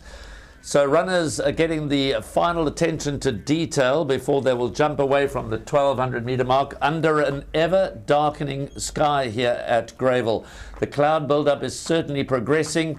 They did forecast that we might get a bit of rain this afternoon, late this afternoon and into the evening. We're about another race away from, of course, our headliner, the Marshall's World of Sport Gold Cup. But Master Archie, you can see there in the center of your screen, the grey horse, Gavin Lorena with the red and blue silks, Captain's Ransom. Let's come back to Captain's Ransom because she's the overwhelming favourite here. The 4-year-old daughter of Captain L, who's won 11 times from 14 starts. She's only been beaten 3 times in her career, and 2 of those defeats came here at Hollywoodbets Greyville when she ran unplaced in last year's Garden Province Stakes and only 4th in this year's Garden Province Stakes. So, but she did win the Fillies Guineas as a 3-year-old at the track, so it's not to say that she's never won at Hollywoodbets Greyville. She has won at this course. She's had 3 starts for a win, a 4th and an unplaced run. She jumps out of Stallgate 3, which is in her favour, but Richard Fourie is going to have to keep her up to her work because she can't afford to give too much start against this quality of field over 1200 metres. It was terrific to see her win the South African filly sprint over 1200 metres at Hollywoodbets Scottsville on the 4th of June when she beat True to Life by a length and a quarter. But I think everyone will agree with me and say, well, now she's been thrown in the deep end. Now she comes up against the best male sprinters around the country and some of her female compatriots, but this is a real test for Captain's Ransom, and for my money she's way too short in the market. She can well win it, but certainly I don't think that there's any value at the present time as far as the win bet is concerned. She may well win it, and it will be fantastic to see her winning and closing out her 4-year-old career with victory in the Mercury Sprint. But she's got it all to do. Richard Fourie is going to have to keep her mind on the job throughout the contest. She can't afford to drop the bit or hit a flat spot. The pace will be on, of that I'm pretty sure. The horses drawn out wide are going to want to come across, and we've seen throughout the afternoon, and it's been great to see that there's been genuine pace throughout the afternoon, and I'm not expecting this year's renewal of the Mercury Sprint to be any different. I expect the pace to be on from the word go. It'll be interesting to see who actually wins the battle for the early lead. but Valdorcia is not going to want to give up that inside draw for nothing. Big Burn's not going to want to give up that inside draw for nothing. And even Smorgasbord from the 4-gate can show terrific early speed. Master Archie, of course, who's won all of his races over distances short of 1,200 metres. He's a 6-time winner from 12 starts. He's also very popular in the market, is Master Archie. He's at R8.10 a win. Big Burn at R8.40. Number 5 on the card, Elysian Chief, the Golden or Sprint winner, is at 770. Those are the ones that are quoted in single figures. But the overwhelming favourite is Captain's Ransom at 190. For my money, way too short. But I really hope that she runs a big race against the Colts. This is the toughest test of her entire career. They're starting to load. We'll know the answers soon. Let's join our commentator for the call of race 6, the Mercury Sprint. Zarina stepping up.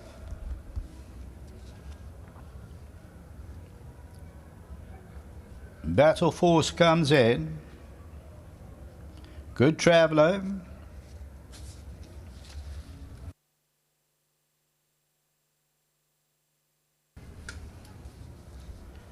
The favourite, Captain's Ransom, she goes into 3.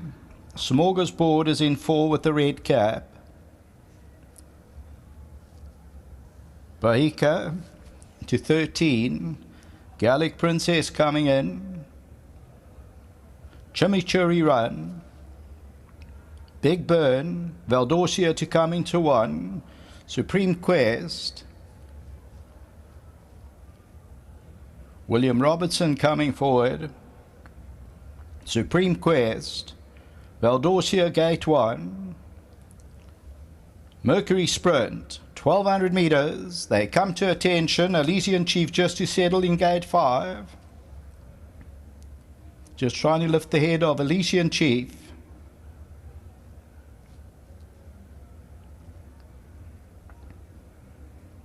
See, there we go, but then drops its head again. The handler is trying.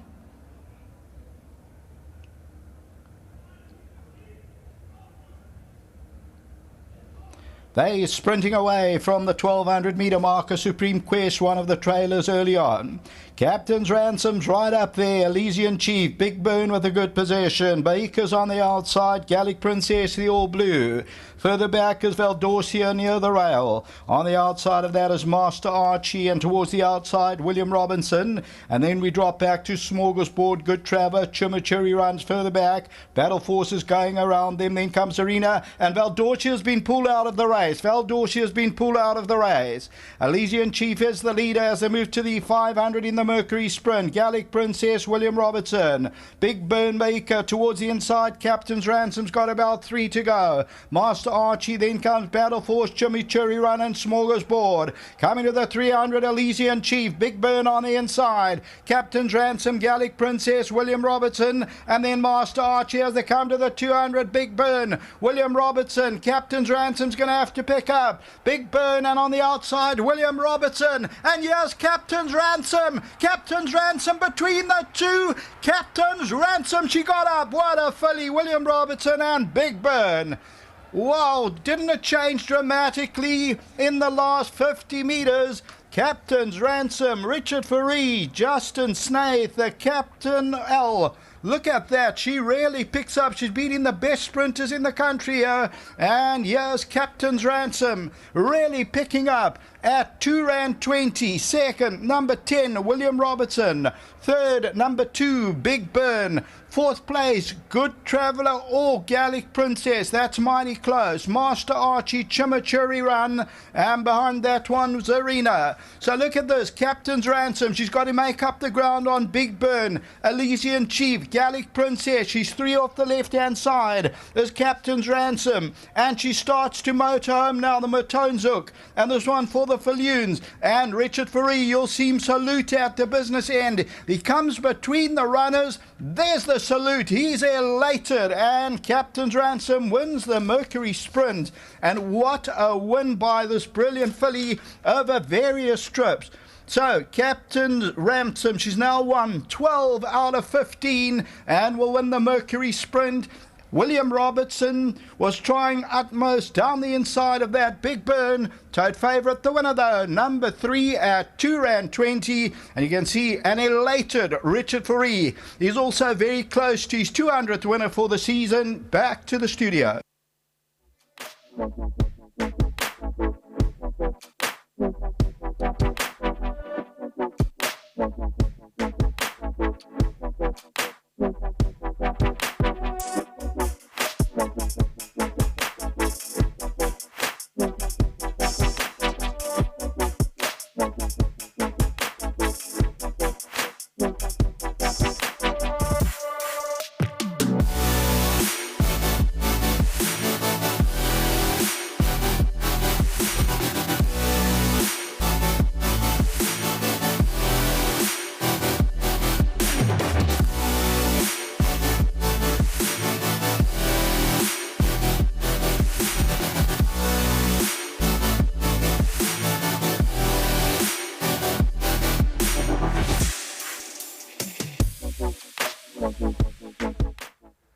What do we say?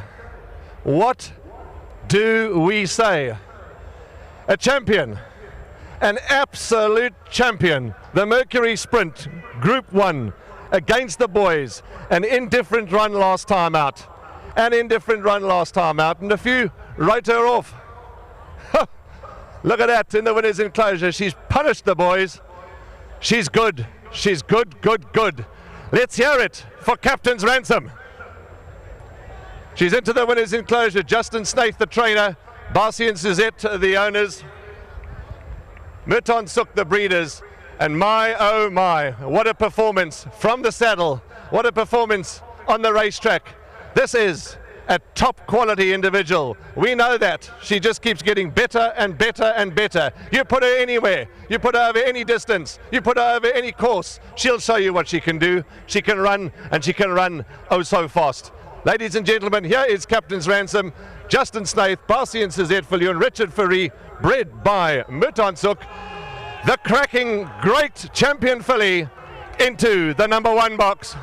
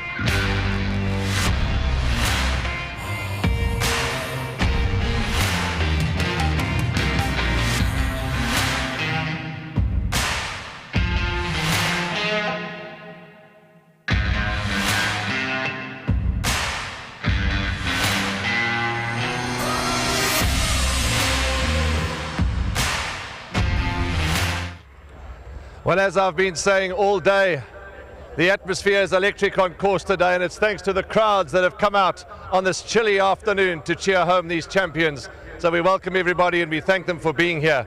The Grade 1 Mercury Sprint has produced none other than a scintillating performance, a fabulous performance that we've experienced, and the winner is Captain's Ransom. Let's congratulate the groom of Captain's Ransom. His name is Isaac Mwalisa, and Isaac is with me. Isaac, congratulations to you. We don't know what to say anymore about this horse because you groom her, she looks outstanding, and my oh my, that was impressive. Thank you, sir. Thanks for giving me that opportunity.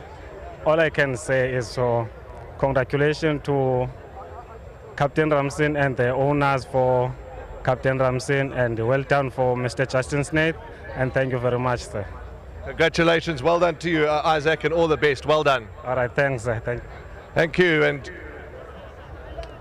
to all the SABC viewers that have joined us for this production from Hollywoodbets Greyville, to each and everyone watching this production on SABC around the country and online around the world, we welcome you and we thank you for being with us. Enjoy this production on SABC. Thank you for joining us. Also joining us is Pelani and of course Manfred, the presentation team. Wonderful to have you gentlemen here. Thank you. Nice to have you, your company. Let's get Richard and come along. You've got 10 seconds.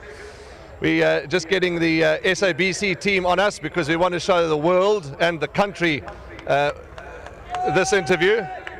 And lovely to hear the crowds shouting. But Richard, what do we say? Because you know, it was well documented from the stable. The stable did a phenomenal job with their social media and their communication, but she was a doubtful starter at one stage, but my oh my, she's made the boys look ordinary. Well, yeah. I'll leave all the big talk to Justin. He said he's looking for every sort of excuse not to have a run yet today, but when the decision was made to nominate, I just said, please guys, only if she gets a good draw, and you know, we cracked a 4 which ended up scratching into a 3 draw, so that made it a lot easier. She's close to my heart. She's a superstar, and you know, there's a lot of critics out there, she doesn't like Greyville and stuff like that, but I tend to forget that she won first time in KZN in the Guineas year, so she was no stranger to the place. But you know, she just showed them how good she really is, how versatile she is, and you know, she's just a racehorse. So well done to Snaith Racing, everybody behind the scenes. Megan, you know, she gets the brunt of it all, but she was there all the way. So good kudos to Isaac, the groom, to the guys that ride at work. Justin's got a superb team, and then last of all, Suzette and Barcy. Phenomenal horse. And obviously to the sponsor of the race, thank you so much. Richard, you've said it all. I want you to enjoy your moment. Enough talking. There's the trophy for the Grade 1 Mercury Sprint that Mr. Pelani Mazibuka will present you along with Manfred Rower. Richard Furry, unbelievable stuff. Phenomenal rider, phenomenal horse, phenomenal everything. Let's get Justin in. You know, I've lost for words because we don't know what to say anymore, but she just today was, for me personally, was her most impressive win. Knowing the week that you've been through and your thoughts and concerns, she's come here and made everybody look ordinary. Yeah, look, I was obviously very concerned after the July day. More for me, the worry was the delay. You know, we were in the parade ring, ringing, and next thing we're like, guys, when's the race happening? And they said, no, it's a 20-30 minute delay. And I had her in the parade ring, and she's by Captain Earls. She was starting to fire up and get ready for the race.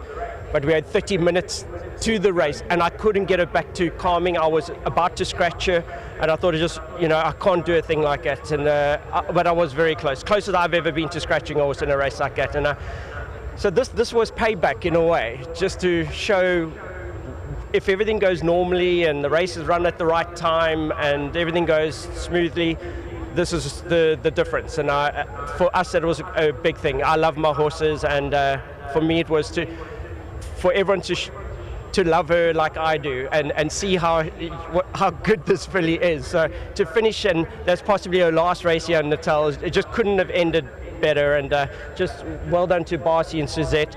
Barcy phoned me just after the July day and said, oh, listen, why don't we maybe look at this 1200? So I said, okay, fine. And when I put the phone down, I phoned my staff and I said, you better get her out the paddock. Pull her out in the afternoon. We got a Group 1 to go win.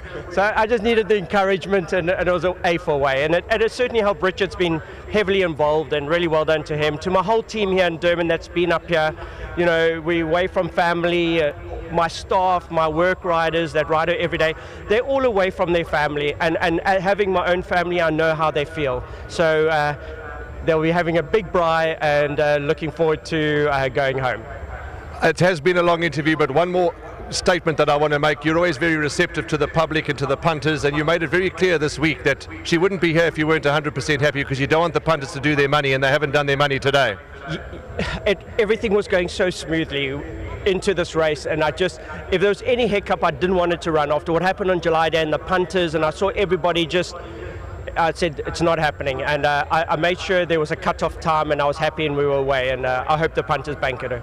Well done. There's your trophy, ladies and gentlemen. Justin Snaith, champion trainer in his own right, and he knows how to produce Group 1 winners. Let's get owners Barcy and Suzette Viljoen into the winners area. Barcy, you need to come and join and take some photos at least in a moment. And I know that you've had to travel from very far. You've had to come from on numerous aeroplanes to get to KwaZulu-Natal at the 11th hour. And you're racing upstairs in the box, and all your friends and family will be there screaming and shouting. This was unbelievable, Suzette. Well done. Thank you so much, Warren. I was not as nervous today as what I was on July Day, because on July Day, you know, a lot of people depended on her. They bankered her on the day, and that's a lot of pressure, because I would never want anybody to lose money. And I'm just glad that she could do it today for KZN, because all these supporters that are here, it's so lovely to have them, and they're so passionate about racing, and just for her to show today that she can do it. And I just want to say thank you to Justin. You know, he and his whole team. Justin sends us photos of her when she sleeps. She's his roommate. So it's so lovely, and you know, the yacht are absolutely brilliant. And Richard, you know, he was so confident today, and I just wanted, you know, for both of them to make it right today. And for Barcy, that's always, you know, he's stuck to me, and he pays for everything. And I'm so happy that she won today, because he really wanted her to win, because he asked for her to run today. And John Freeman for his message this morning. Thank you, John. Our girl won. And everybody at home, Saki, Jarko, Rulin, thank you for shouting her home. My brother Edwin, he was watching, so it's so special. And all my friends and all my family, it's just lovely to have a win today. Suzette, you've said it all, so wonderful to talk. We could talk for hours, but unfortunately we haven't got that time. But here's your trophies, they're the photographers, and your husband's on your right. Enjoy every second of it, you truly deserve it. Thank you. I just want to say well done to Matan Sook, you know, they bred her. And to the Mercury for the sponsorship, thank you so much. And to each and everyone again, thank you, and drive home safe. Lovely, that's Suzette Viljoen and her husband Barcy, and they're here in the winners' enclosure with their cracking filly, Captain's Ransom. That is a wrap from us. There's a presentation that's going to be taking place shortly. We're going to be drawing the winner for the competition while the owners enjoy every second of the celebrations.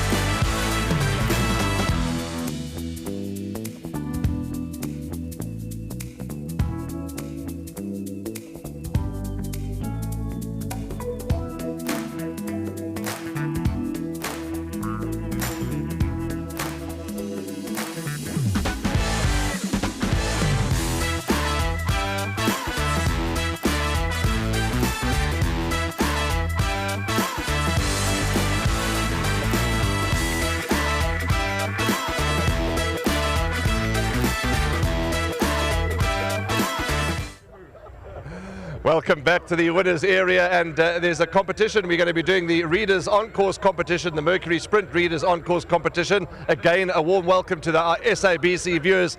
Thank you to everybody at the SABC for being with us and taking the production here today. It really is a pleasure to have you on board as well. Thank you and welcome to all SABC viewers. Captain's Ransom's won. Let's see who's going to win now. It gives me great pleasure again to have Pelani and Manfred with me, and we're going to do the draw. The prize is a 4-night stay for 2 at the Wild Coast Sun, including breakfast at Chico's and a full-day spa at Magawanani African Spa, valued at 16,000 Rand. So there we go. It's a 16,000 Rand prize, gentlemen. I'm going to ask Manfred Rower just to twist the barrel or spin the barrel again for us, and Pelani will go and open it up for us, team, and let's go and have a look at the lucky winner.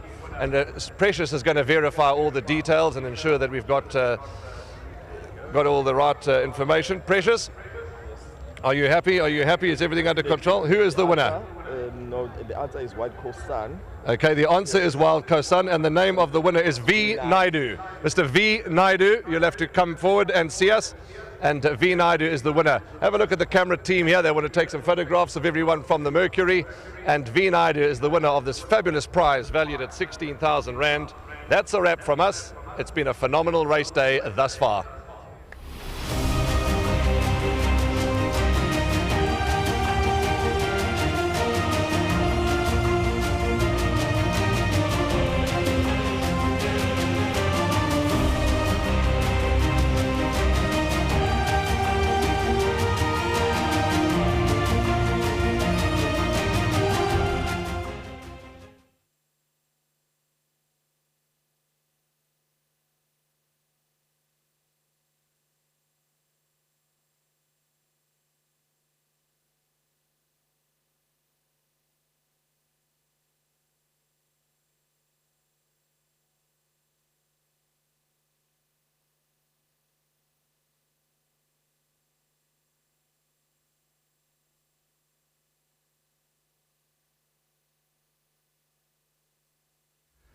Welcome back to the GTV studio. The Marshall's World of Sport Gold Cup 3,200 meters up next at 4:05. And as you can see, many of the runners already filtering into the parade ring. But I'm joined now by Jeremy Marshall, the Chief Executive Officer of Marshall's World of Sport. Welcome to the studio. The skies are getting darker, but the racing is as bright as ever. Yeah, too bright. Yeah, the skies are getting dark. I'm certainly hoping it holds off for the main race at least, and perhaps for the whole day. Now, I was listening to you chatting the other day, and you were telling us that this is your 59th year, so next year is your 60th anniversary, and no doubt we'll be talking a lot about that when we start planning for the 2023 Marshall's World of Sport Gold Cup. Absolutely, absolutely. We're hoping it's going to be a big year. But look at the crowds in the parade ring. Isn't it fantastic to have the crowds back in course for these big race meetings? I'll tell you something, it's a huge, huge improvement on last year. It was quite depressing last year not seeing people at the racecourse, and the previous year, but we weren't involved at that time. But it's lovely to see people back at the racecourse. It really is. So far, the results today have been pretty good for the punters. The bookmakers must be under a bit of pressure. I think that's why everybody's having such a good time. What a win. We'll chat about the Gold Cup in a moment, sponsored by you guys, Marshall's World of Sport. But we've got to reflect back on what Captain's Ransom's just done in the Mercury Sprint. That was a great win. It was a really good win. Yeah. I mean, she did win the SA Filly Sprint over 1,200. That was against the girls. And yes, girls ran 3rd and 4th in the race this year, the Mercury Sprint, with Big Burn and Gallic Princess running 3rd and 4th. But here's another girl. Number 1, Smoking Hot, a 5-year-old daughter of Silvano. And she's a bit of an outsider, currently showing 41.20 and 7.10. And with you guys, probably around about the 33 to 1, 40 to 1 mark. But yeah. You're shouting for Smoking Hot? Well, definitely. I mean, that'll suit us down to the ground. But it looks like a year for the girls. Even if you look at the July this year, it was the only filly in the race. It was indeed the only filly in the race, Sparkling Water. There's number 14, Salvatore Mundi. But talking about history and anniversaries and so on, obviously the favourite for this year's race is last year's winner, Nebras. And he's been now, I was surprised to see he touched 33 to 10 this morning, but I see that's all been gobbled up and he's now back at around 9 to 4, 5 to 2. Yeah, Graham, I haven't seen the latest betting. I've been chatting to people in the room, but yes, there was always support for him. And sometimes some of us get the support before others, but there's definitely support for him and Blackthorn, and a lot of money for both of them. And there has been all week. Nebras, just on a point of history, if you like, Nebras is looking to become only the third horse in the 102-year history of this race to win back-to-back Gold Cups. The first was Shane Monty in 1949 and 1950, and Highland Knight in 2003, 2004. So he's got a personal record to try and set up here. Yeah. Look, it's not going to be an easy feat. I think he's got a couple to beat, and I really like the stable companion Blackthorn. I think, as I said on Monday, the run on July Day was very impressive, and I think that he can improve on that. And I really think that's it's possibly going to be fought out between the two of them. Well, Blackthorn, of course, is raced by your competitors, Hollywood Syndicate. They're on 99 winners for the season. They've been stuck. It's like a cricket in their nervous 90s. They've been stuck on that number since Monday last week. Correct. What a moment it would be if Blackthorn was to register the century for them in the Marshall's World of Sport Gold Cup. That's what I said on Monday. I thought that maybe that would be the situation that would be, and that would be giving the cup to our opposition. But yeah. Well, it's not Blackthorn in this race. They've still got Isivungu to come a little bit later on. But the runners are filtering out of the parade ring. They'll canter straight down to the 3,200 meter start. I'll keep Jeremy with me and we'll chat about the race. There is number 5, Blackthorn. Most of the runners have left, but you like what you're seeing? He's beautiful. He's absolutely beautiful. He won the DSTV Gold Vase over 3,000 meters on July Day, and that was about a month ago. But he has met Nebras on previous occasions. The weights seem to suggest that Nebras is fancied or well treated by the weights, but he's a 4-year-old and these stayers continue to improve and continue to mature. But to call them down to the start, let's go up to Craig Peters in the commentary box. Thanks, Graham. Marshall's World of Sport Gold Cup. Grade 3, 3,200 metres of 750,000 Rand. About to step onto the track.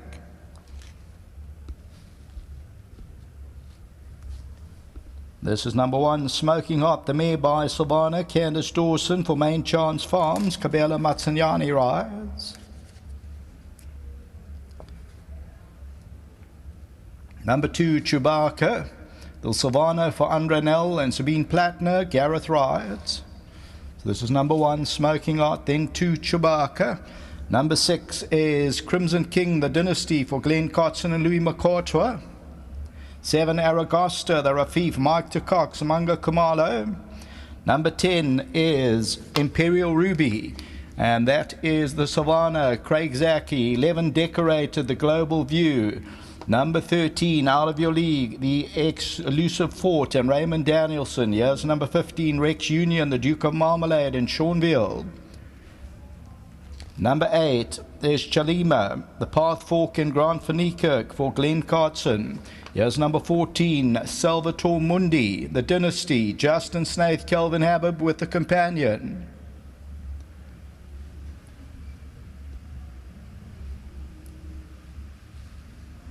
It's just starting to spit now for this, the Marshall's World of Sport Gold Cup, but we're only 6 minutes away from the start. And your favourite is number 4, and that's Nebras. In a field of this type, it's quite short at 180 is Nebras. And then number 5, Blackthorn, is at 590. Balance of the field in double figures, 5 minutes to race time.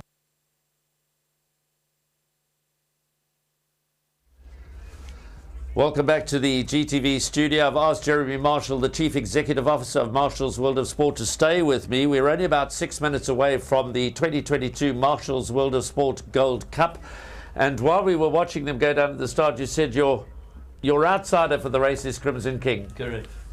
Yeah, my partner and I, we have a quite fancy there. We think that he's got a small chance, and we hedge our bets. Okay, so that's your place bet.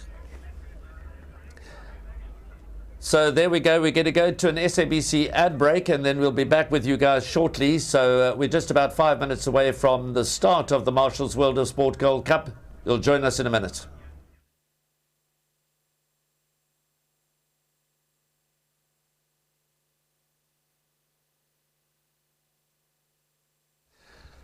Welcome back to the GTV studio. The runners are down at the start. We mentioned the weather. It has started to drip a little bit. The skies have got progressively darker over Greyville, but there's a terrific crowd here. There's a terrific atmosphere. And Jeremy, what makes this race so special is the fact that, of course, they leave the starting gates, they go past the grandstands for the first time and then come back a second time. It's one of the rare opportunities the crowd have got to see the start of a race being affected. Yes, Graham. For me, it's a pity that we don't have, in South Africa, we don't seem to concentrate on the longer distance racing. It's always, for me, been tremendously appealing. And I think we've got to get back into that psyche. Overseas, you see racing often where they race over these distances. And I think that it's a true test of a thoroughbred. And I think we've got to try and encourage the longer distance racing. When we think back to years past, we've had some wonderful stallions who provided us with so many top stays. One such name that comes to mind immediately is obviously Hobnob, who had many staying horses running around the country. But you're actually correct. The sort of the standard has been set to breed mile to mile and a quarter horses as opposed to 2 mile horses, but it's always spectacular to watch these kind of races. It is, and I think we need to, as I said, encourage this, and that's what we would like to try and do now in the coming years. Get the Gold Cup back to a Grade 1 status to attract more horses over this distance and competing, good competition. 2 late runners out were numbers 5 Blackthorn and 4 Nebras. We can see Blackthorn going to the start. They were the last to leave the parade ring, so this is not pre-recorded canter-pass. They're going down to join the rest of the field. Nebras was in fact the last to leave the parade ring, so hopefully we will get some visuals here of Shango and Nebras. The 3 Sean Tarry inmates were the last to leave the parade ring. There goes Shango down to the start. He's not absolutely prayerless, is number 9 Shango. He's 15.70 and 3.40 in the tote. And there goes your favourite, number 4 Nebras, wearing the earmuffs that will be removed at the start. The red earmuffs will be removed at the start. He won't race with them. But Sean Tarry certainly has a very powerful hand in this race. Yeah, and I was listening to him talk last night, and he was very bullish. He said all his horses are very well. Yeah, they've all been looked after, and he was actually talking about Shango as well. He said that, we shouldn't underestimate Shango's chances. So Sean Tarry 1, 2, 3 in the 2022 renewal of the Marshall's World of Sport is not beyond the realms of possibility. Nothing's impossible. Not in this game. Of course, Mike de Kock has got a very interesting run in the 3-year-old Aragosta by Rafif, who won the Derby. What do you make of Aragosta? Well, Graham, he's had a bit of money behind him. There is a fancied horse. I mean, I can't remember the last price he was at, but he has been supported, and there's a lot of people that think he's got a fair chance. Yeah, it's going to be interesting because of, he won the Derby over 2,450 metres. That was back in April. Obviously, subsequent to that, he ran 3rd in the Daily News. That was over 2,000 metres. And then for some, he was slightly disappointing in the July when he ran 9th, beaten 6 lengths by Sparkling Water. But that was over 2,200 metres. So he's never yet been beyond 2,400 metres. But you would expect a horse that wins the South African Derby, testing 2,400 metres at Turvendine, to be able to cope with 3,200 metres at Greyville. Absolutely. Well, the starting gates are now being put into position. We're just a minute or so. I assume the 3 Sean Tarry runners have now arrived safely at the start, those being Nebras, Blackthorn and Shango. And once again, we welcome SABC3 viewers to Greyville for the Marshall's World of Sport Gold Cup 3,200 metres. You can see the starting gates have been put into position. I'm joined in the studio by the Chief Executive Officer of Marshall's World of Sport, Jeremy Marshall. Jeremy, we're getting close to race time. Any final thoughts? No, not other than what I've already said. I think the horse to beat is Blackthorn. I think he will improve a lot from the meeting with Nebraska in April. And yeah, I think that's the horse to beat. So Jeremy's going with Blackthorn. As you can see there, that's a routine testing of the starting gates. Now they'll close them, and then they'll load the horses up. They come charging down the Hollywoodbets Greyville straight, go round behind the Royal Durban Golf Club clubhouse, down the back stretch, and then all the way for home again. It's a long race. It's 3,200 meters. It's the Marshall's World of Sport Gold Cup. The rain has started to fall. The skies have got dark. But for the race call, let's join Craig Peters in the commentary box. Thanks, Graham. Marshall's World of Sport Gold Cup, 750,000 Rand, 3,200 meters, grade 3. They're starting to face up. Come past the winning post on 2 occasions. It's settled now into a steady drizzle as Aragasta comes forward. Shango. Out of your league comes in. Crimson King the next one. Salvatore Mundi is about to face up.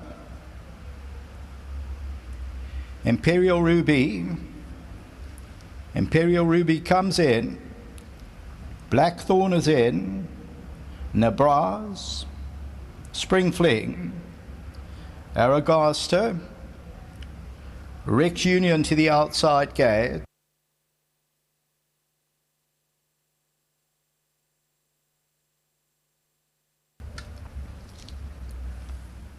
Salvatore Mundi still to load.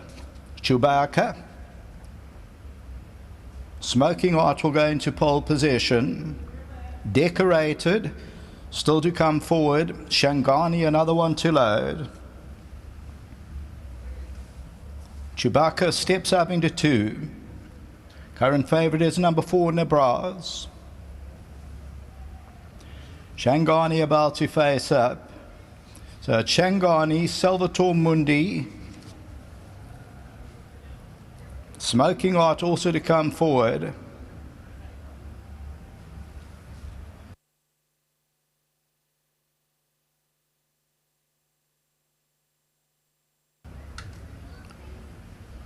Just milling around at the back of the gates. So I don't know exactly what is the delay. Out of your league is coming forward now. Salvatore Mundi to come into 14. Shangani's in 12. Decorated, Smoking Heart. Marshall's World of Sport Gold Cup. Just about set. And here they come from the 3,200 meter. Decorated and Chalima, they drop off the first call. Spring Fling on the inside, and Shango's one of the first to go. Blackthorn has found the rail but is a little bit keen. Shangani's right there, and on the outside Imperial Ruby. Salvatore Mundi also with a good position, and on the outside of that one Rex Union as they come to the winning post for the first time. Then comes Out of Your League, and they're followed further back by Smoking Heart, who's towards the inside. They're starting to stretch out a little bit now as they go to the 2,400 meter marker. Crimson King is further back in the running, then Chewbacca. They're followed by Decorated. At this stage, Decorated's racing about 10-11 lengths off the leader, then Aragasta and Nabraz. And at the back is Chalima, about 15-16 lengths off the leader. Salvatore Mundi now finds the lead. On the outside, Imperial Ruby. Shangani is right there. Rex Union's only about 3 lengths off the leader. Then comes Shango. They are followed by Blackthorn along the inside. Further back in the run is Smoking Heart, and Crimson King's got the green cap on the outside. Then Out of Your League. Decorated is further back in the run, and at this stage Shango must be about 8 or 9 lengths off the leader as they go towards the 1,700 meter marker. Then Chewbacca and Spring Fling. Nebras is further back in the run. Chalima and Aragasta, they're the last two, and they're about 12-13 lengths off the leader in the Marshall's World of Sport Gold Cup. Imperial Ruby now finds the lead, goes on a length and a quarter, and Crimson King has raced up into second. Salvatore Mundi's third, then comes Rex Union. Behind that one is Shangani, Out of Your League on the outside. Further back is Shango, and along the inside Smoking Heart. Blackthorn's also about 7 or 8 lengths off the leader as they move towards the 1,300 meter region. Decorated, and then comes Chewbacca. Nebra's got about 12 or 13 to make up. Spring Fling, Chalima, and Aragosta's the trailer. Imperial Ruby just stepping up a little bit, goes clear 4 lengths. Crimson King is second. In third position, Salvatore Mundi, Rex Union.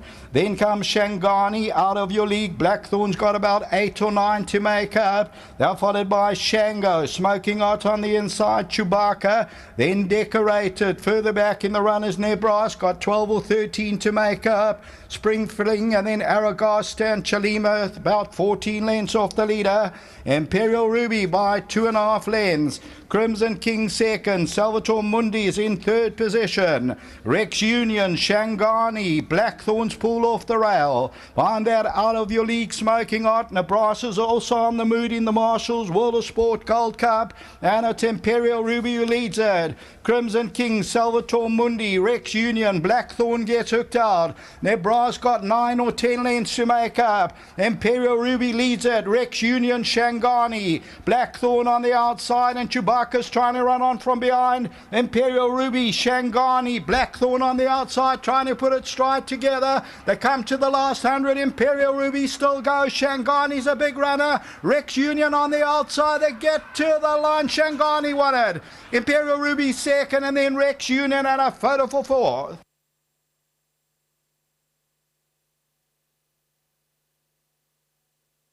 Well, the winner is number 12, Shangani, Paul Peter. The Soft Falling Rain, Warren Kennedy. And number 12, Shangani pays up 1370 and 380. And the Soft Falling Rain records its 7th win from 12 outings and ends up winning by about a neck in the running of the Marshals World of Sport Gold Cup. Imperial Ruby led just about every way or the stride of the way and gets tagged quite late on. Rex Union was always up there as they crossed the line. Chewbacca was running on. The tote favourite was number 4, Nebra. So Imperial Ruby's in the yellow. The horse with the red sleeves comes out, and that is the winner. And Shangani, this one bred by Vogelbush Drift and Maritz Fontaine for the Werners and Wilson. And Shangani puts it stride together in the latter stages. Rex Union's in the blue. Chewbacca's running on, but the victory is for Shangani. So number 12, Shangani, well done to all of the connections in the running of the Marshals World of Sport Gold Cup of 750,000 Rand. Imperial Ruby certainly not disgraced in defeat, continued to fight on, and Rex Union also a cracking run from a wide draw, but the winner is number 12. That Shangani wins the running of the Marshals World of Sport Gold Cup. Back to the studio.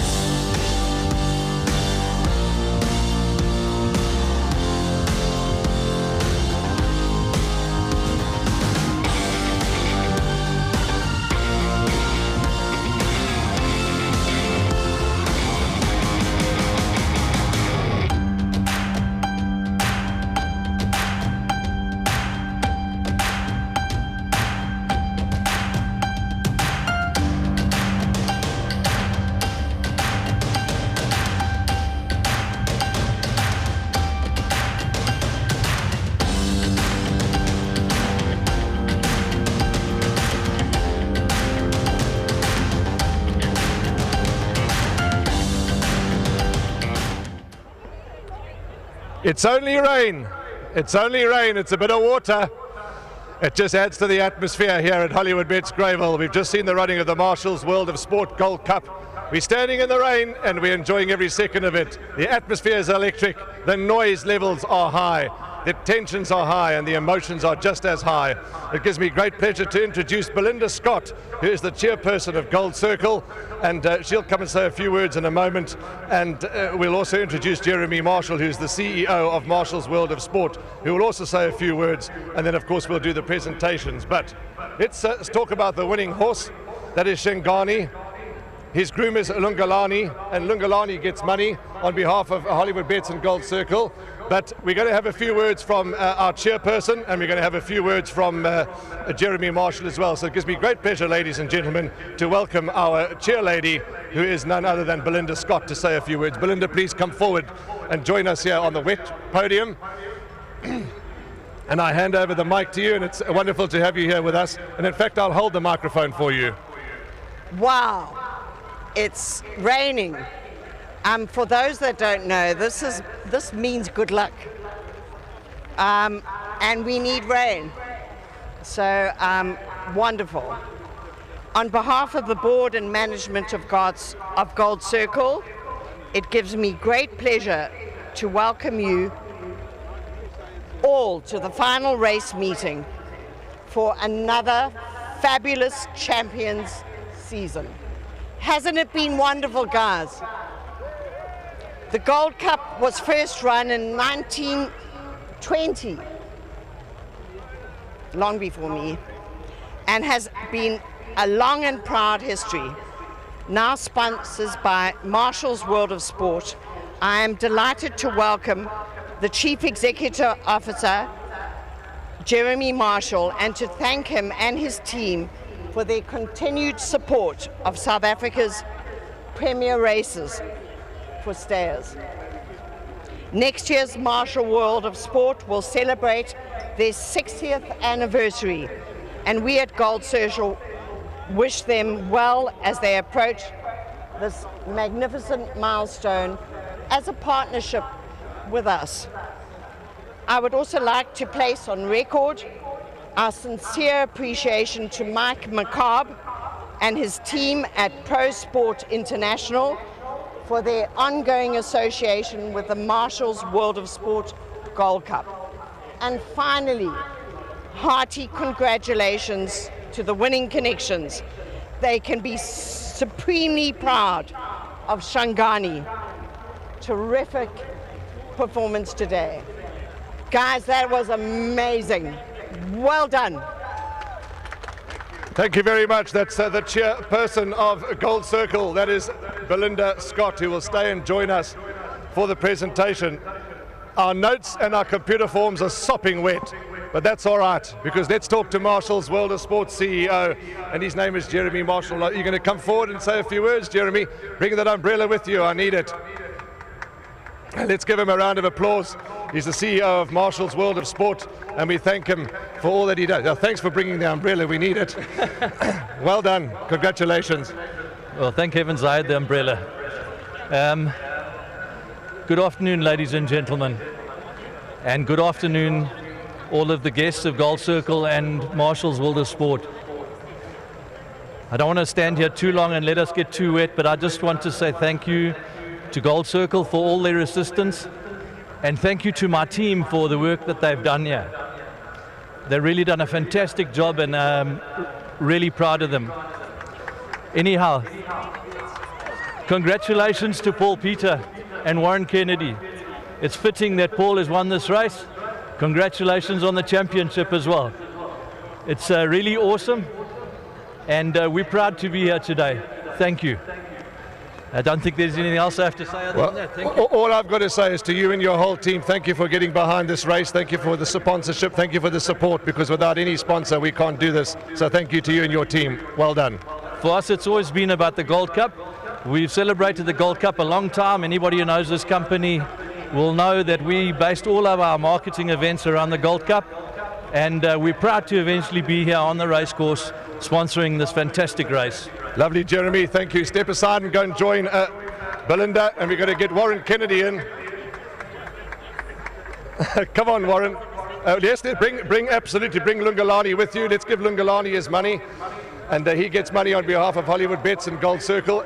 Well done to you, Lungalani. Congratulations, and Shangani a champion.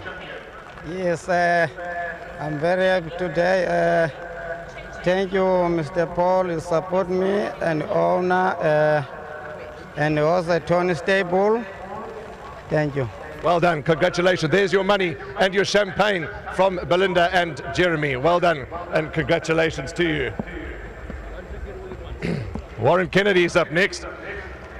Come and swim across, Warren. Come and swim across.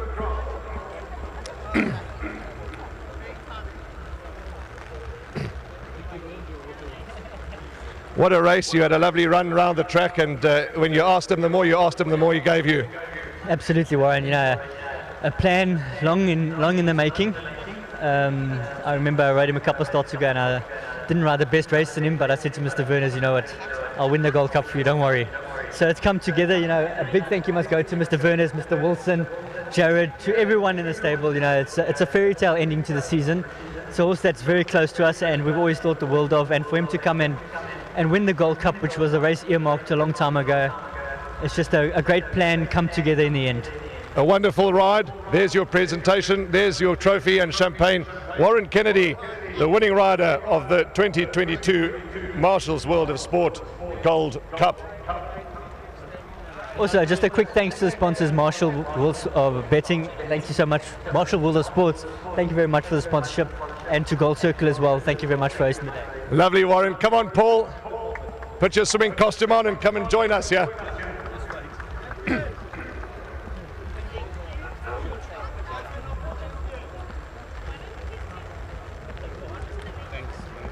Congratulations, because this race was, as Warren said, on your radar for a long time, and it's a plan come together for big owners, special owners, and you must be very chuffed. This is unbelievable. It was remarkable. This horse is a special horse.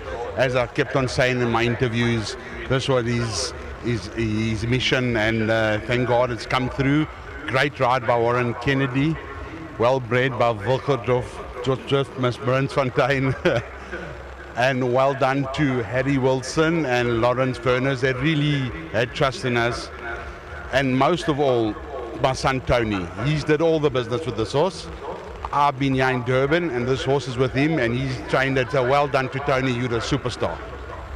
Paul, not much more we can say because the trophies are filling up with water here, but well done to you and your whole team, and really a good day for you thus far.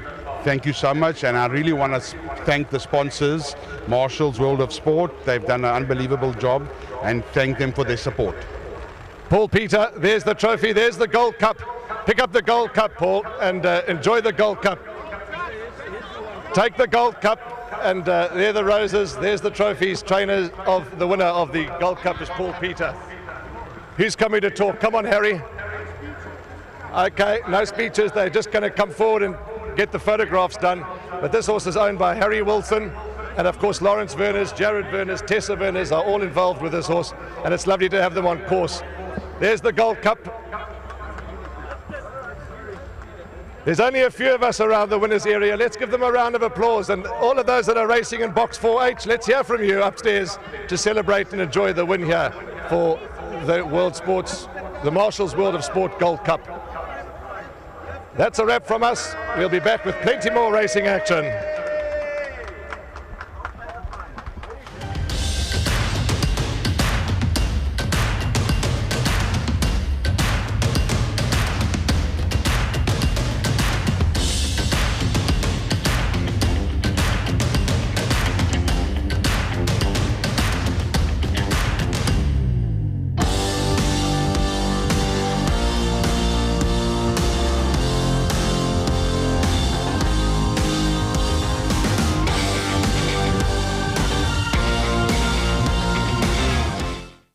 Gold Cup, just about set.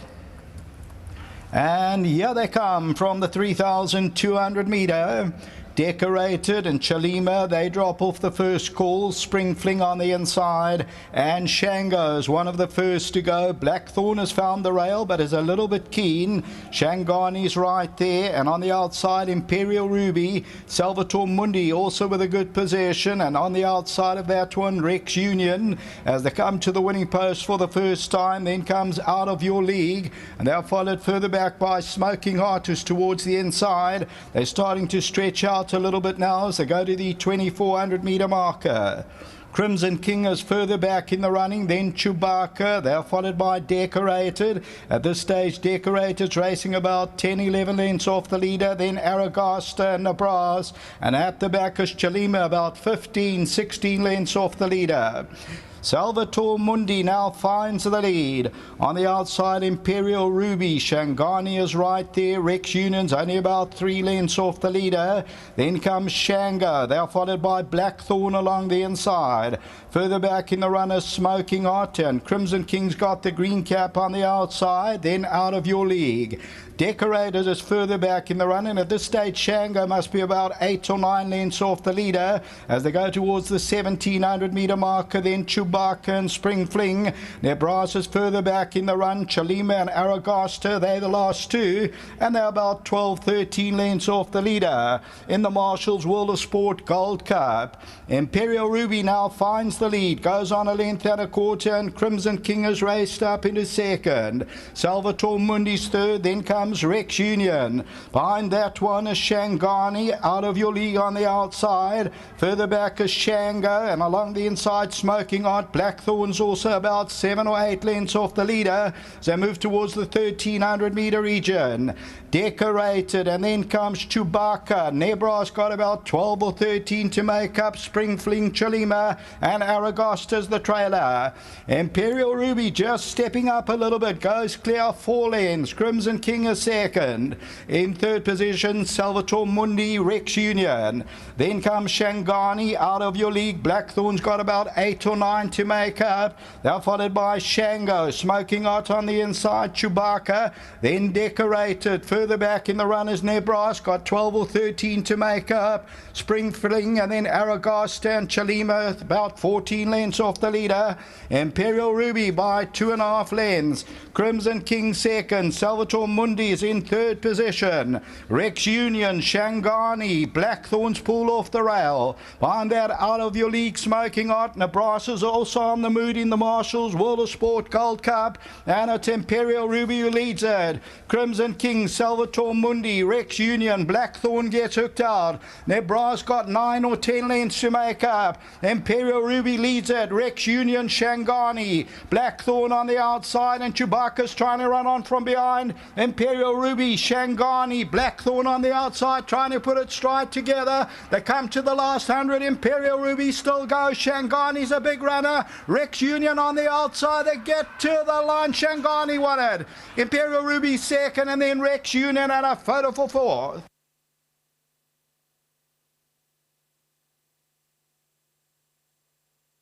Well, the winner is number 12, Shangani, Paul Peter. The Soft Falling Rain, Warren Kennedy. And number 12, Shangani pays up 1370 and 380. And the Soft Falling Rain records its 7th win from 12 outings and ends up winning by about a neck in the running of the Marshals World of Sport Gold Cup. Imperial Ruby led just about every way or the stride of the way and gets tagged quite late on. Rex Union was always up there as they crossed the line. Chewbacca was running on. The tote favourite was number 4, Nebra. So Imperial Ruby's in the yellow. The horse with the red sleeves comes out, and that is the winner. And Shangani, this one bred by Vogelbush Drift and Maritz Fontaine for the Werners and Wilson. And Shangani puts it stride together in the latter stages. Rex Union's in the blue. Chewbacca's running on, but the victory is for Shangani. So number 12, Shangani, well done to all of the connections in the running of the Marshals World of Sport Gold Cup of 750,000 Rand. Imperial Ruby certainly not disgraced in defeat, continued to fight on, and Rex Union also a cracking run from a wide draw, but the winner is number 12. That Shangani wins the running of the Marshals World of Sport Gold Cup. Back to the studio.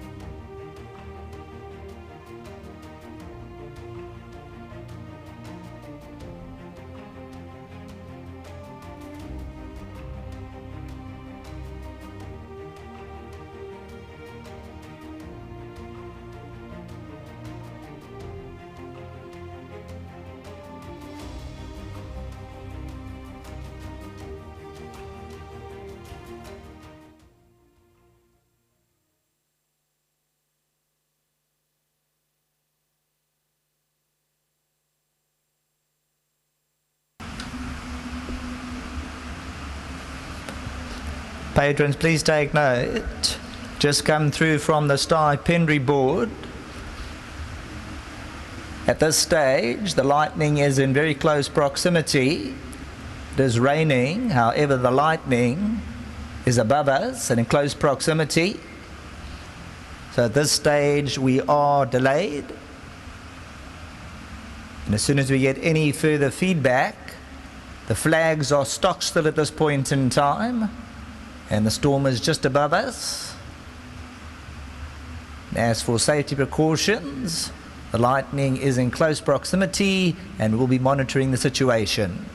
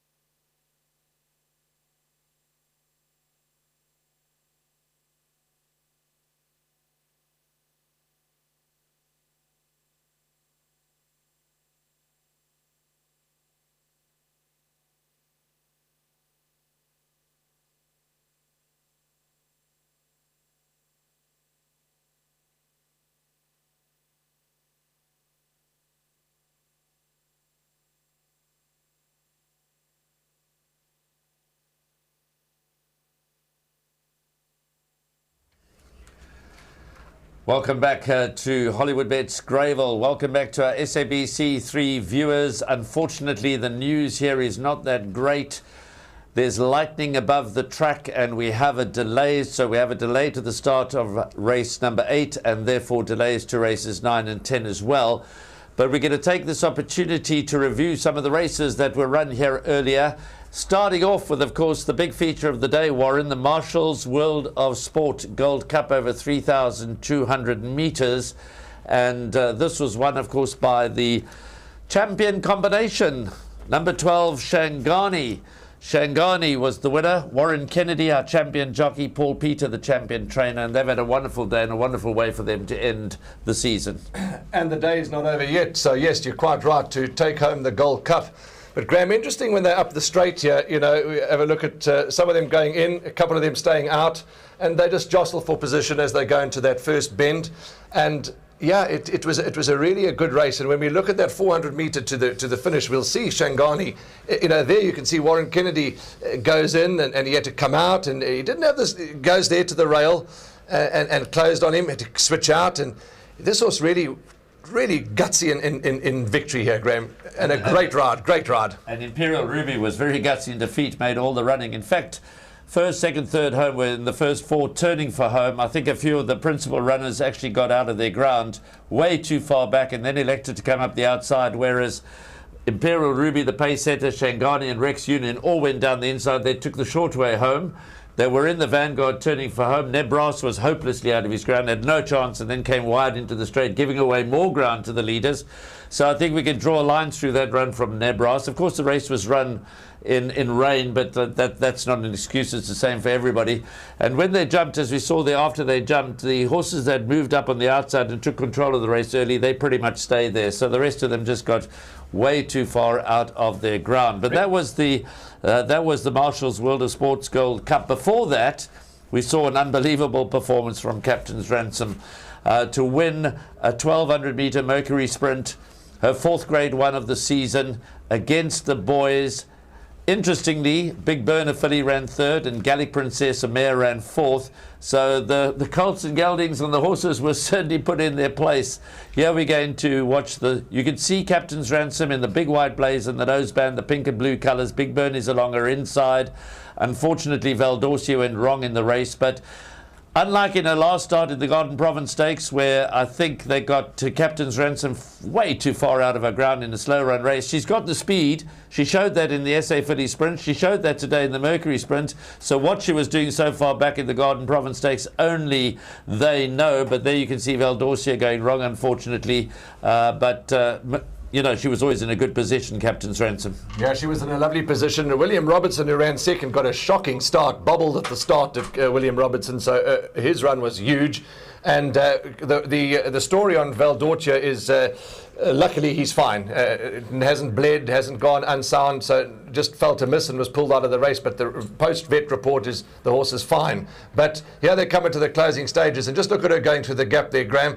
And she still hasn't put the race to bed there. You know, Richard's urging and giving her one or two cracks. Even there, you know, she hasn't put the race to bed. But my, oh my, she revs up and just gets up on the line. It's scintillating. Well, that's what champions are made of. They know where the winning post is, and when they've got to just pull that little bit extra to get them out of the fire, Captain's Ransom did just that. That was her fourth Grade 1 victory of the season. She won the Majorca Stakes, she won the Paddock Stakes, she won over 16 and 1800 metres. She won the SA Filly Sprint over 1200 metres. Now she's won the Mercury Sprint over 1200 metres. So lots of equus opportunities for Captain's Ransom. And Graham, you know, you talk about the SA Filly Sprint. I mean, she was not under pressure, but, you know, she looked like she was going to not get there, but she revved up and got up on the line to win a nice race. So she's phenomenal. It's one of her characteristics. I mean, if, you know, the Majorca Stakes was a prime example of that. When she was down and out, she was beaten. Chansonnet was home and host, but of course Captain's Ransom and Richard Fourie have other ideas and pulled it out of the fire on that occasion.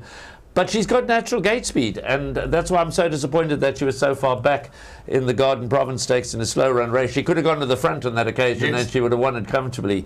But off a slow pace, she hit that flat spot, wasn't able to bridge the gap, and She's a Keeper ran out a comfortable winner on that occasion. But there's no doubt that the best filly in the race, and indeed in some people's minds the best horse in the country, is Captain's Ransom, although the connections of Jet Dark might have something to say about that. Let's talk about the fifth race, Graham, which was the Premier's Champion Stakes. It's a Group 1 event over 1600 metres, and number 9, Cousin Casey, won. He really has impressed me, this horse, and he's in Mr. Ravi Naidu's colours, which is the French grey violet cap, to let you know that the horses are going to saddle up and go straight down to the start. But this horse, Cousin Casey, really took my breath away today, Graham. He won this with some style, established himself as the best two-year-old in the country. He was only beaten in his first two starts, which were both over the minimum trip of 1,000 metres. But since being stepped up to 1,400 metres and beyond, he's unbeaten. He won the Gatecrasher Stakes. He won the Golden Horseshoe coming into this race. They were listed in Grade 2 contests respectively, and stepped up to Grade 1 success here, and he wins with such authority that there's no doubt in my mind that Cousin Casey, the two-year-old son of Vercingetorix, will be crowned the champion two-year-old colt for the season ended 31 July 2022. The Equus Awards take place at Emperor's Palace in Johannesburg on the 24th of August. There we can see Cousin Casey, predominantly grey colours with the purple cap, Grant van Niekerk in the irons. He's got many horses still in front of him as they turn for home. He'll swing him to the outside, and once he gathers his stride, he got just slightly interfered with there by River Carraris. But once he gets to the outside of River Carraris and unleashes that finishing burst, it's all over in a matter of strides. This was a very, very stylish performance. Nothing wrong with Quantum Theory's performance, and Profit as well. I thought they ran very... Victory runs on for second. Absolutely, Nathan Cotton's horse. So a good race, but the winner showed them a clean pair of heels, and really Grant van Niekerk had time to pose. That was an emphatic win, and for a two-year-old to win 4 on the bounce and to end his season with a Grade 1 victory in the Premier's Champion Stakes, it's a very, very big performance. But that was, of course, predominantly for the colts. There was one filly in that race, but race 4, the Grade 1 Taquini Stakes for two-year-old fillies over 1,600 metres. This produced a nail-biter. This produced an absolute nail-biter. Jason Gates, drawn in gate 1 in the predominantly green and black colours, will ease back through the field and turn for home with many in front of him, but get up on the line to hold off the attentions of a fast-finishing number 11 horse, which was Rock the Fox. It produced, in fact, Calvin Abeb thought he won it on Rock the Fox for Sean Terry, and they had the winner's sash on the wrong horse, but that's how close it was. I think he was being a bit cheeky. But Jason Gates also went to the front, didn't lose hope that Canadian Summer had actually held on to victory. So the winner is Canadian Summer in the green and black silks, and then the white cap towards the rear of the field with the big white noseband and the white face. That is the horse that ultimately runs second, Rock the Fox. These are the two that fight it out, and they're both in the last quarter of the field turning for home. Graham, you know, it's fairy tale stuff, this. Pregus Sunasundram, first Group 1 winner. Daryl Moore, 33-year-old young trainer with a handful of horses, first Group 1 winner. And, of course, Jason Gates, a young man who's about to become a father, also first Group 1 winner. To actually see the trainer, Daryl Moore, shaking. He was literally shaking through the whole interview. It was goosebump stuff. I was with Anthony Delpeche earlier in the Hong Kong Jockey Club studio, and Jason Gates actually took the trouble to phone Anthony Delpeche this morning, and Anthony said, whatever you do, keep the stick in your left hand. So what does Jason do? Keeps the stick in the right hand, shifts out in the closing stages, and almost cost himself victory. But fortunately for Jason Gates, Daryl Moore and Preggy Somasundram, the post comes just in time. Had it been another 2 inches, then they would not have been successful, and Rock the Fox number 11 would have won it. So now we're preparing for the Whirlpool Champions Cup, the Hong Kong Jockey Club Whirlpool Champions Cup. The skies are looking a little bit lighter. There's still a little bit of rain around, as you can see, but the lightning appears to have moved on, so they've called for the horses to come into the parade ring. And here's number 1, Russian Rock, who's as a 3-year-old won the Cape Guineas. Is a high-quality, high-class individual, but on many occasions can be his own worst enemy. He fights his rider in races, and they're hoping to get him settled today. Keegan De Miller and Dean Cannemeyer, they won the opening race here at Hollywoodbets Greyville today in the Dali Arabian, the listed race over 1,600 metres on the poly track, and they're hoping that Russian Rock will settle in running. So that's number 1, Russian Rock, who won the Guineas as a 3-year-old. Behind that is the Premier's Champions Challenge winner, Asterix, and here's number 8. Number 8 is a linebacker. Well, all things went completely wrong for him in the Hollywoodbets Durban July, Warren, and so obviously they're looking for a much better run here. He ran second in the Hollywoodbets Gold Challenge and third in the World Sports Betting Cape Town Met in January. And in fact, this is almost a rematch of the Met, because on that occasion, Comedy Ding came out ahead of Jet Doc and linebacker at Wait for Age Terms, and these are the 3 principals again today. Absolutely, Graham. It's going to be a good race and a good nail-biting finish, I'm sure. And this horse linebacker looks outstanding for the Gabler family. And, of course, Jane and Ken Truter, who are here today. They've jetted into town to come and watch their horse run. And he's been turned out beautifully. Here's Comedy Ding. And listening to Gavin Lorena on the panel at the Marshall's World of Sport outlet last night. I attended that panel, and it really was an enjoyable panel. They really had some top quality guests there, and Gavin was there, and he's upbeat, and he really is upbeat, and why not? Look what he looks like, this horse, Graham. Well done to the whole team. He looks outstanding. He always comes well in KwaZulu-Natal, which is not to say that he didn't do very well in the Western Cape. He's very much at home on the coast. Things went all a little pear-shaped when he went to the Highveld to contest a couple of races there, but he's much better than that, and showed that by running a very good 5th in the Hollywoodbets Durban July. He didn't successfully defend his crown, but he was running on very nicely, and I think he will strip an even better horse here today. So Jet Dog finished ahead of him in second under top weight in the Hollywoodbets Durban July. This horse is an interesting runner. This is the winner of the Hollywoodbets Gold Challenge, El Mathana, when he held off linebacker and Jet Dog. That was over 1,600 metres. The Hollywoodbets Durban July, the 2,200 metres, was just a trip too far for him. But this 1,800 makes it interesting. He could win the Gold Challenge over 1,600. Can he win the Champions Cup over 1,800? Yeah, interesting. Interesting runner. His run in the July was not bad either. But they're out. The horses are out for the Hong Kong Jockey Club Whirlpool Champions Cup. Grade 1. They're going straight down. Sheldon's upstairs. Thanks very much, Warren and Graham. Runners for the Hong Kong Jockey Club Whirlpool Champions Cup. 1 million rand grade 1, 1800 meters. Number 2, Asterix, Russian Rock number 1.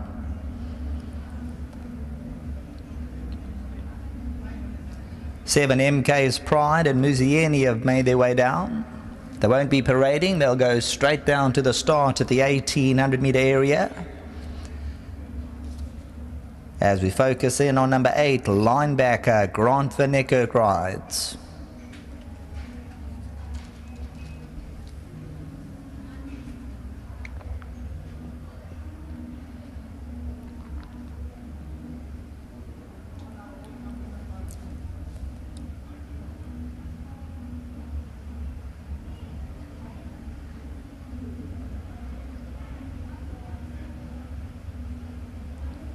Nine, Fire Alley. Crown Towers, Jet Dark. Here's number 4, Kometi Dung. Gavin Arena rides.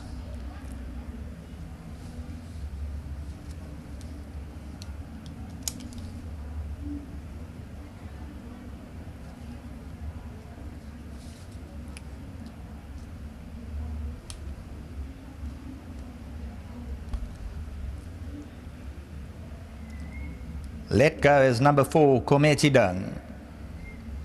Number 3, Crown Towers, with a companion, Kelvin Abib, sports the full set of silks. 9, Fire Alley, Elder de Meyer. 5, Jet Dark, Richard Ferry, a green cap. El Mutana, number 6, Samanga Kamalo.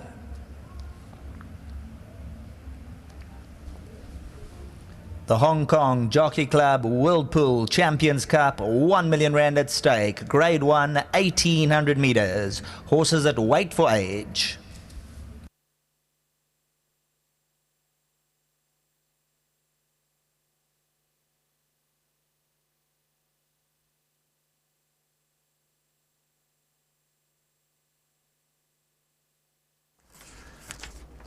The Hong Kong Jockey Club Whirlpool Champions Cup Grade 1 weight for age terms over 1800 meters. 9 of South Africa's finest thoroughbreds on their way to the start. And the favourite is Jet Dark. Jet Dark, of course, winner of the Lormans Queen's Plate on 2 occasions and the defending champion. He won this race last year. But he comes up against a number of very, very talented performers. Russian Rock won the Guineas as a 3-year-old. He's in a good space. Asterix, winner of the Grade 1 Premier's Champions Challenge when he beat Sparkling Water, who came out to win the Hollywoodbets Durban July. Kometi Dung, who beat Jet Dark in the World Sports Betting Cape Town Met and ran 5th in the recent July, but could strip a better horse today, having had a rather unfortunate time of it on the Highveld. Jet Dark we've spoken about. El Muthana, winner of the Hollywoodbets Gold Challenge. MK's Pride, winner of the Horse Chestnut Stakes. That's a Grade 1 over 1600 meters. Linebacker Warren, he's had a frustrating season. He ran 3rd in the World Sports Betting Cape Town Met. He ran 2nd in the Hollywoodbets Gold Challenge, beaten narrowly by El Muthana. Things went all wrong in the Hollywoodbets Durban July. And he'll be looking to set the record straight because he was a multiple Grade 1 winner as a 3-year-old. Yeah, he will be looking to set the record straight. He looks outstanding, as he always does. As I said earlier on, Shiro Gabler and the Truter family are in town. They've come to watch their horse run. And yes, he's got gears, he's got ability, there's no doubt. He has had a bit of a frustrating KwaZulu-Natal season. But as I say, some will disagree. Horses do go a little off form, but they never lose their ability as far as I'm concerned. And he's good as linebacker. He really is a good horse. He can never, ever be ignored. It's impossible to ignore him. And I see he's paying... it was around 6-1 when I last checked, so I'm not quite sure of the updated betting with linebacker, but you'd be foolish to leave him out. I am a little bit on the back foot with him, Graham, because I've been big on him through the season. I'm not saying he can't win. Of course he can win. But, yeah, he can improve. I'm expecting improvement on that last run. Yeah, look, at his very best, he's going to be extremely competitive here. He's not really been off form. I think it's he's just had no luck this year. I mean, you can hardly say the fact that he got beat in the World Sports Betting Cape Town met at weight for 8 terms, less than a length by Comedy Dung, and Jet Dark was an off-form run. And then he needed his outing in the Drill All Stakes over 1,400 metres. He ran an absolute cracker over the mile of the Hollywoodbets Gold Challenge to get within a neck of El Muthana with Jet Dark just behind him. So you've got to draw a line through the Hollywoodbets Durban July run when he was eased, he was hampered, he actually pulled up sore, and Vaughan Marshall has done a fantastic job to get him here today. And so let's hope that linebacker runs his race, whatever that might be, whether it's second or third or first. Let's hope that linebacker runs his race and ends off the 4-year-old campaign on a high note. You're quite right. Off form's the wrong terminology to use, the wrong words. There's just those 3 runs, you know, that 7th, that 9th, and the 14th, those 3 runs that have got me on the back foot with linebacker. But he's done we've given him his time. I want to ask you about MK's Pride, number 7, who's Paul Peters' horse, Muzi Yeni, and Koos and Carly's made the trip into town. Passionate man is Koos, and he loves his horses, he loves his racing. He's got very good horses, Maharani, MK's Pride, and he can never ever be ignored. But over the 18, what's your take? I think he's at his absolute best, 1,400 to 1,600 MK's Pride. 1,400 is probably his preferred trip. A number of these horses are going to benefit from the fact that there's now a little bit of cut in the ground. We've had a little bit of rain this afternoon and late this afternoon. Prior to that, the track was running firm and fast. This is going to slow them down a little bit, and MK's Pride could enjoy a cut in the ground, as could Comedy Dung and Linebacker. But I think MK's Pride, 1,800, like possibly also the case with El Muthana, is stretching him to his limit. But El Muthana, for me, not certain that he won't get the 1,800. I just believe he's at his best over 1,600 metres. But this 1,800 metres is very definitely absolutely ideal for Comedy Dung, absolutely ideal for Linebacker, absolutely ideal for Jet Dark. Jet Dark remains my choice. I think he'll defend his crown, but he's going to have to be at his absolute best as they start the loading process. Let's head up to Sheldon Peters in the commentary box. Thanks very much, Graham. The Hong Kong Jockey Club Whirlpool Champions Cup, 1 million rand at stake. Jet Dark is in, sports the green cap. MK's Pride and Muzi Yeni settled in. Kometi Dung, Gavin Larina, Russian Rock to 1, Keegan De Miller. JP van der Merwe and Asterix to 2. Grant van Niekerk, Linebacker 8. Samanga Kamala and El Muthana, they're in 6. Crown Towers. Gates are back and they sent on their journey. Jet Dark just got 1 scrub to get into a handier position than usual, 4 lengths off the leaders. Crown Towers going to do his job on the right hand side, the pink cap, and there goes Crown Towers, undisputed pacemaker, 1.25 lengths. MK's Pride, Fire Alley now going to try and turn up the tempo on the outside, 3 around them. Asterix in the slipstream just waiting in 4th position, just 2.5 lengths off. Then we have Kometi Dung, Jet Dark scraping paint on the inside, the green cap. Kometi Dung and Jet Dark, there's only about a neck between them. Then the grey Russian Rock further back in the running, Linebacker, and El Muthana watches all unfold. 1,000 metres left to go. Crown Towers doing the buying and the bidding by 1.25 lengths, striding along. On the outside, Fire Alley second. Asterix awaiting third. On the outside, MK's Pride as they come to the 700-metre marker.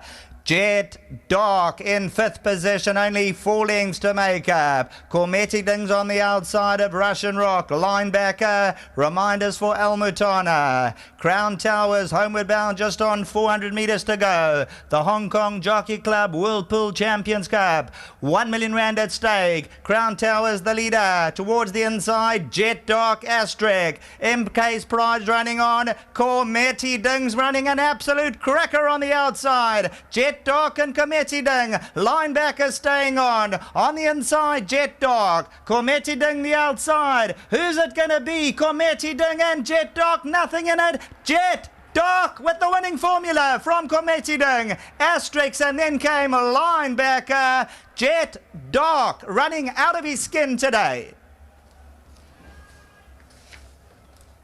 Well, you've got to say, top ride, top horse, everything worked perfectly. Crown Towers set the speed, and out the gates, Richard Ferree just gave him one nudge, and he was a lot closer. He managed to be in a striking position. He wins a neck. For the Crows, the Johnsons, Drakenstein Stud, the Ruperts, Justin Snaith and Richard Ferree out the gates. That one niggle probably sealed the deal because he got him into a striking position. He settled well enough and the rest is history. Asterix, linebacker, El Mutana. Further back, Russian Rock.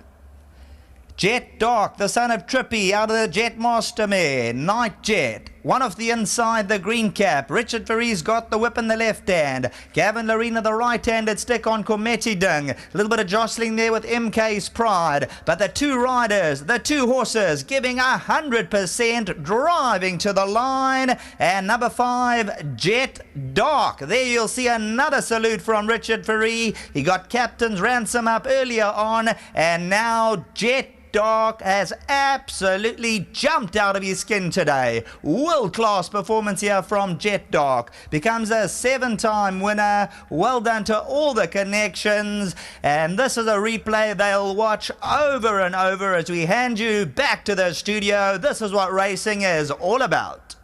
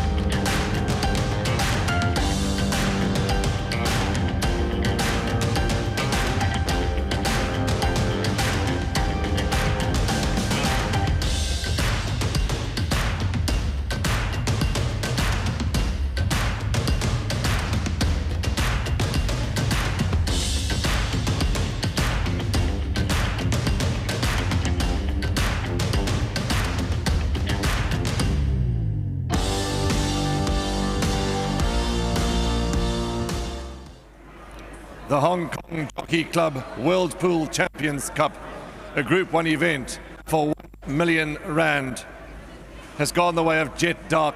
We were treated to a thrilling finish between Comedy Ding and Jet Dark. But Jet Dark, two great riders, two great horses, two great trainers going to the line as one. But there can only be one winner, and that was Jet Dark. With me is the groom, whose name is Rasta. He looks after Jet Dark, and he gets money from Hollywoodbets and Gold Circle. Well done to you, Rasta. Jet Dark really looked outstanding. Yeah, I'm very, very happy, and thank you, Mr. Justice. Thank you to Reset, and thank you for the guy of writing for Jet Dark is Simpiwe Matalani. For thank you so very much. I'm very, very happy. Congratulations. Well done to you, Rasta. Well done. Thank you. It gives me great pleasure, ladies and gentlemen, to welcome Mahesh Chetty, a good friend and colleague, the of the racing club, and he's the director of Gold Circle. He's a good and Richard Fourie is the duty. A bit of rain we've had. You've got dust splattered all over you, but I'm sure that's the last thing you're worried about. Well, it was important for the horse to win. He's a conditions I wasn't too worried about. The Cape horses. Going to have a ding-dong tussle in this sort of condition. They both champions in their right, and today I was in a beautiful spot. Before the top of the straight, I got a beautiful run up the inside and had good place to build up with. And, it was a fight out to get the win, but a fantastic horse. He's got such great heart, and he dug in deep and legs at the right time in the conditions, and he won a fantastic race. Well done to the entire racing team. They've done a phenomenal job. The owners, Tommy Crow and Mr. Johnson, what a fantastic horse, and just finally getting to win that Group 1 on him. And then a special thank you to Winning Form for being part of this season towards the end, and building up to stronger things into the next season. And to my 9th Group 1 for the season, and I don't know if it's a record, but I'm happy with 9. You're happy with 9, and it is one of your records, and that's the most important thing. Yourself achieved these goals. You've treated us to some fabulous riding. You and Gavin, 2 top riders. Well done. Yeah, thank you, and it's can only be possible with great support. So thank you very much to all the whole season. That's where the winners came from with the big ones. So thank you very much to them all. I greatly appreciate it. Thank you. Well done. Richard Fourie, ladies and gentlemen. Let's hear it for Richard, for those of you that are around the winners area. Richard Fourie's treated us to some fabulous riding. Thank you, mate. Let's get Justin in. So we all know Hammerfeld's open to the public. Come and enjoy breakfast and come and see the horses. And you guys are so open to the public and to the press and all that goes with it. And I had the pleasure of watching this big fella stretch on the tracks this week. And I said to my wife, they're not going to beat him. Yeah, look, we had a lot of confidence going to the race. Pulling up out of the Hollywood Durban July was paramount, that he pulled up well, which he did. He came out of it, and I said to Nick and Tommy, wow, he's taken a hard race, because he's been just so unlucky. Fell out the gates in the Gold Challenge, too far back, came into the straight, couldn't get a run, disaster. The July made up for it, make no mistake, running second. It was very, very impressive. But this is just incredible. To run with a horse like Komadading, who by far is, between him and Jet Dark are the best over any distance at the moment, weight for age, hands down. Obviously in the July you give away a lot of weight. He carried 60, the winner 53. This is the race in Natal that stands out, and I think today it's one of those days of weight for age. Good horses should be winning these races, and I think today we have seen some phenomenal results. Glenn Cotton's 2-year-old earlier, Ravi's, it's just wow. The future looks good. To all the partners, really well done. He's obviously got a career as a stallion one day, but we still got a lot that's planned for him, and just over the moon. To everybody in Durban that's helped me, Tony at Summerfeld, everybody, to Sapiwe that rides him every day. Even Richard came and stood with us on the Wednesday and watched Sapiwe ride him, canter him. So it was something very different. So tops to Richard, he's been incredible. Gold Circle, thank you, everybody concerned. Drakenstein on breeding. Gaynor brings Trippy to South Africa. You bring the mares, you combine them. Nothing's ever guaranteed, and he showcases what we can do here in South Africa out of a mare by Jetmaster, South African bred. Incredible. A stallion to follow in the future. Justin, well done to you. You've already got a Belgian trophy. Another one, because well done to you. Thank you for all the sacrifices you've made along. Obviously to a Hong Kong Jockey Club, I hope they've been impressed with what South African racing has showed today with some of the best horses in South Africa, and they've proved for their punters. I saw the pulls in this race. and they, give them confidence for the next World Pool here in South Africa. Well said. Let's put it together for Justin Snaith, the trainer of Jet Dark, and he's to the Hong Kong Jockey Club, the team in Hong Kong. Well, they would have taken notice. Come on, let's get Nick. Let's get Nick in. Let's get Nick and Tommy in. I got no more voice because we've been talking all day, shouting these wonderful horses home, but we keep going. Well done, Alston. You must be so proud. What a win, what a gutsy race. Yeah, absolutely, Warren. He's a hell of a horse. To have won this race twice in a row and 2 Queen's Plates is remarkable. It's a great story. Obviously owning him with Tommy is a huge thrill. Obviously with Justin, Richard rode him beautifully. The unsung hero actually is his groom, Rasta. He's not an easy horse, and since he came into the yard, he's been quite tough, and Rasta has looked after him absolutely beautifully. He's calm, and he's helped Jet Dark develop into the horse he is. And often the grooms don't get enough praise, and I tell you, this horse without Rasta would not be quite the same horse. So huge accolades to him. And of course, Gaynor Rupert at Drakenstein for breeding him. It's a hell of a breeding feat. Yes. So, it's a wonderful story, and we couldn't be happier. It's a wonderful way to finish the season, and well done for a great day to Gold Circle. Tom, don't go far. Race from the box upstairs? No, I stood out in the crowd. I wanted to actually feel the atmosphere with my family and friends here. A lovely time. I was shooting in the Free State this morning and walked about 12 kilometers carrying a shotgun, and managed to get down here in time for the race. But I just want to say thank you to Nick. He brought me into the horse, an absolute champion. I mean, he's a once-in-a-lifetime horse.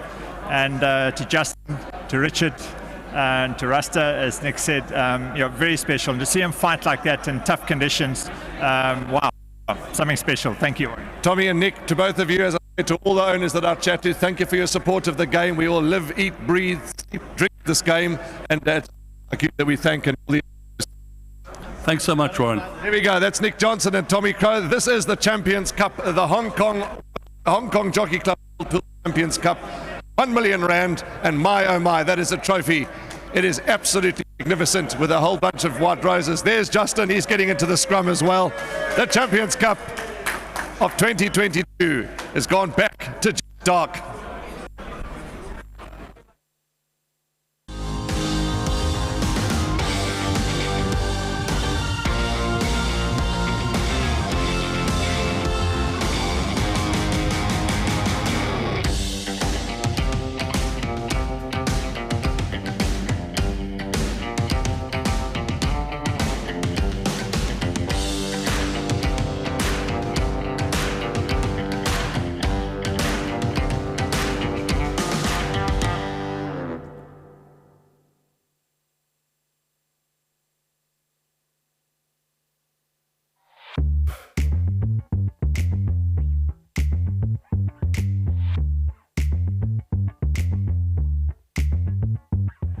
Well, I'm back to continue the presentation. Mahesh, can you join me again? Can you join me again? And, we need to do the presentation to the winning breeders, and that is Drakenstein Stud, Gaynor Rupert, and Kevin Sutherland here.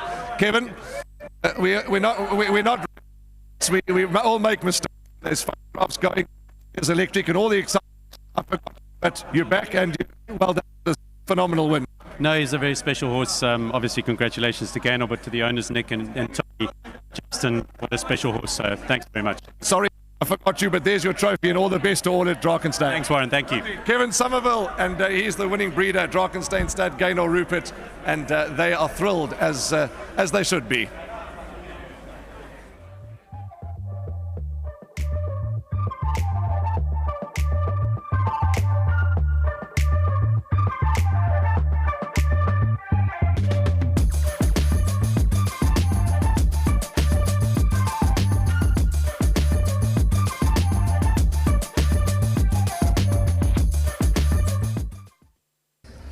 Crown Towers.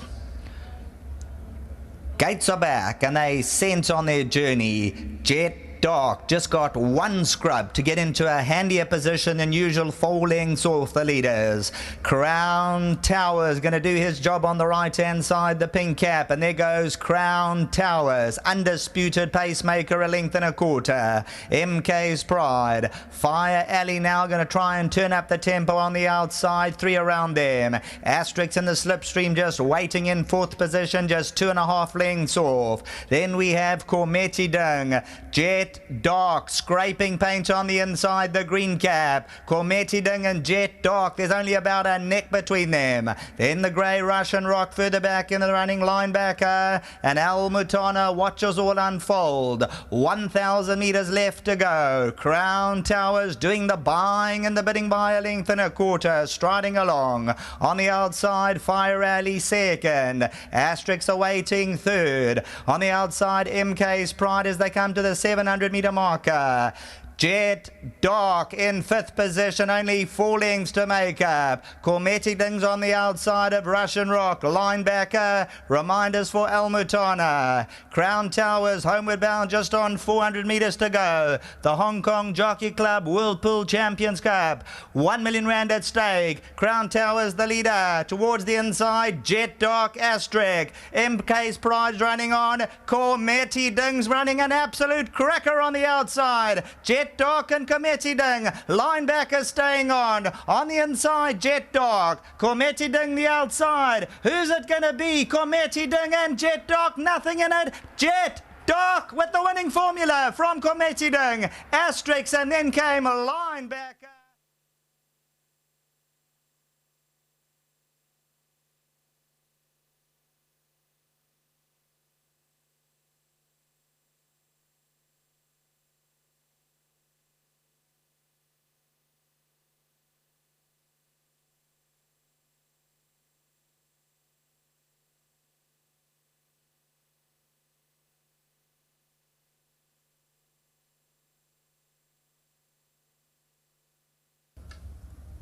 Take note of starting times, new starting times. Race 9 is now 17:35. The gold bracelet grade 2 now due off at 17:35. And they're moving along to race number 10. The Marshall's World of Sport Umgani handicap listed 18:05.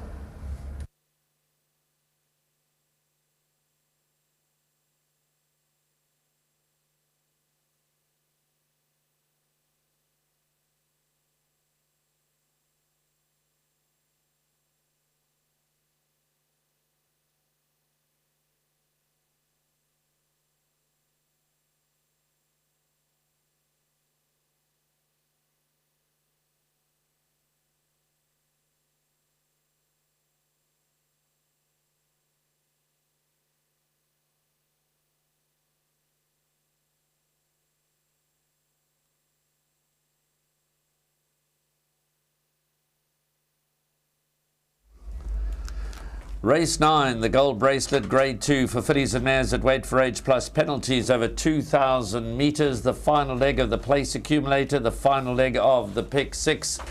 And what a scintillating victory by Jet Dark in the previous, narrowly getting the better of Cormetti Ding. What a great race between the two, the Champions Cup living up to its billing. And now it's the turn of Marina to deliver for the punters, a 4-year-old daughter of Silvano from the Candice Bass Robinson stable for Elder De Meyer. She is the short-priced favourite.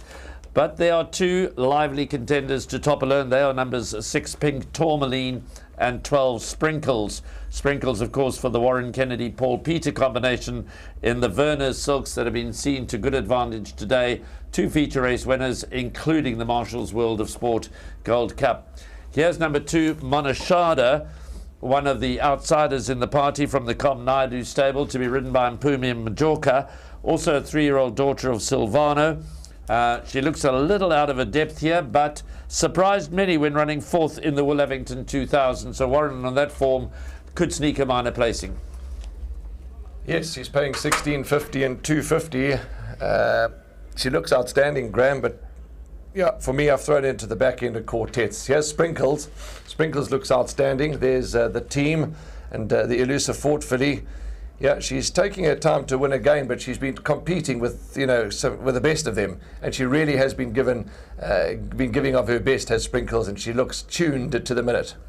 She ran third in the Willavington, just ahead of Monashada, but I certainly believe that Sprinkles should have the measure of Monashada. As you say, she's been running against the best of them. Here's number 4, Electric Surge, another big outsider at 21.20 and 5.10 from the Robbie Hill stable. Races with the tongue tie. Ashton Aries takes the ride. Never too far off them, and ran a decent race in the DSTV Gold VAR. She was an interesting runner in that race and ran fifth, only 2.5 lengths behind Blackthorn. So she certainly stays well, and her form is good, consistent. She could also get into the back end of those trifectas and quartets.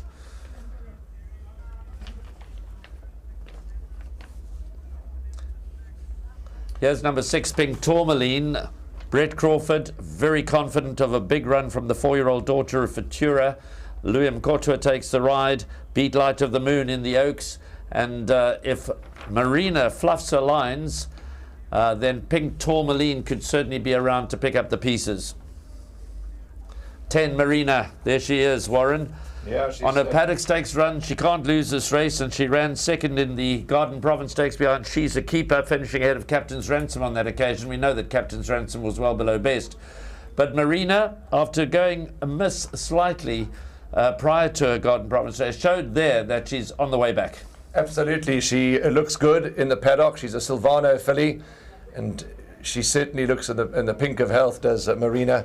And that last run was a good run. She knows her way around this track. Aldo Dome is going to be the man behind the mane. So lots to like about Marina. A lot of the punters have backed her. A lot of the punters have bankered her.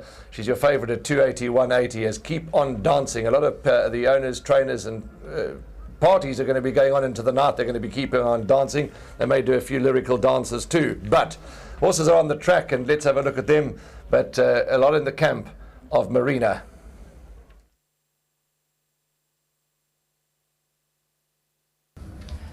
Race number 9, the Gold Bracelet, Grade 2, over 2,000 metres. Number 5 is Keep On Dancing, Gavin Larena, the pilot.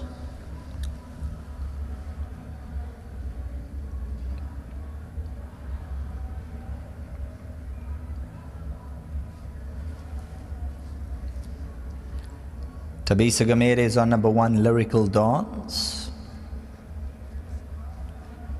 Monashada is number 2, Pumim Joka. First 5 runners in double figures. The warm favourite number 10, Marina, 280.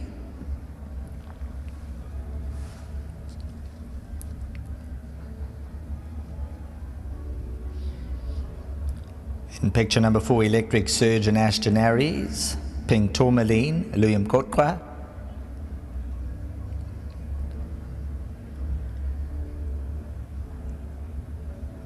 Silver Maria is number 7, Keegan De Miller. Richard Fries on 8, Follow the Star.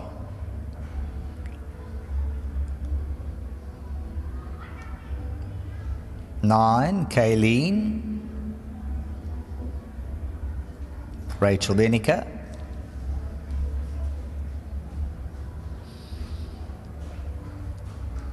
Far Side, Scented Mistress, and Sprinkles are passed by. 12 and 13, Warren Kennedy.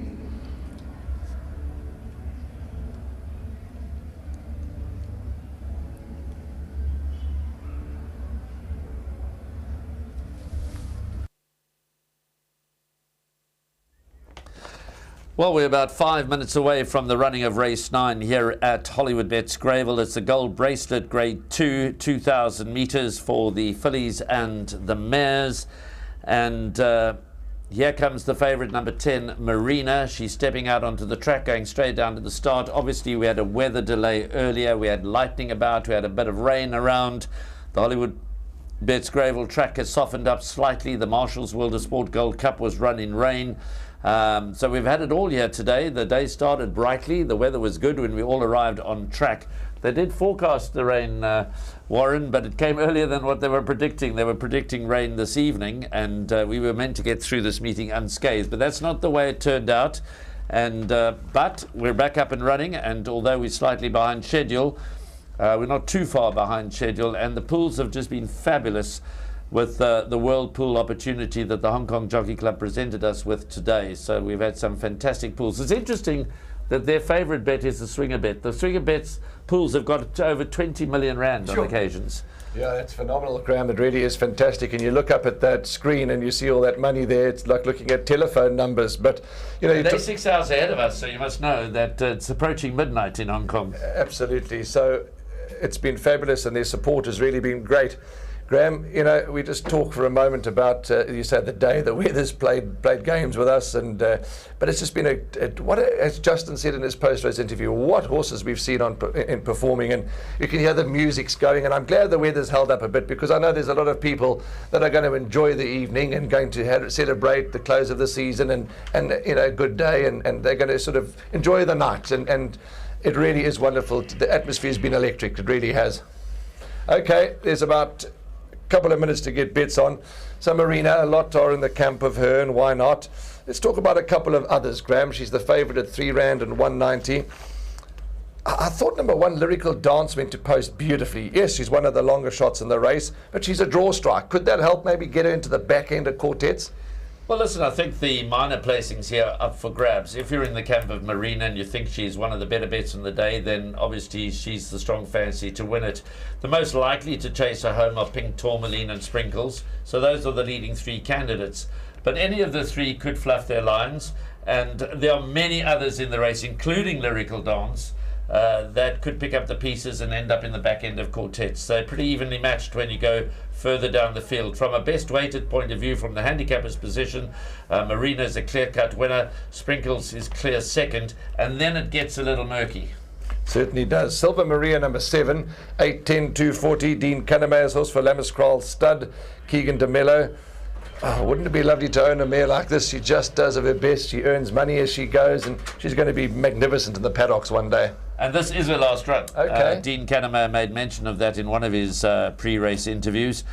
She's an absolute model of consistency. 19 lifetime starts for 3 wins, 4 seconds, 6 thirds and 2 fourths, and her recent form has just been impeccable. But this is a step up in class for her. But the change in the track conditions, the fact that she's that honest, if those around her are starting to struggle and not enjoying themselves in the latter stages of the race. The lights are on here at Hollywoodbets Greyville. As you can see, the sun has gone down. How's that for a shot? So yeah, Silver Maria, her consistency deserves her to get into the money here. Yeah, look at that. Some wonderful, wonderful footage coming there of the track and the lights and of course, Durban. It certainly was some wonderful sights there, Graham. And, you know, we talk about the winter, you know, the winters in KwaZulu-Natal, the winters in Durban especially are, you know, you can't call it winter. But my, oh my, what a season it's been, Graham. It's been a phenomenal season, and capped today by wonderful performances from Captain's Ransom winning the Mercury Sprint, Jet Dark winning the Champions Cup, and of course Shangani winning the Marshall's World of Sport Gold Cup. Solid staying top. It was quite, you know, benefit of hindsight, Shangani's by soft falling rain. So, you know, when they were loading up and the rain came down, it was almost saying, guys, watch out for the progeny of soft falling rain. But Shangani wasn't winning out of turn. I just thought that, you know, at the weights there was little to choose between Shangani and Nebras, but Shangani was better placed in the race. Nebras was given a hopeless task turning for home.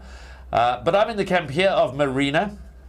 I think that her run in the Brentford Football Club Garden Province Stakes showed that she was coming back to her form. She didn't get off to a great start here in KwaZulu-Natal, but clearly Candice Bass-Robinson has her in the right place now. And I think she's going to take a ton of beating. Her Paddock Stakes run, if she repeats the Paddock Stakes run, bearing in mind that she finished closer behind Captain's Ransom on that occasion, then she's going to put this field to bed. But this is 6 months later. Okay, they're going to start loading any time now. Get your bets on, and the pools have been wonderful. There's still plenty of racing action. They're going to start loading, and you're going to have another look at some footage here of the track and of the Durban skyline, I think. But absolutely wonderful footage, and well done to absolutely everybody that's put their weight behind this entire champion season. It's been fabulous. Okay, that's a wrap from Graham and I. Let's go upstairs to Sheldon. It's the penultimate race on the card. It's 2 very good races still to come.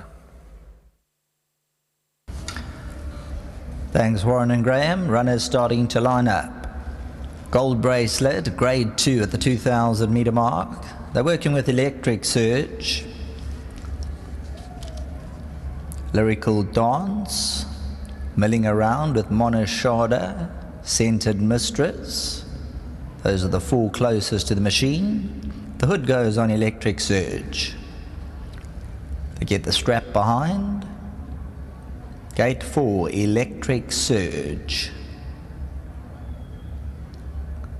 Goes in, hood comes off. Lyrical Dance.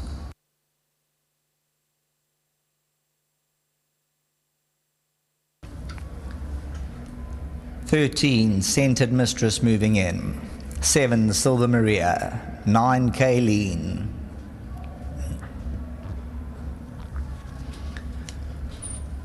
Follow the Star. Barrier 8. Pink Tourmaline to come to 6.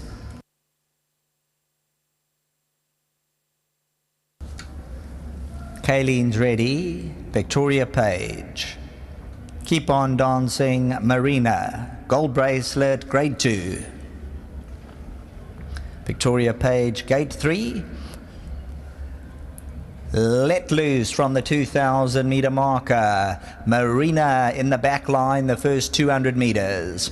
Monashada 3 off the inside, just about the leader. Kayleen is right there in the blue and yellow silk second. Lyrical Dance into the turn third. On the outside of runners, Sprinkles is moving into a prominent position. Pink Tourmaline is racing between them. There's not much speed on as they race down towards the 1,400 metre zone. Victoria Page is latched onto the inside running rail. Silver Maria on the outside of runners, and then comes Electric Surge. Marina further back, yellow sleeves and cap as they slam on the brakes in front, and Monashada just inching along. There's no tempo on. Marina's third to last, and she's got about 7 lengths to make up. Keep on Dancing. 2 lengths, Follow the Star, green sleeves and cap in the back seat. Monashada doing it her own way in front by a neck, but you sense a move. There goes Sprinkles and Warren Kennedy around at the 1,000 peg. Sprinkles not happy with the tempo, and Warren Kennedy now pulls the trigger and says, let's go, hasten up. Sprinkles goes on 1.5 lengths. Scented Mistress on the outside, Monashada, Kayleen. Electric Surge, Pink Tourmaline, Silver Maria. Follow the Stars also making a big move around them. The green cap has made 3 or 4 lengths in a matter of strides. Marina's moved 5 around them on the outside. Lyrical Dance on the inside. A sprint for home, 4:50 out. Sprinkles made the move early. Can she go all the way now? Down the centre, Electric Surge. Follow the Star, Scented Mistress. Marina look to the extreme right hand side, and the yellow silks 3 to make up. Sprinkles the one to get a hold of. Marina at the 200 metre marker now, feeding into the lead, and yes, Marina putting her hooves in all the right places, and this is bullseye. Marina by 2. Second position, Follow the Star. As they went past the line for the punters, number 10 Marina at 3 Rand 10. Follow the Star, Sprinkles, Scented Mistress. So how's this for a victory? Number 10 Marina expected to come through and win, and Elder De Miller, there you can see, has a look at the camera, and he poses, the daughter of Silvano, for the Candice Bass Robinson stable. Vulgabus Drift and Maritzfontein for the Gels, Basses, Greens, Wrestles, Shirtlifts, and Elder De Miller hooked her out. Initially there was absolutely no speed, then Sprinkles tried to pour on the speed, they then eased up again, and Marina, Elder De Miller, he didn't want to have any of that. He said, I'll come to the extreme outside, so there's no hard luck stories. And once Marina started to get those engines going, she went through the gears and she absolutely rips home. Here's number 10 Marina, Elder De Miller, they got it in the bag, and the punters will be cheering all the way to the winner's queue. 3 Rand 10 and 1 Rand 70. Number 10 Marina, the winner. Back to the studio.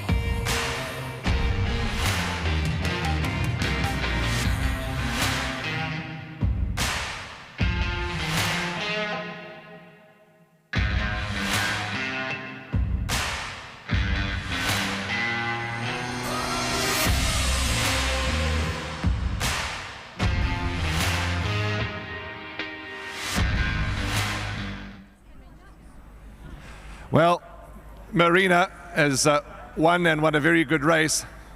She didn't come out the gates the best. She had to race wide. She was forced to race wide, and she's won a very good race. And she's won a top quality contest here for Candice Bass-Robinson.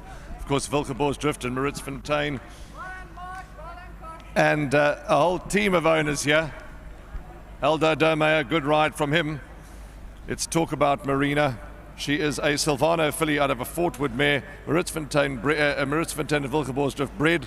And nice to have Marsh Shirtliff on course as well. He owns this with Bryn Wrestle, the Greens. And there's one other owner there, to Mark Bass, I think it is, but the rain has spoilt my print in the book. But into the winner's enclosure is Marina for the golden bracelet.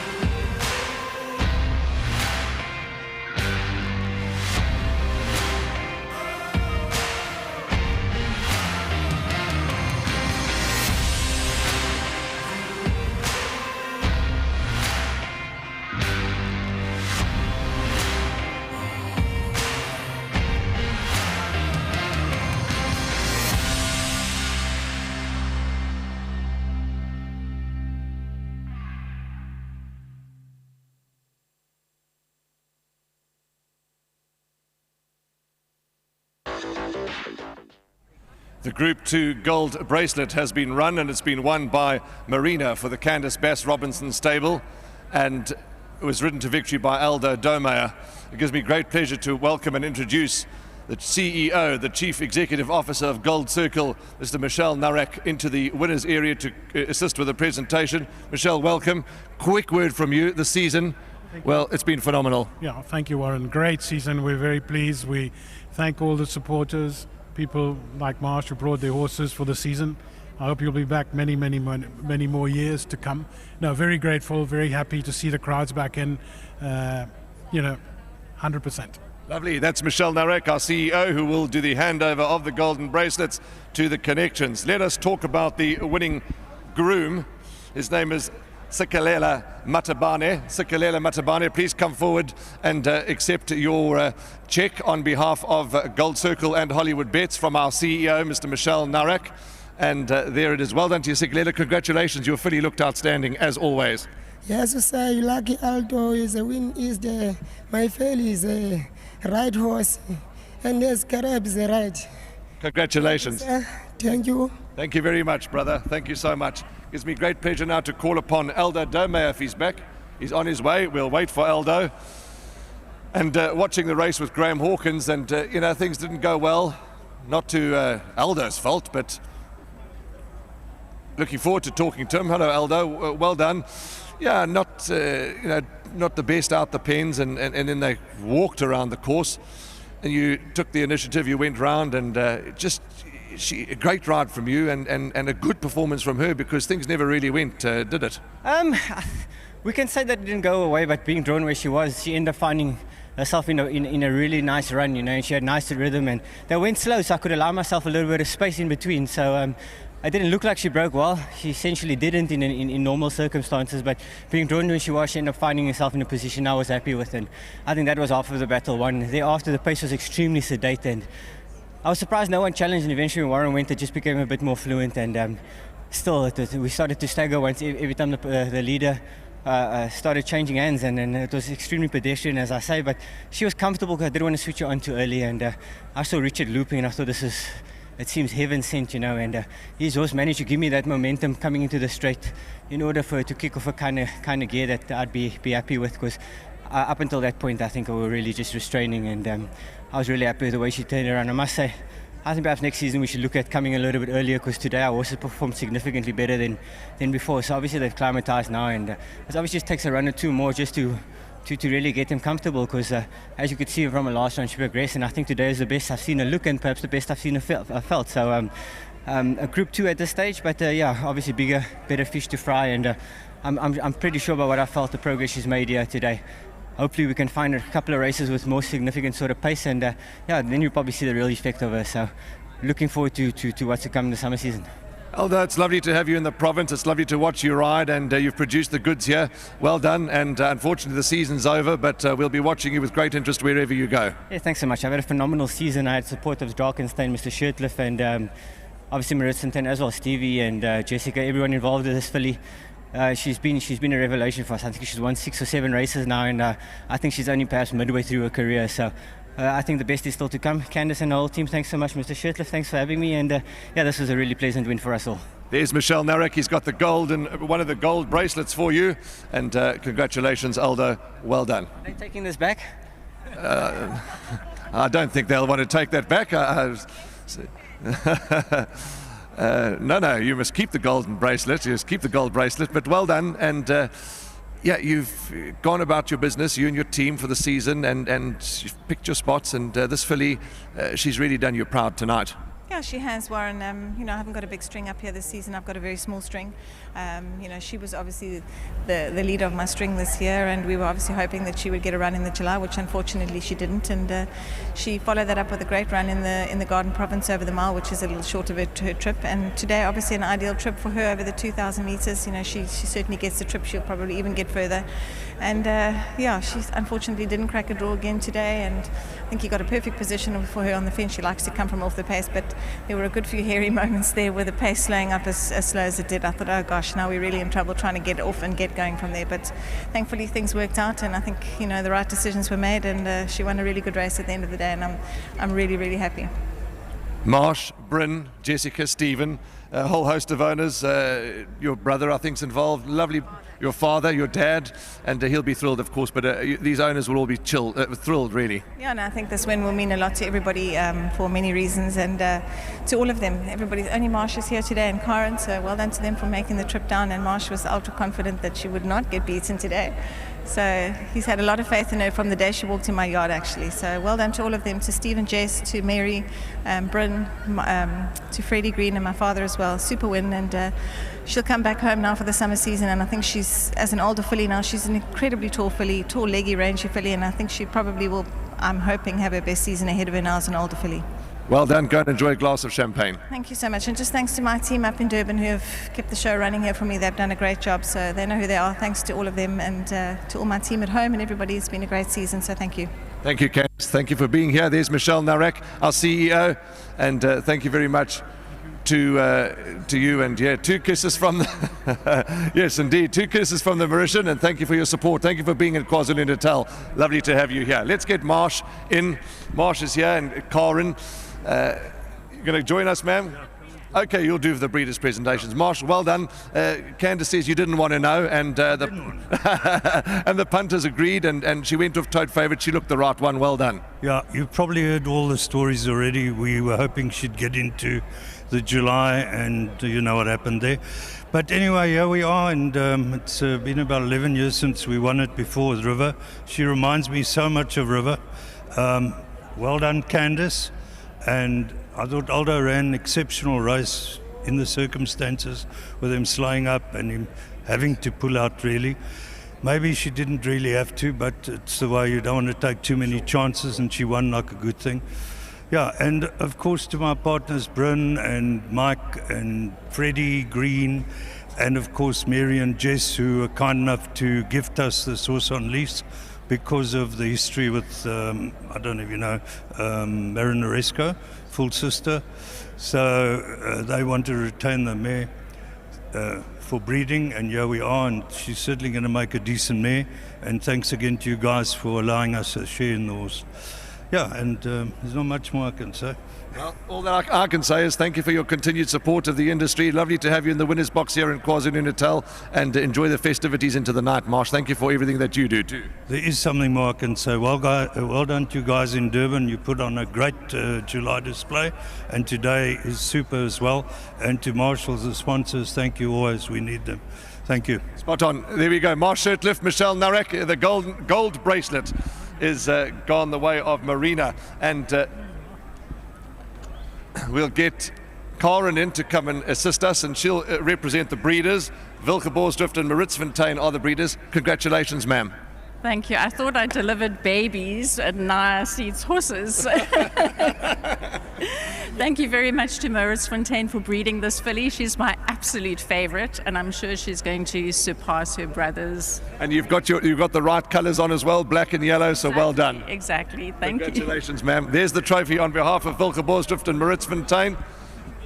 And yes, get in, Marsh. Go and have a lovely photograph with Michelle and enjoy the moment here. Marina, the gold bracelet, Group 2 has been won by Marina. It's been fantastic.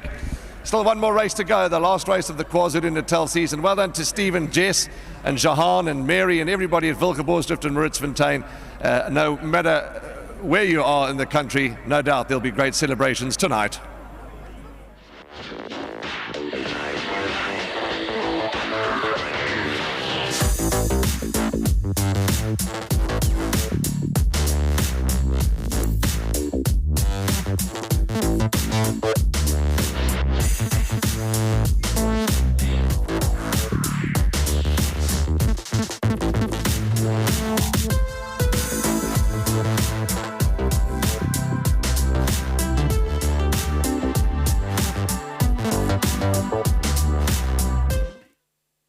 Gold bracelet, grade 2. Victoria Page, gate 3. Let loose from the 2,000 metre marker. Marina in the back line, the first 200 metres. Monashada, 3 off the inside, just about the leader. Kaylina's right there in the blue and yellow silk second. Lyrical Dance into the turn third. On the outside of runners, Sprinkles is moving into a prominent position. Pink Tourmaline is racing between them. There's not much speed on as they race down towards the 1,400 metre zone. Victoria Page has latched onto the inside running rail. Silver Maria on the outside of runners, and then comes Electric Surge. Marina further back, yellow sleeves and cap as they slam on the brakes in front, and Monashada just inching along. There's no tempo on. Marina's third to last, and she's got about 7 lengths to make up. Keep on dancing. 2 lengths, Follow the Star, green sleeves and cap in the back seat. Monashada doing it her own way in front by a neck, but you sense a move. There goes Sprinkles and Warren Kennedy around at the 1,000 peg. Sprinkles not happy with the tempo, and Warren Kennedy now pulls the trigger and says, let's go, hasten up. Sprinkles goes on 1.5 lengths. Scented Mistress on the outside, Monashada, Kayleen, Electric Surge, Pink Tourmaline, Silver Maria, Follow the Stars also making a big move around them. The green cap has made 3 or 4 lengths in a matter of strides. Marina's moved 5 around them on the outside. Lyrical Dance on the inside. A sprint for home, 4:50 out. Sprinkles made the move early. Can she go all the way now? Down the centre, Electric Surge. Follow the Star, Scented Mistress. Marina look to the extreme right hand side, and the yellow silks 3 to make up. Sprinkles the one to get a hold of. Marina at the 200 metre marker now, feeding into the lead, and here's Marina putting her hooves in all the right places, and this is bullseye. Marina by 2. Second position, Follow the Star as they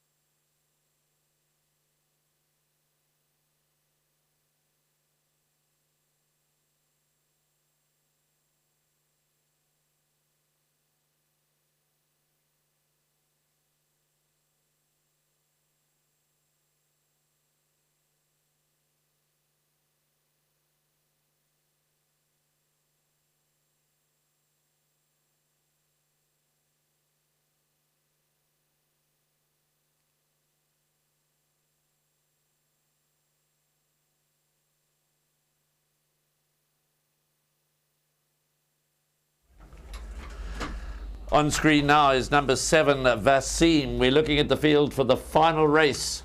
The Marshall's World of Sport Mgani Handicap. It's a listed race over 1,000 metres. And number 7, Vasim, is from the Roy Magnus stable. Muzieni takes the ride. Has been placed 3rd in its last 2 starts behind Godswood and Kayla's Champ. And Vasim could run a big race. This is his first appearance on a poly track. Here's number 5. Isi Vungu Vungu. Raced by the Hollywood Syndicate. They're still stuck on 99 winners for the season, so they'll be looking for Isi Vungu Vungu to register their 100th win of the season. Richard Faree has already ridden 2 Grade 1 winners today and taken his personal tally of Grade 1 winners for the season to 9. What a wonderful season Richard Faree has had. He rides for the Peter Muscat stable here, and it would be very apt if Richard Faree was to ride Hollywood Syndicate's 100th winner for the season. Isi Vingavungu, certainly one of the fancies here. He's 7.30 on the totem, 2.20, and must have a bright chance of taking top honours in this, the Marshall's World of Sport Mgani Handicap. Here's number 10, Casa Inverno. From the Paul Peter stable, Warren Kennedy rides in the very familiar colours of Marsh Shirtcliffe. The same colours that were carried to victory by Pocket Power and Marinaresco, and he had a share, of course, in Marina, the previous race winner, but he races this in partnerships with the Verners and the Wilsons, and Casa Inverno, a winner of the last 2 starts, comes into the race in very good form, a 3-year-old filly by What a Winter. That was also raced by Marsh Shirtcliffe. Number 3, After the Rain, is your tote favourite. You can't miss him. He's greyer than I am. 4-year-old grey son and master of my fate. Keegan De Miller opened up the meeting, and he'll be looking to close out the meeting. Gareth Van Sale is the leading trainer here in KwaZulu-Natal. And After the Rain. Well, soft falling rain was the sire of the Gold Cup winner. And the rain is gone, so could it be After the Rain? Here's number 9. Well, I thought you couldn't get greyer than After the Rain, but here's Anna Capri, and she's almost white, this daughter of VAR. She's very speedy. She ran 2nd to Mercury Rising last time out. Gavin Larena takes the ride for the David Nivenason stable. So we've got 2 almost white horses here in the form of numbers 3, After the Rain, and 9, Anna Capri. Okay, so the horses are about to go out for the final race, so we'll hand you up to Sheldon Peters, and when we come back I'll be chatting to Taffy Mukuretsi, the Chief Technical Officer of Marshall's World of Sport.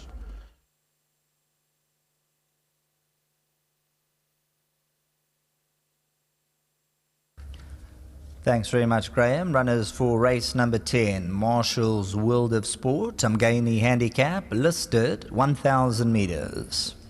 Number 1 is All of Me, Mark van Rensburg, the rider. Atendiwe Mgutwa, Pray for Rain, number 2. Number 5, Isi Vungu Vungu, Richard Faree with a companion.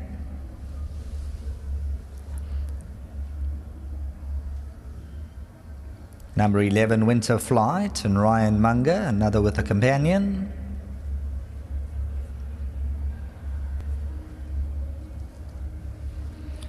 Number 4 is Mount Pleasant, Tabisa Gomede, at 28 Rand a win and 620 a place, Mount Pleasant.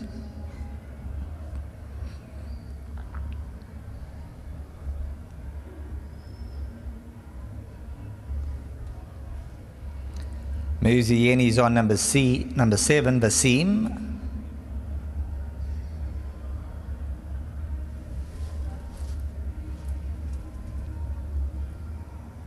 Kabela Matsunyani, 8, Gallic Chief.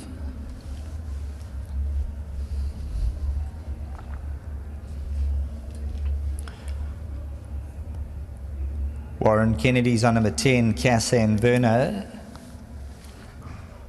Number 12, Mr. Cobbs. Gareth Wright picks up the ride, sports a black cap. So Mr. Cobbs sports the black cap, Gareth Wright. As a look at number 10, Casa Inverno. Full set of silks. 12, Mr. Cobbs, black cap. Number 3, After the Rain, Keegan De Miller.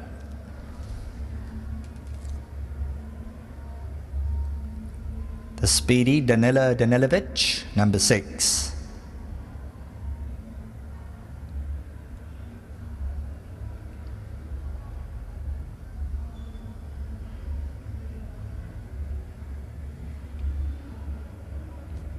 So to come out, Anna Capri, number 9, Gavin Larina.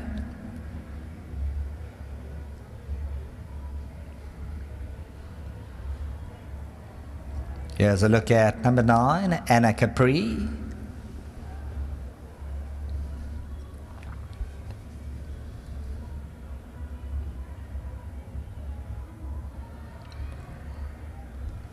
Gavin Larina aboard Anna Capri at 16 Rand 60 and 390 the place.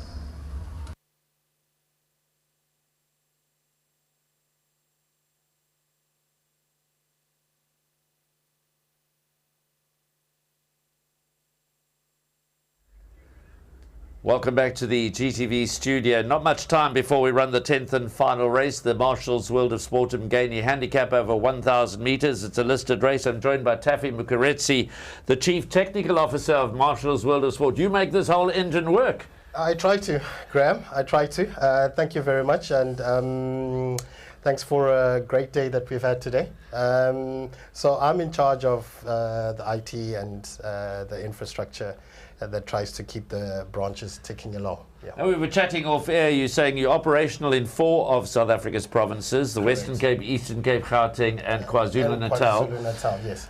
What about the rest of Africa? So the rest of Africa obviously presents an interesting opportunity. One of the things that we're seeing currently is that there are a lot of operators, even from Europe, that are now starting to come into South Africa, obviously, to put up their base here and then launch into the rest of Africa. So there's some big markets out there. I think the Eastern African markets, the Western African markets, Nigeria, and we've seen quite a lot happening in Kenya. So it does present a big opportunity, and we are looking at those opportunities keenly. We've said over and over again that obviously Marshall's World of Sport is 59 years old as we sit. Next year, the 60th anniversary of Marshall's World of Sport coming into being. So obviously lots of plans to roll out next year in association with reaching this significant milestone. But apart from Africa, you haven't even covered the whole of South Africa yet. So again, you know, you mentioned the 60th. That is a big event that we're planning. That would be our 3rd running of the Gold Cup as the main sponsors. We came into this last year, it was a free hit, you know, with all the COVID regulations. This year is more of a trial run and seeing what it's like to be on the racecourse with the crowds back in. So we've had an interesting day. It's been phenomenal, and the team has come together and they have really put on a big show. So you can expect quite a huge performance from us in the 60th. And what we're looking at as well is looking at opportunities. I mean, we're coming out of COVID. It's been about consolidation and survival. But as Marshall's World of Sport, you know, we've been around for a very long time. So what it means is that we're constantly looking for opportunities. We want to be a really national player before we become a regional player. And then who knows after that where we can go. And it's all about technology and software development, and that's your role. You're the boss man when it comes to IT, but it's a changing landscape almost on a weekly basis. It is. What we're seeing is obviously, you know, more options, more. We seem to be gravitating from a traditional just bookmaking point of view where we're just offering sports, and what we're looking at now is platforms that are able to offer you slots, they're able to offer you live casino games. We've just recently launched our embed platform where you can access those games, and that is going to be the driving force of going into Africa. We no longer need to have a physical presence. You know, we can be online and we can offer a greater gaming experience, if you want to look at it that way, for everybody just to enjoy and you know. And it's a highly competitive market. It's become extremely competitive. It has become extremely competitive because you know, technology is moving at quite an you know, almost an exponential pace, you know, and you have to be on your toes. So you can imagine what my day looks like, you know, just trying to keep pace with all the changes. Well, talking about pace, this is a 1,000-meter race, so it's going to be run at pace. It's the minimum trip. Do you have any fancies in this, the 10th and final race? You'll be doing the presentation after the race in the winner's enclosure. Anything you fancy here? Look, I was just looking at the races. Number 3 is something that I would fancy. We've had some rain, so I'm looking at after the rain, and hopefully let's see what happens. Well, we've got After the Rain, we've got Pray for Rain, but we're not praying for any further rain right now. But Pray for Rain is an interesting horse because he actually won this race last year. So Pray for Rain certainly got a chance of going back-to-back. We've already seen that Jet Dark went back-to-back in the Champions Cup, so there's no reason why Pray for Rain shouldn't be able to go back-to-back in the Umgeni handicap, sponsored by you guys. But he's not fancied this year. Last year he was favourite. This year is 18.50 and 3 Rand 50. Interesting that there are 2 almost white horses in the race. They technically referred to as greys. There's no such thing. Well, I shouldn't say there's no such thing, but it's a rarity in the extreme to have a white horse, or a horse described officially as white. After the Rain, and of course the other one is Anna Capri, so they're going to be very distinctive in running. But they're starting to line up. Taffy will be down with you in the winner's enclosure for the presentation after the race. Thanks for joining us, Taffy. But it's up to Sheldon Peters to call them home for the 10th and final race of Champion Season 2022, the Marshall's World of Sport Umgeni Handicap. Thanks, Graham and Taffy. Race 10. Marshall's World of Sport Umgeni Handicap, listed 1,000 meters. Essie Vungu Vungu's moved in. Mount Pleasant, All of Me. Gallic Chief is set. Casa Inverno. Winter Flight, Mr. Cobbs. After the Rain, Pray for Rain. Danilo Danilovic. Anna Capri, 1,000 meters, the speed is on. Mount Pleasant did not get the best of beginnings, and Danilo Danilovic just seemed to be squeezed for a stride or two. Mr. Cobbs is dropping out towards the end of the line. The Greys are out in front. Anna Capri and After the Rain. Winter Flight is around them. All of Me in the red towards the inside. Anna Capri's on the outside. Essie Vungu's in a perfect position, 2.5 lengths off them. On the outside is Gallic Chief. Pray for Rain towards the inside. Vasim. Mount Pleasant tries to get a bit closer. Coming inside the final 400. After the Rain, the one to get a hold of. Essie Vungu's now putting in long, lengthy strides at the 200. Mount Pleasant on the inside, but Essie Vungu. The dream becomes a reality as they strike the century. 1 by 3. Vasim second. Winter Flight, and then a photon behind that.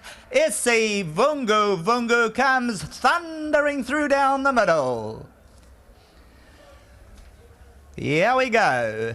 Essie Vungu coming down to the winning post, and they'll hit the 100. Well done to all concerned. The Hollywood Syndicate, Anthony Del Pesh, Owen Heffer, Devon Heffer, the entire team, and Richard Ferree for the Peter Muscat stable. This What a Winter just blew them out the water. Vasim second, Winter Flight. Danilo Danilovic and After the Rain, Mount Pleasant all in photos. Essie Vungu was travelling as smooth as silk coming to the 350. In fact, when they turned for home, Richard Ferree knew this is it. And coming to the last 100 metres, winding to a peak. This is going to be an awesome interview. And Richard Ferree punches the air there. Essie Vungu. His name will go up in lights here at Hollywoodbets Greyville. From myself, Sheldon Peters, on behalf of all the sponsors, Marshall's World of Sport, and the entire racing fraternity. It's been an excellent day's racing. Enjoy the rest of the evening. Be safe and enjoy.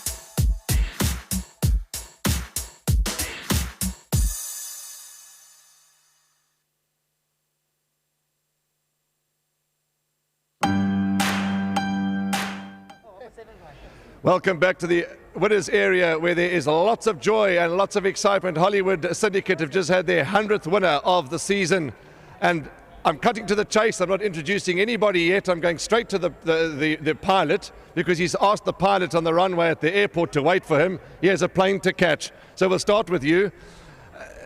Well, 10,000 Rand extra you're going to get from Hollywood for giving them their 100th. So make the plane wait and make sure you got champagne for them.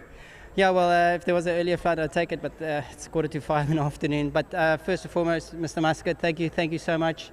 He had very simple instructions, just win. Bonji, he was bullish and very confident from the first race. He said this is the one. To the entire Hollywood people, what a beautiful place. I went there when I went to go and see winning form, and that is such a happy place, and you know what they do for racing is phenomenal. So 100 winners for them. 200 for me. I'm pleased. 200 wins was the target, and if I'm correct, I think it's 200, but if not, then I might have to work a little bit harder tomorrow. But thank you, everyone. It was a fantastic day, regardless of what happened. But yeah, again, thanks to the whole Hollywood team and my sponsors, obviously, at Winning Form. Richard, for 200, I never do this on air, but to you, 200 winners, congratulations. Let's give Richard a round of applause for his 200 winners. And there he is. Get to the airport safely, Richard. The roads are slippery and the roads are wet. Now that we've got Richard out the way to get to the airport, we can slow things down and enjoy the moment. It gives me great pleasure to welcome the team from Marshall's World of Sport to the winners area. Welcome again, and thank you for your sponsorship of the Umgeni Handicap, and it was a listed event. We're now going to talk to the groom, and to the groom of Isivunguvungu is Fikani Nonkweto. And Fikani, is he still here? Yes, of course he is. Come on, Fikani. Congratulations.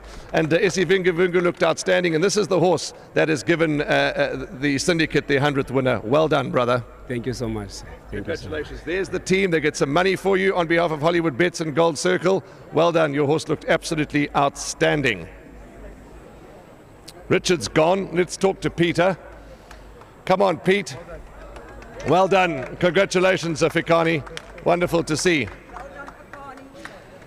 Sportsmanship is what it's all about. We saw it earlier on with Michael Roberts and Paul Peter hugging and shaking hands. And of course, this is Hollywoodbets Greyville, but this race and the day is sponsored by Marshall's World of Sport. And to see the two gentlemen here celebrating, enjoying it, it's what it's all about, being a good sport, because we all need them in racing.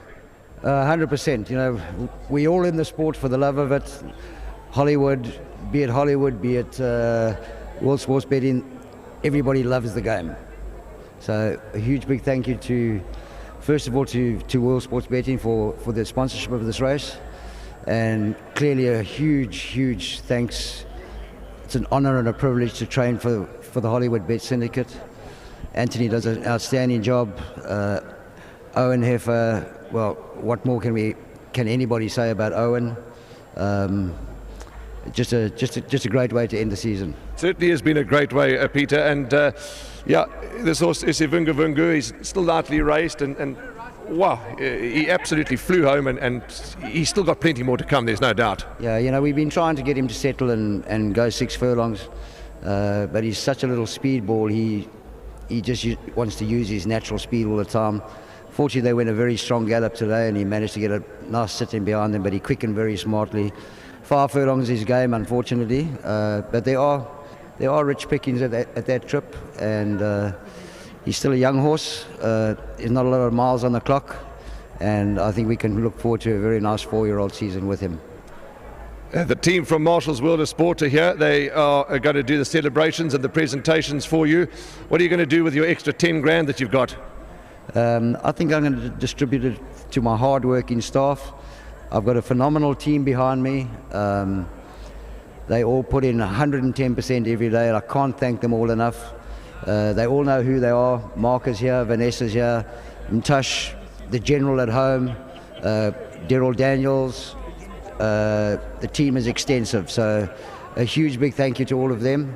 Without their efforts, none of this is possible. Well spoken, Peter. Congratulations to you and your whole team. Please accept your presentation on behalf of Marshall's World of Sport and, of course, behalf of Candice Pillay, who's here, our financial director in the winners area. Look at the camera, Pete. We need a photograph. No rush. It's the last race of the season, and we're going to enjoy every second of it.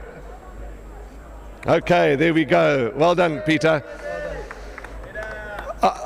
Earlier on, you walked into the parade ring and you could see that you had a bit of a heavy shoulder because you were stuck on that 99 and there was only one runner tomorrow and this was the penultimate runner. Now you're walking like you're floating here. It's what a wonderful feeling, Anthony, and to have your colleagues and to have everybody around you. You made us wait, though. Yeah, I think the first thing that we need to say is very well done to Marshall World of Sport. They've put on a great show today, and yeah, well done to them. And yeah, coming back to this race, it's been a pressure for I think the last 2 weeks, and you know, fantastic. We've had our century now, and they never remember you when you've only had 99. But when you've had 100, you've had your century. Everybody remembers it. So, funnily enough, I was chatting to Graham in the studio, and I said, Graham, what happens if they only get 99? He said, well, they'll have to come back, you know, and fight again. But you still had the one runner tomorrow. But yeah, 99 winners is better than 98. Yeah. No. Well, firstly, very well done to the Hollywood Syndicate, and you know, Owen's had his trust in me. Oof, I'm a bit emotional. No, it's okay. It's okay to be emotional. It's all right, because that's what makes us human. We're emotional, and to celebrate the moment, it's a special moment. But yeah, it's you know, we had to drag Owen in. We had to twitch him to get him into the winner's box here. Yeah, you know, this is all brand new to me, and he's got the faith in me, and always believed in me, and obviously we're still growing. We're gonna get bigger and stronger, and most probably this is like tears of joy, and I work with such fantastic people, and I enjoy my work so much. And you know, listen, I think this 100, thank God it's coming. Let's hear it, Anthony Delpesh. There we go. And, very well done to Narrow Creek Stud and to Peter Muscat and his whole team. And yeah, listen, I think this is his right trip. He's come back to the 5 furlong because he always tends to over race a little bit in the 6 furlong. And I thought today he was a certainty. I really, really liked him. And the most important thing is today, before the first race went, and Richard came up to me and put his arms around me, says, "Don't worry, I'll win your 100th winner today." Oh, wonderful. Lovely. Congratulations, Anthony. Well, here's Candice. Here's the team from Marshall's World of Sports. Come on, I don't know where the crowds have gone. But that's what we want to hear. That's what we want to hear. There's Candice. Get into the photos, Candice. No, Candice said she's not getting into the photos. She's having none of it. Candice, another Candice. Lots of Candices. Well done, Anthony. Well done. Congratulations, everybody. Thank you. And there's lots and lots of ice-cold champagne. Don't go too far. But thank you to Candice. Thank you to everybody from Marshall's World of Sport. It's been wonderful to have you with us. And please enjoy the rest of the evening. Thank you. Lovely. There we go. Okay, that's a wrap. The result is 5, 7, 11 and 3. That's given Hollywood Syndicate their 100th winner, and it certainly has been a fabulous day's racing. Ladies and gentlemen, the curtain has come down. The curtain has come down on the 2022 champion season. On behalf of the board and the management of Gold Circle, we'd like to thank each and every one of you that have supported us, including our sponsors, where all this could not be possible. From the entire Gold Circle team, we thank you. The season of 2020 has come to a close.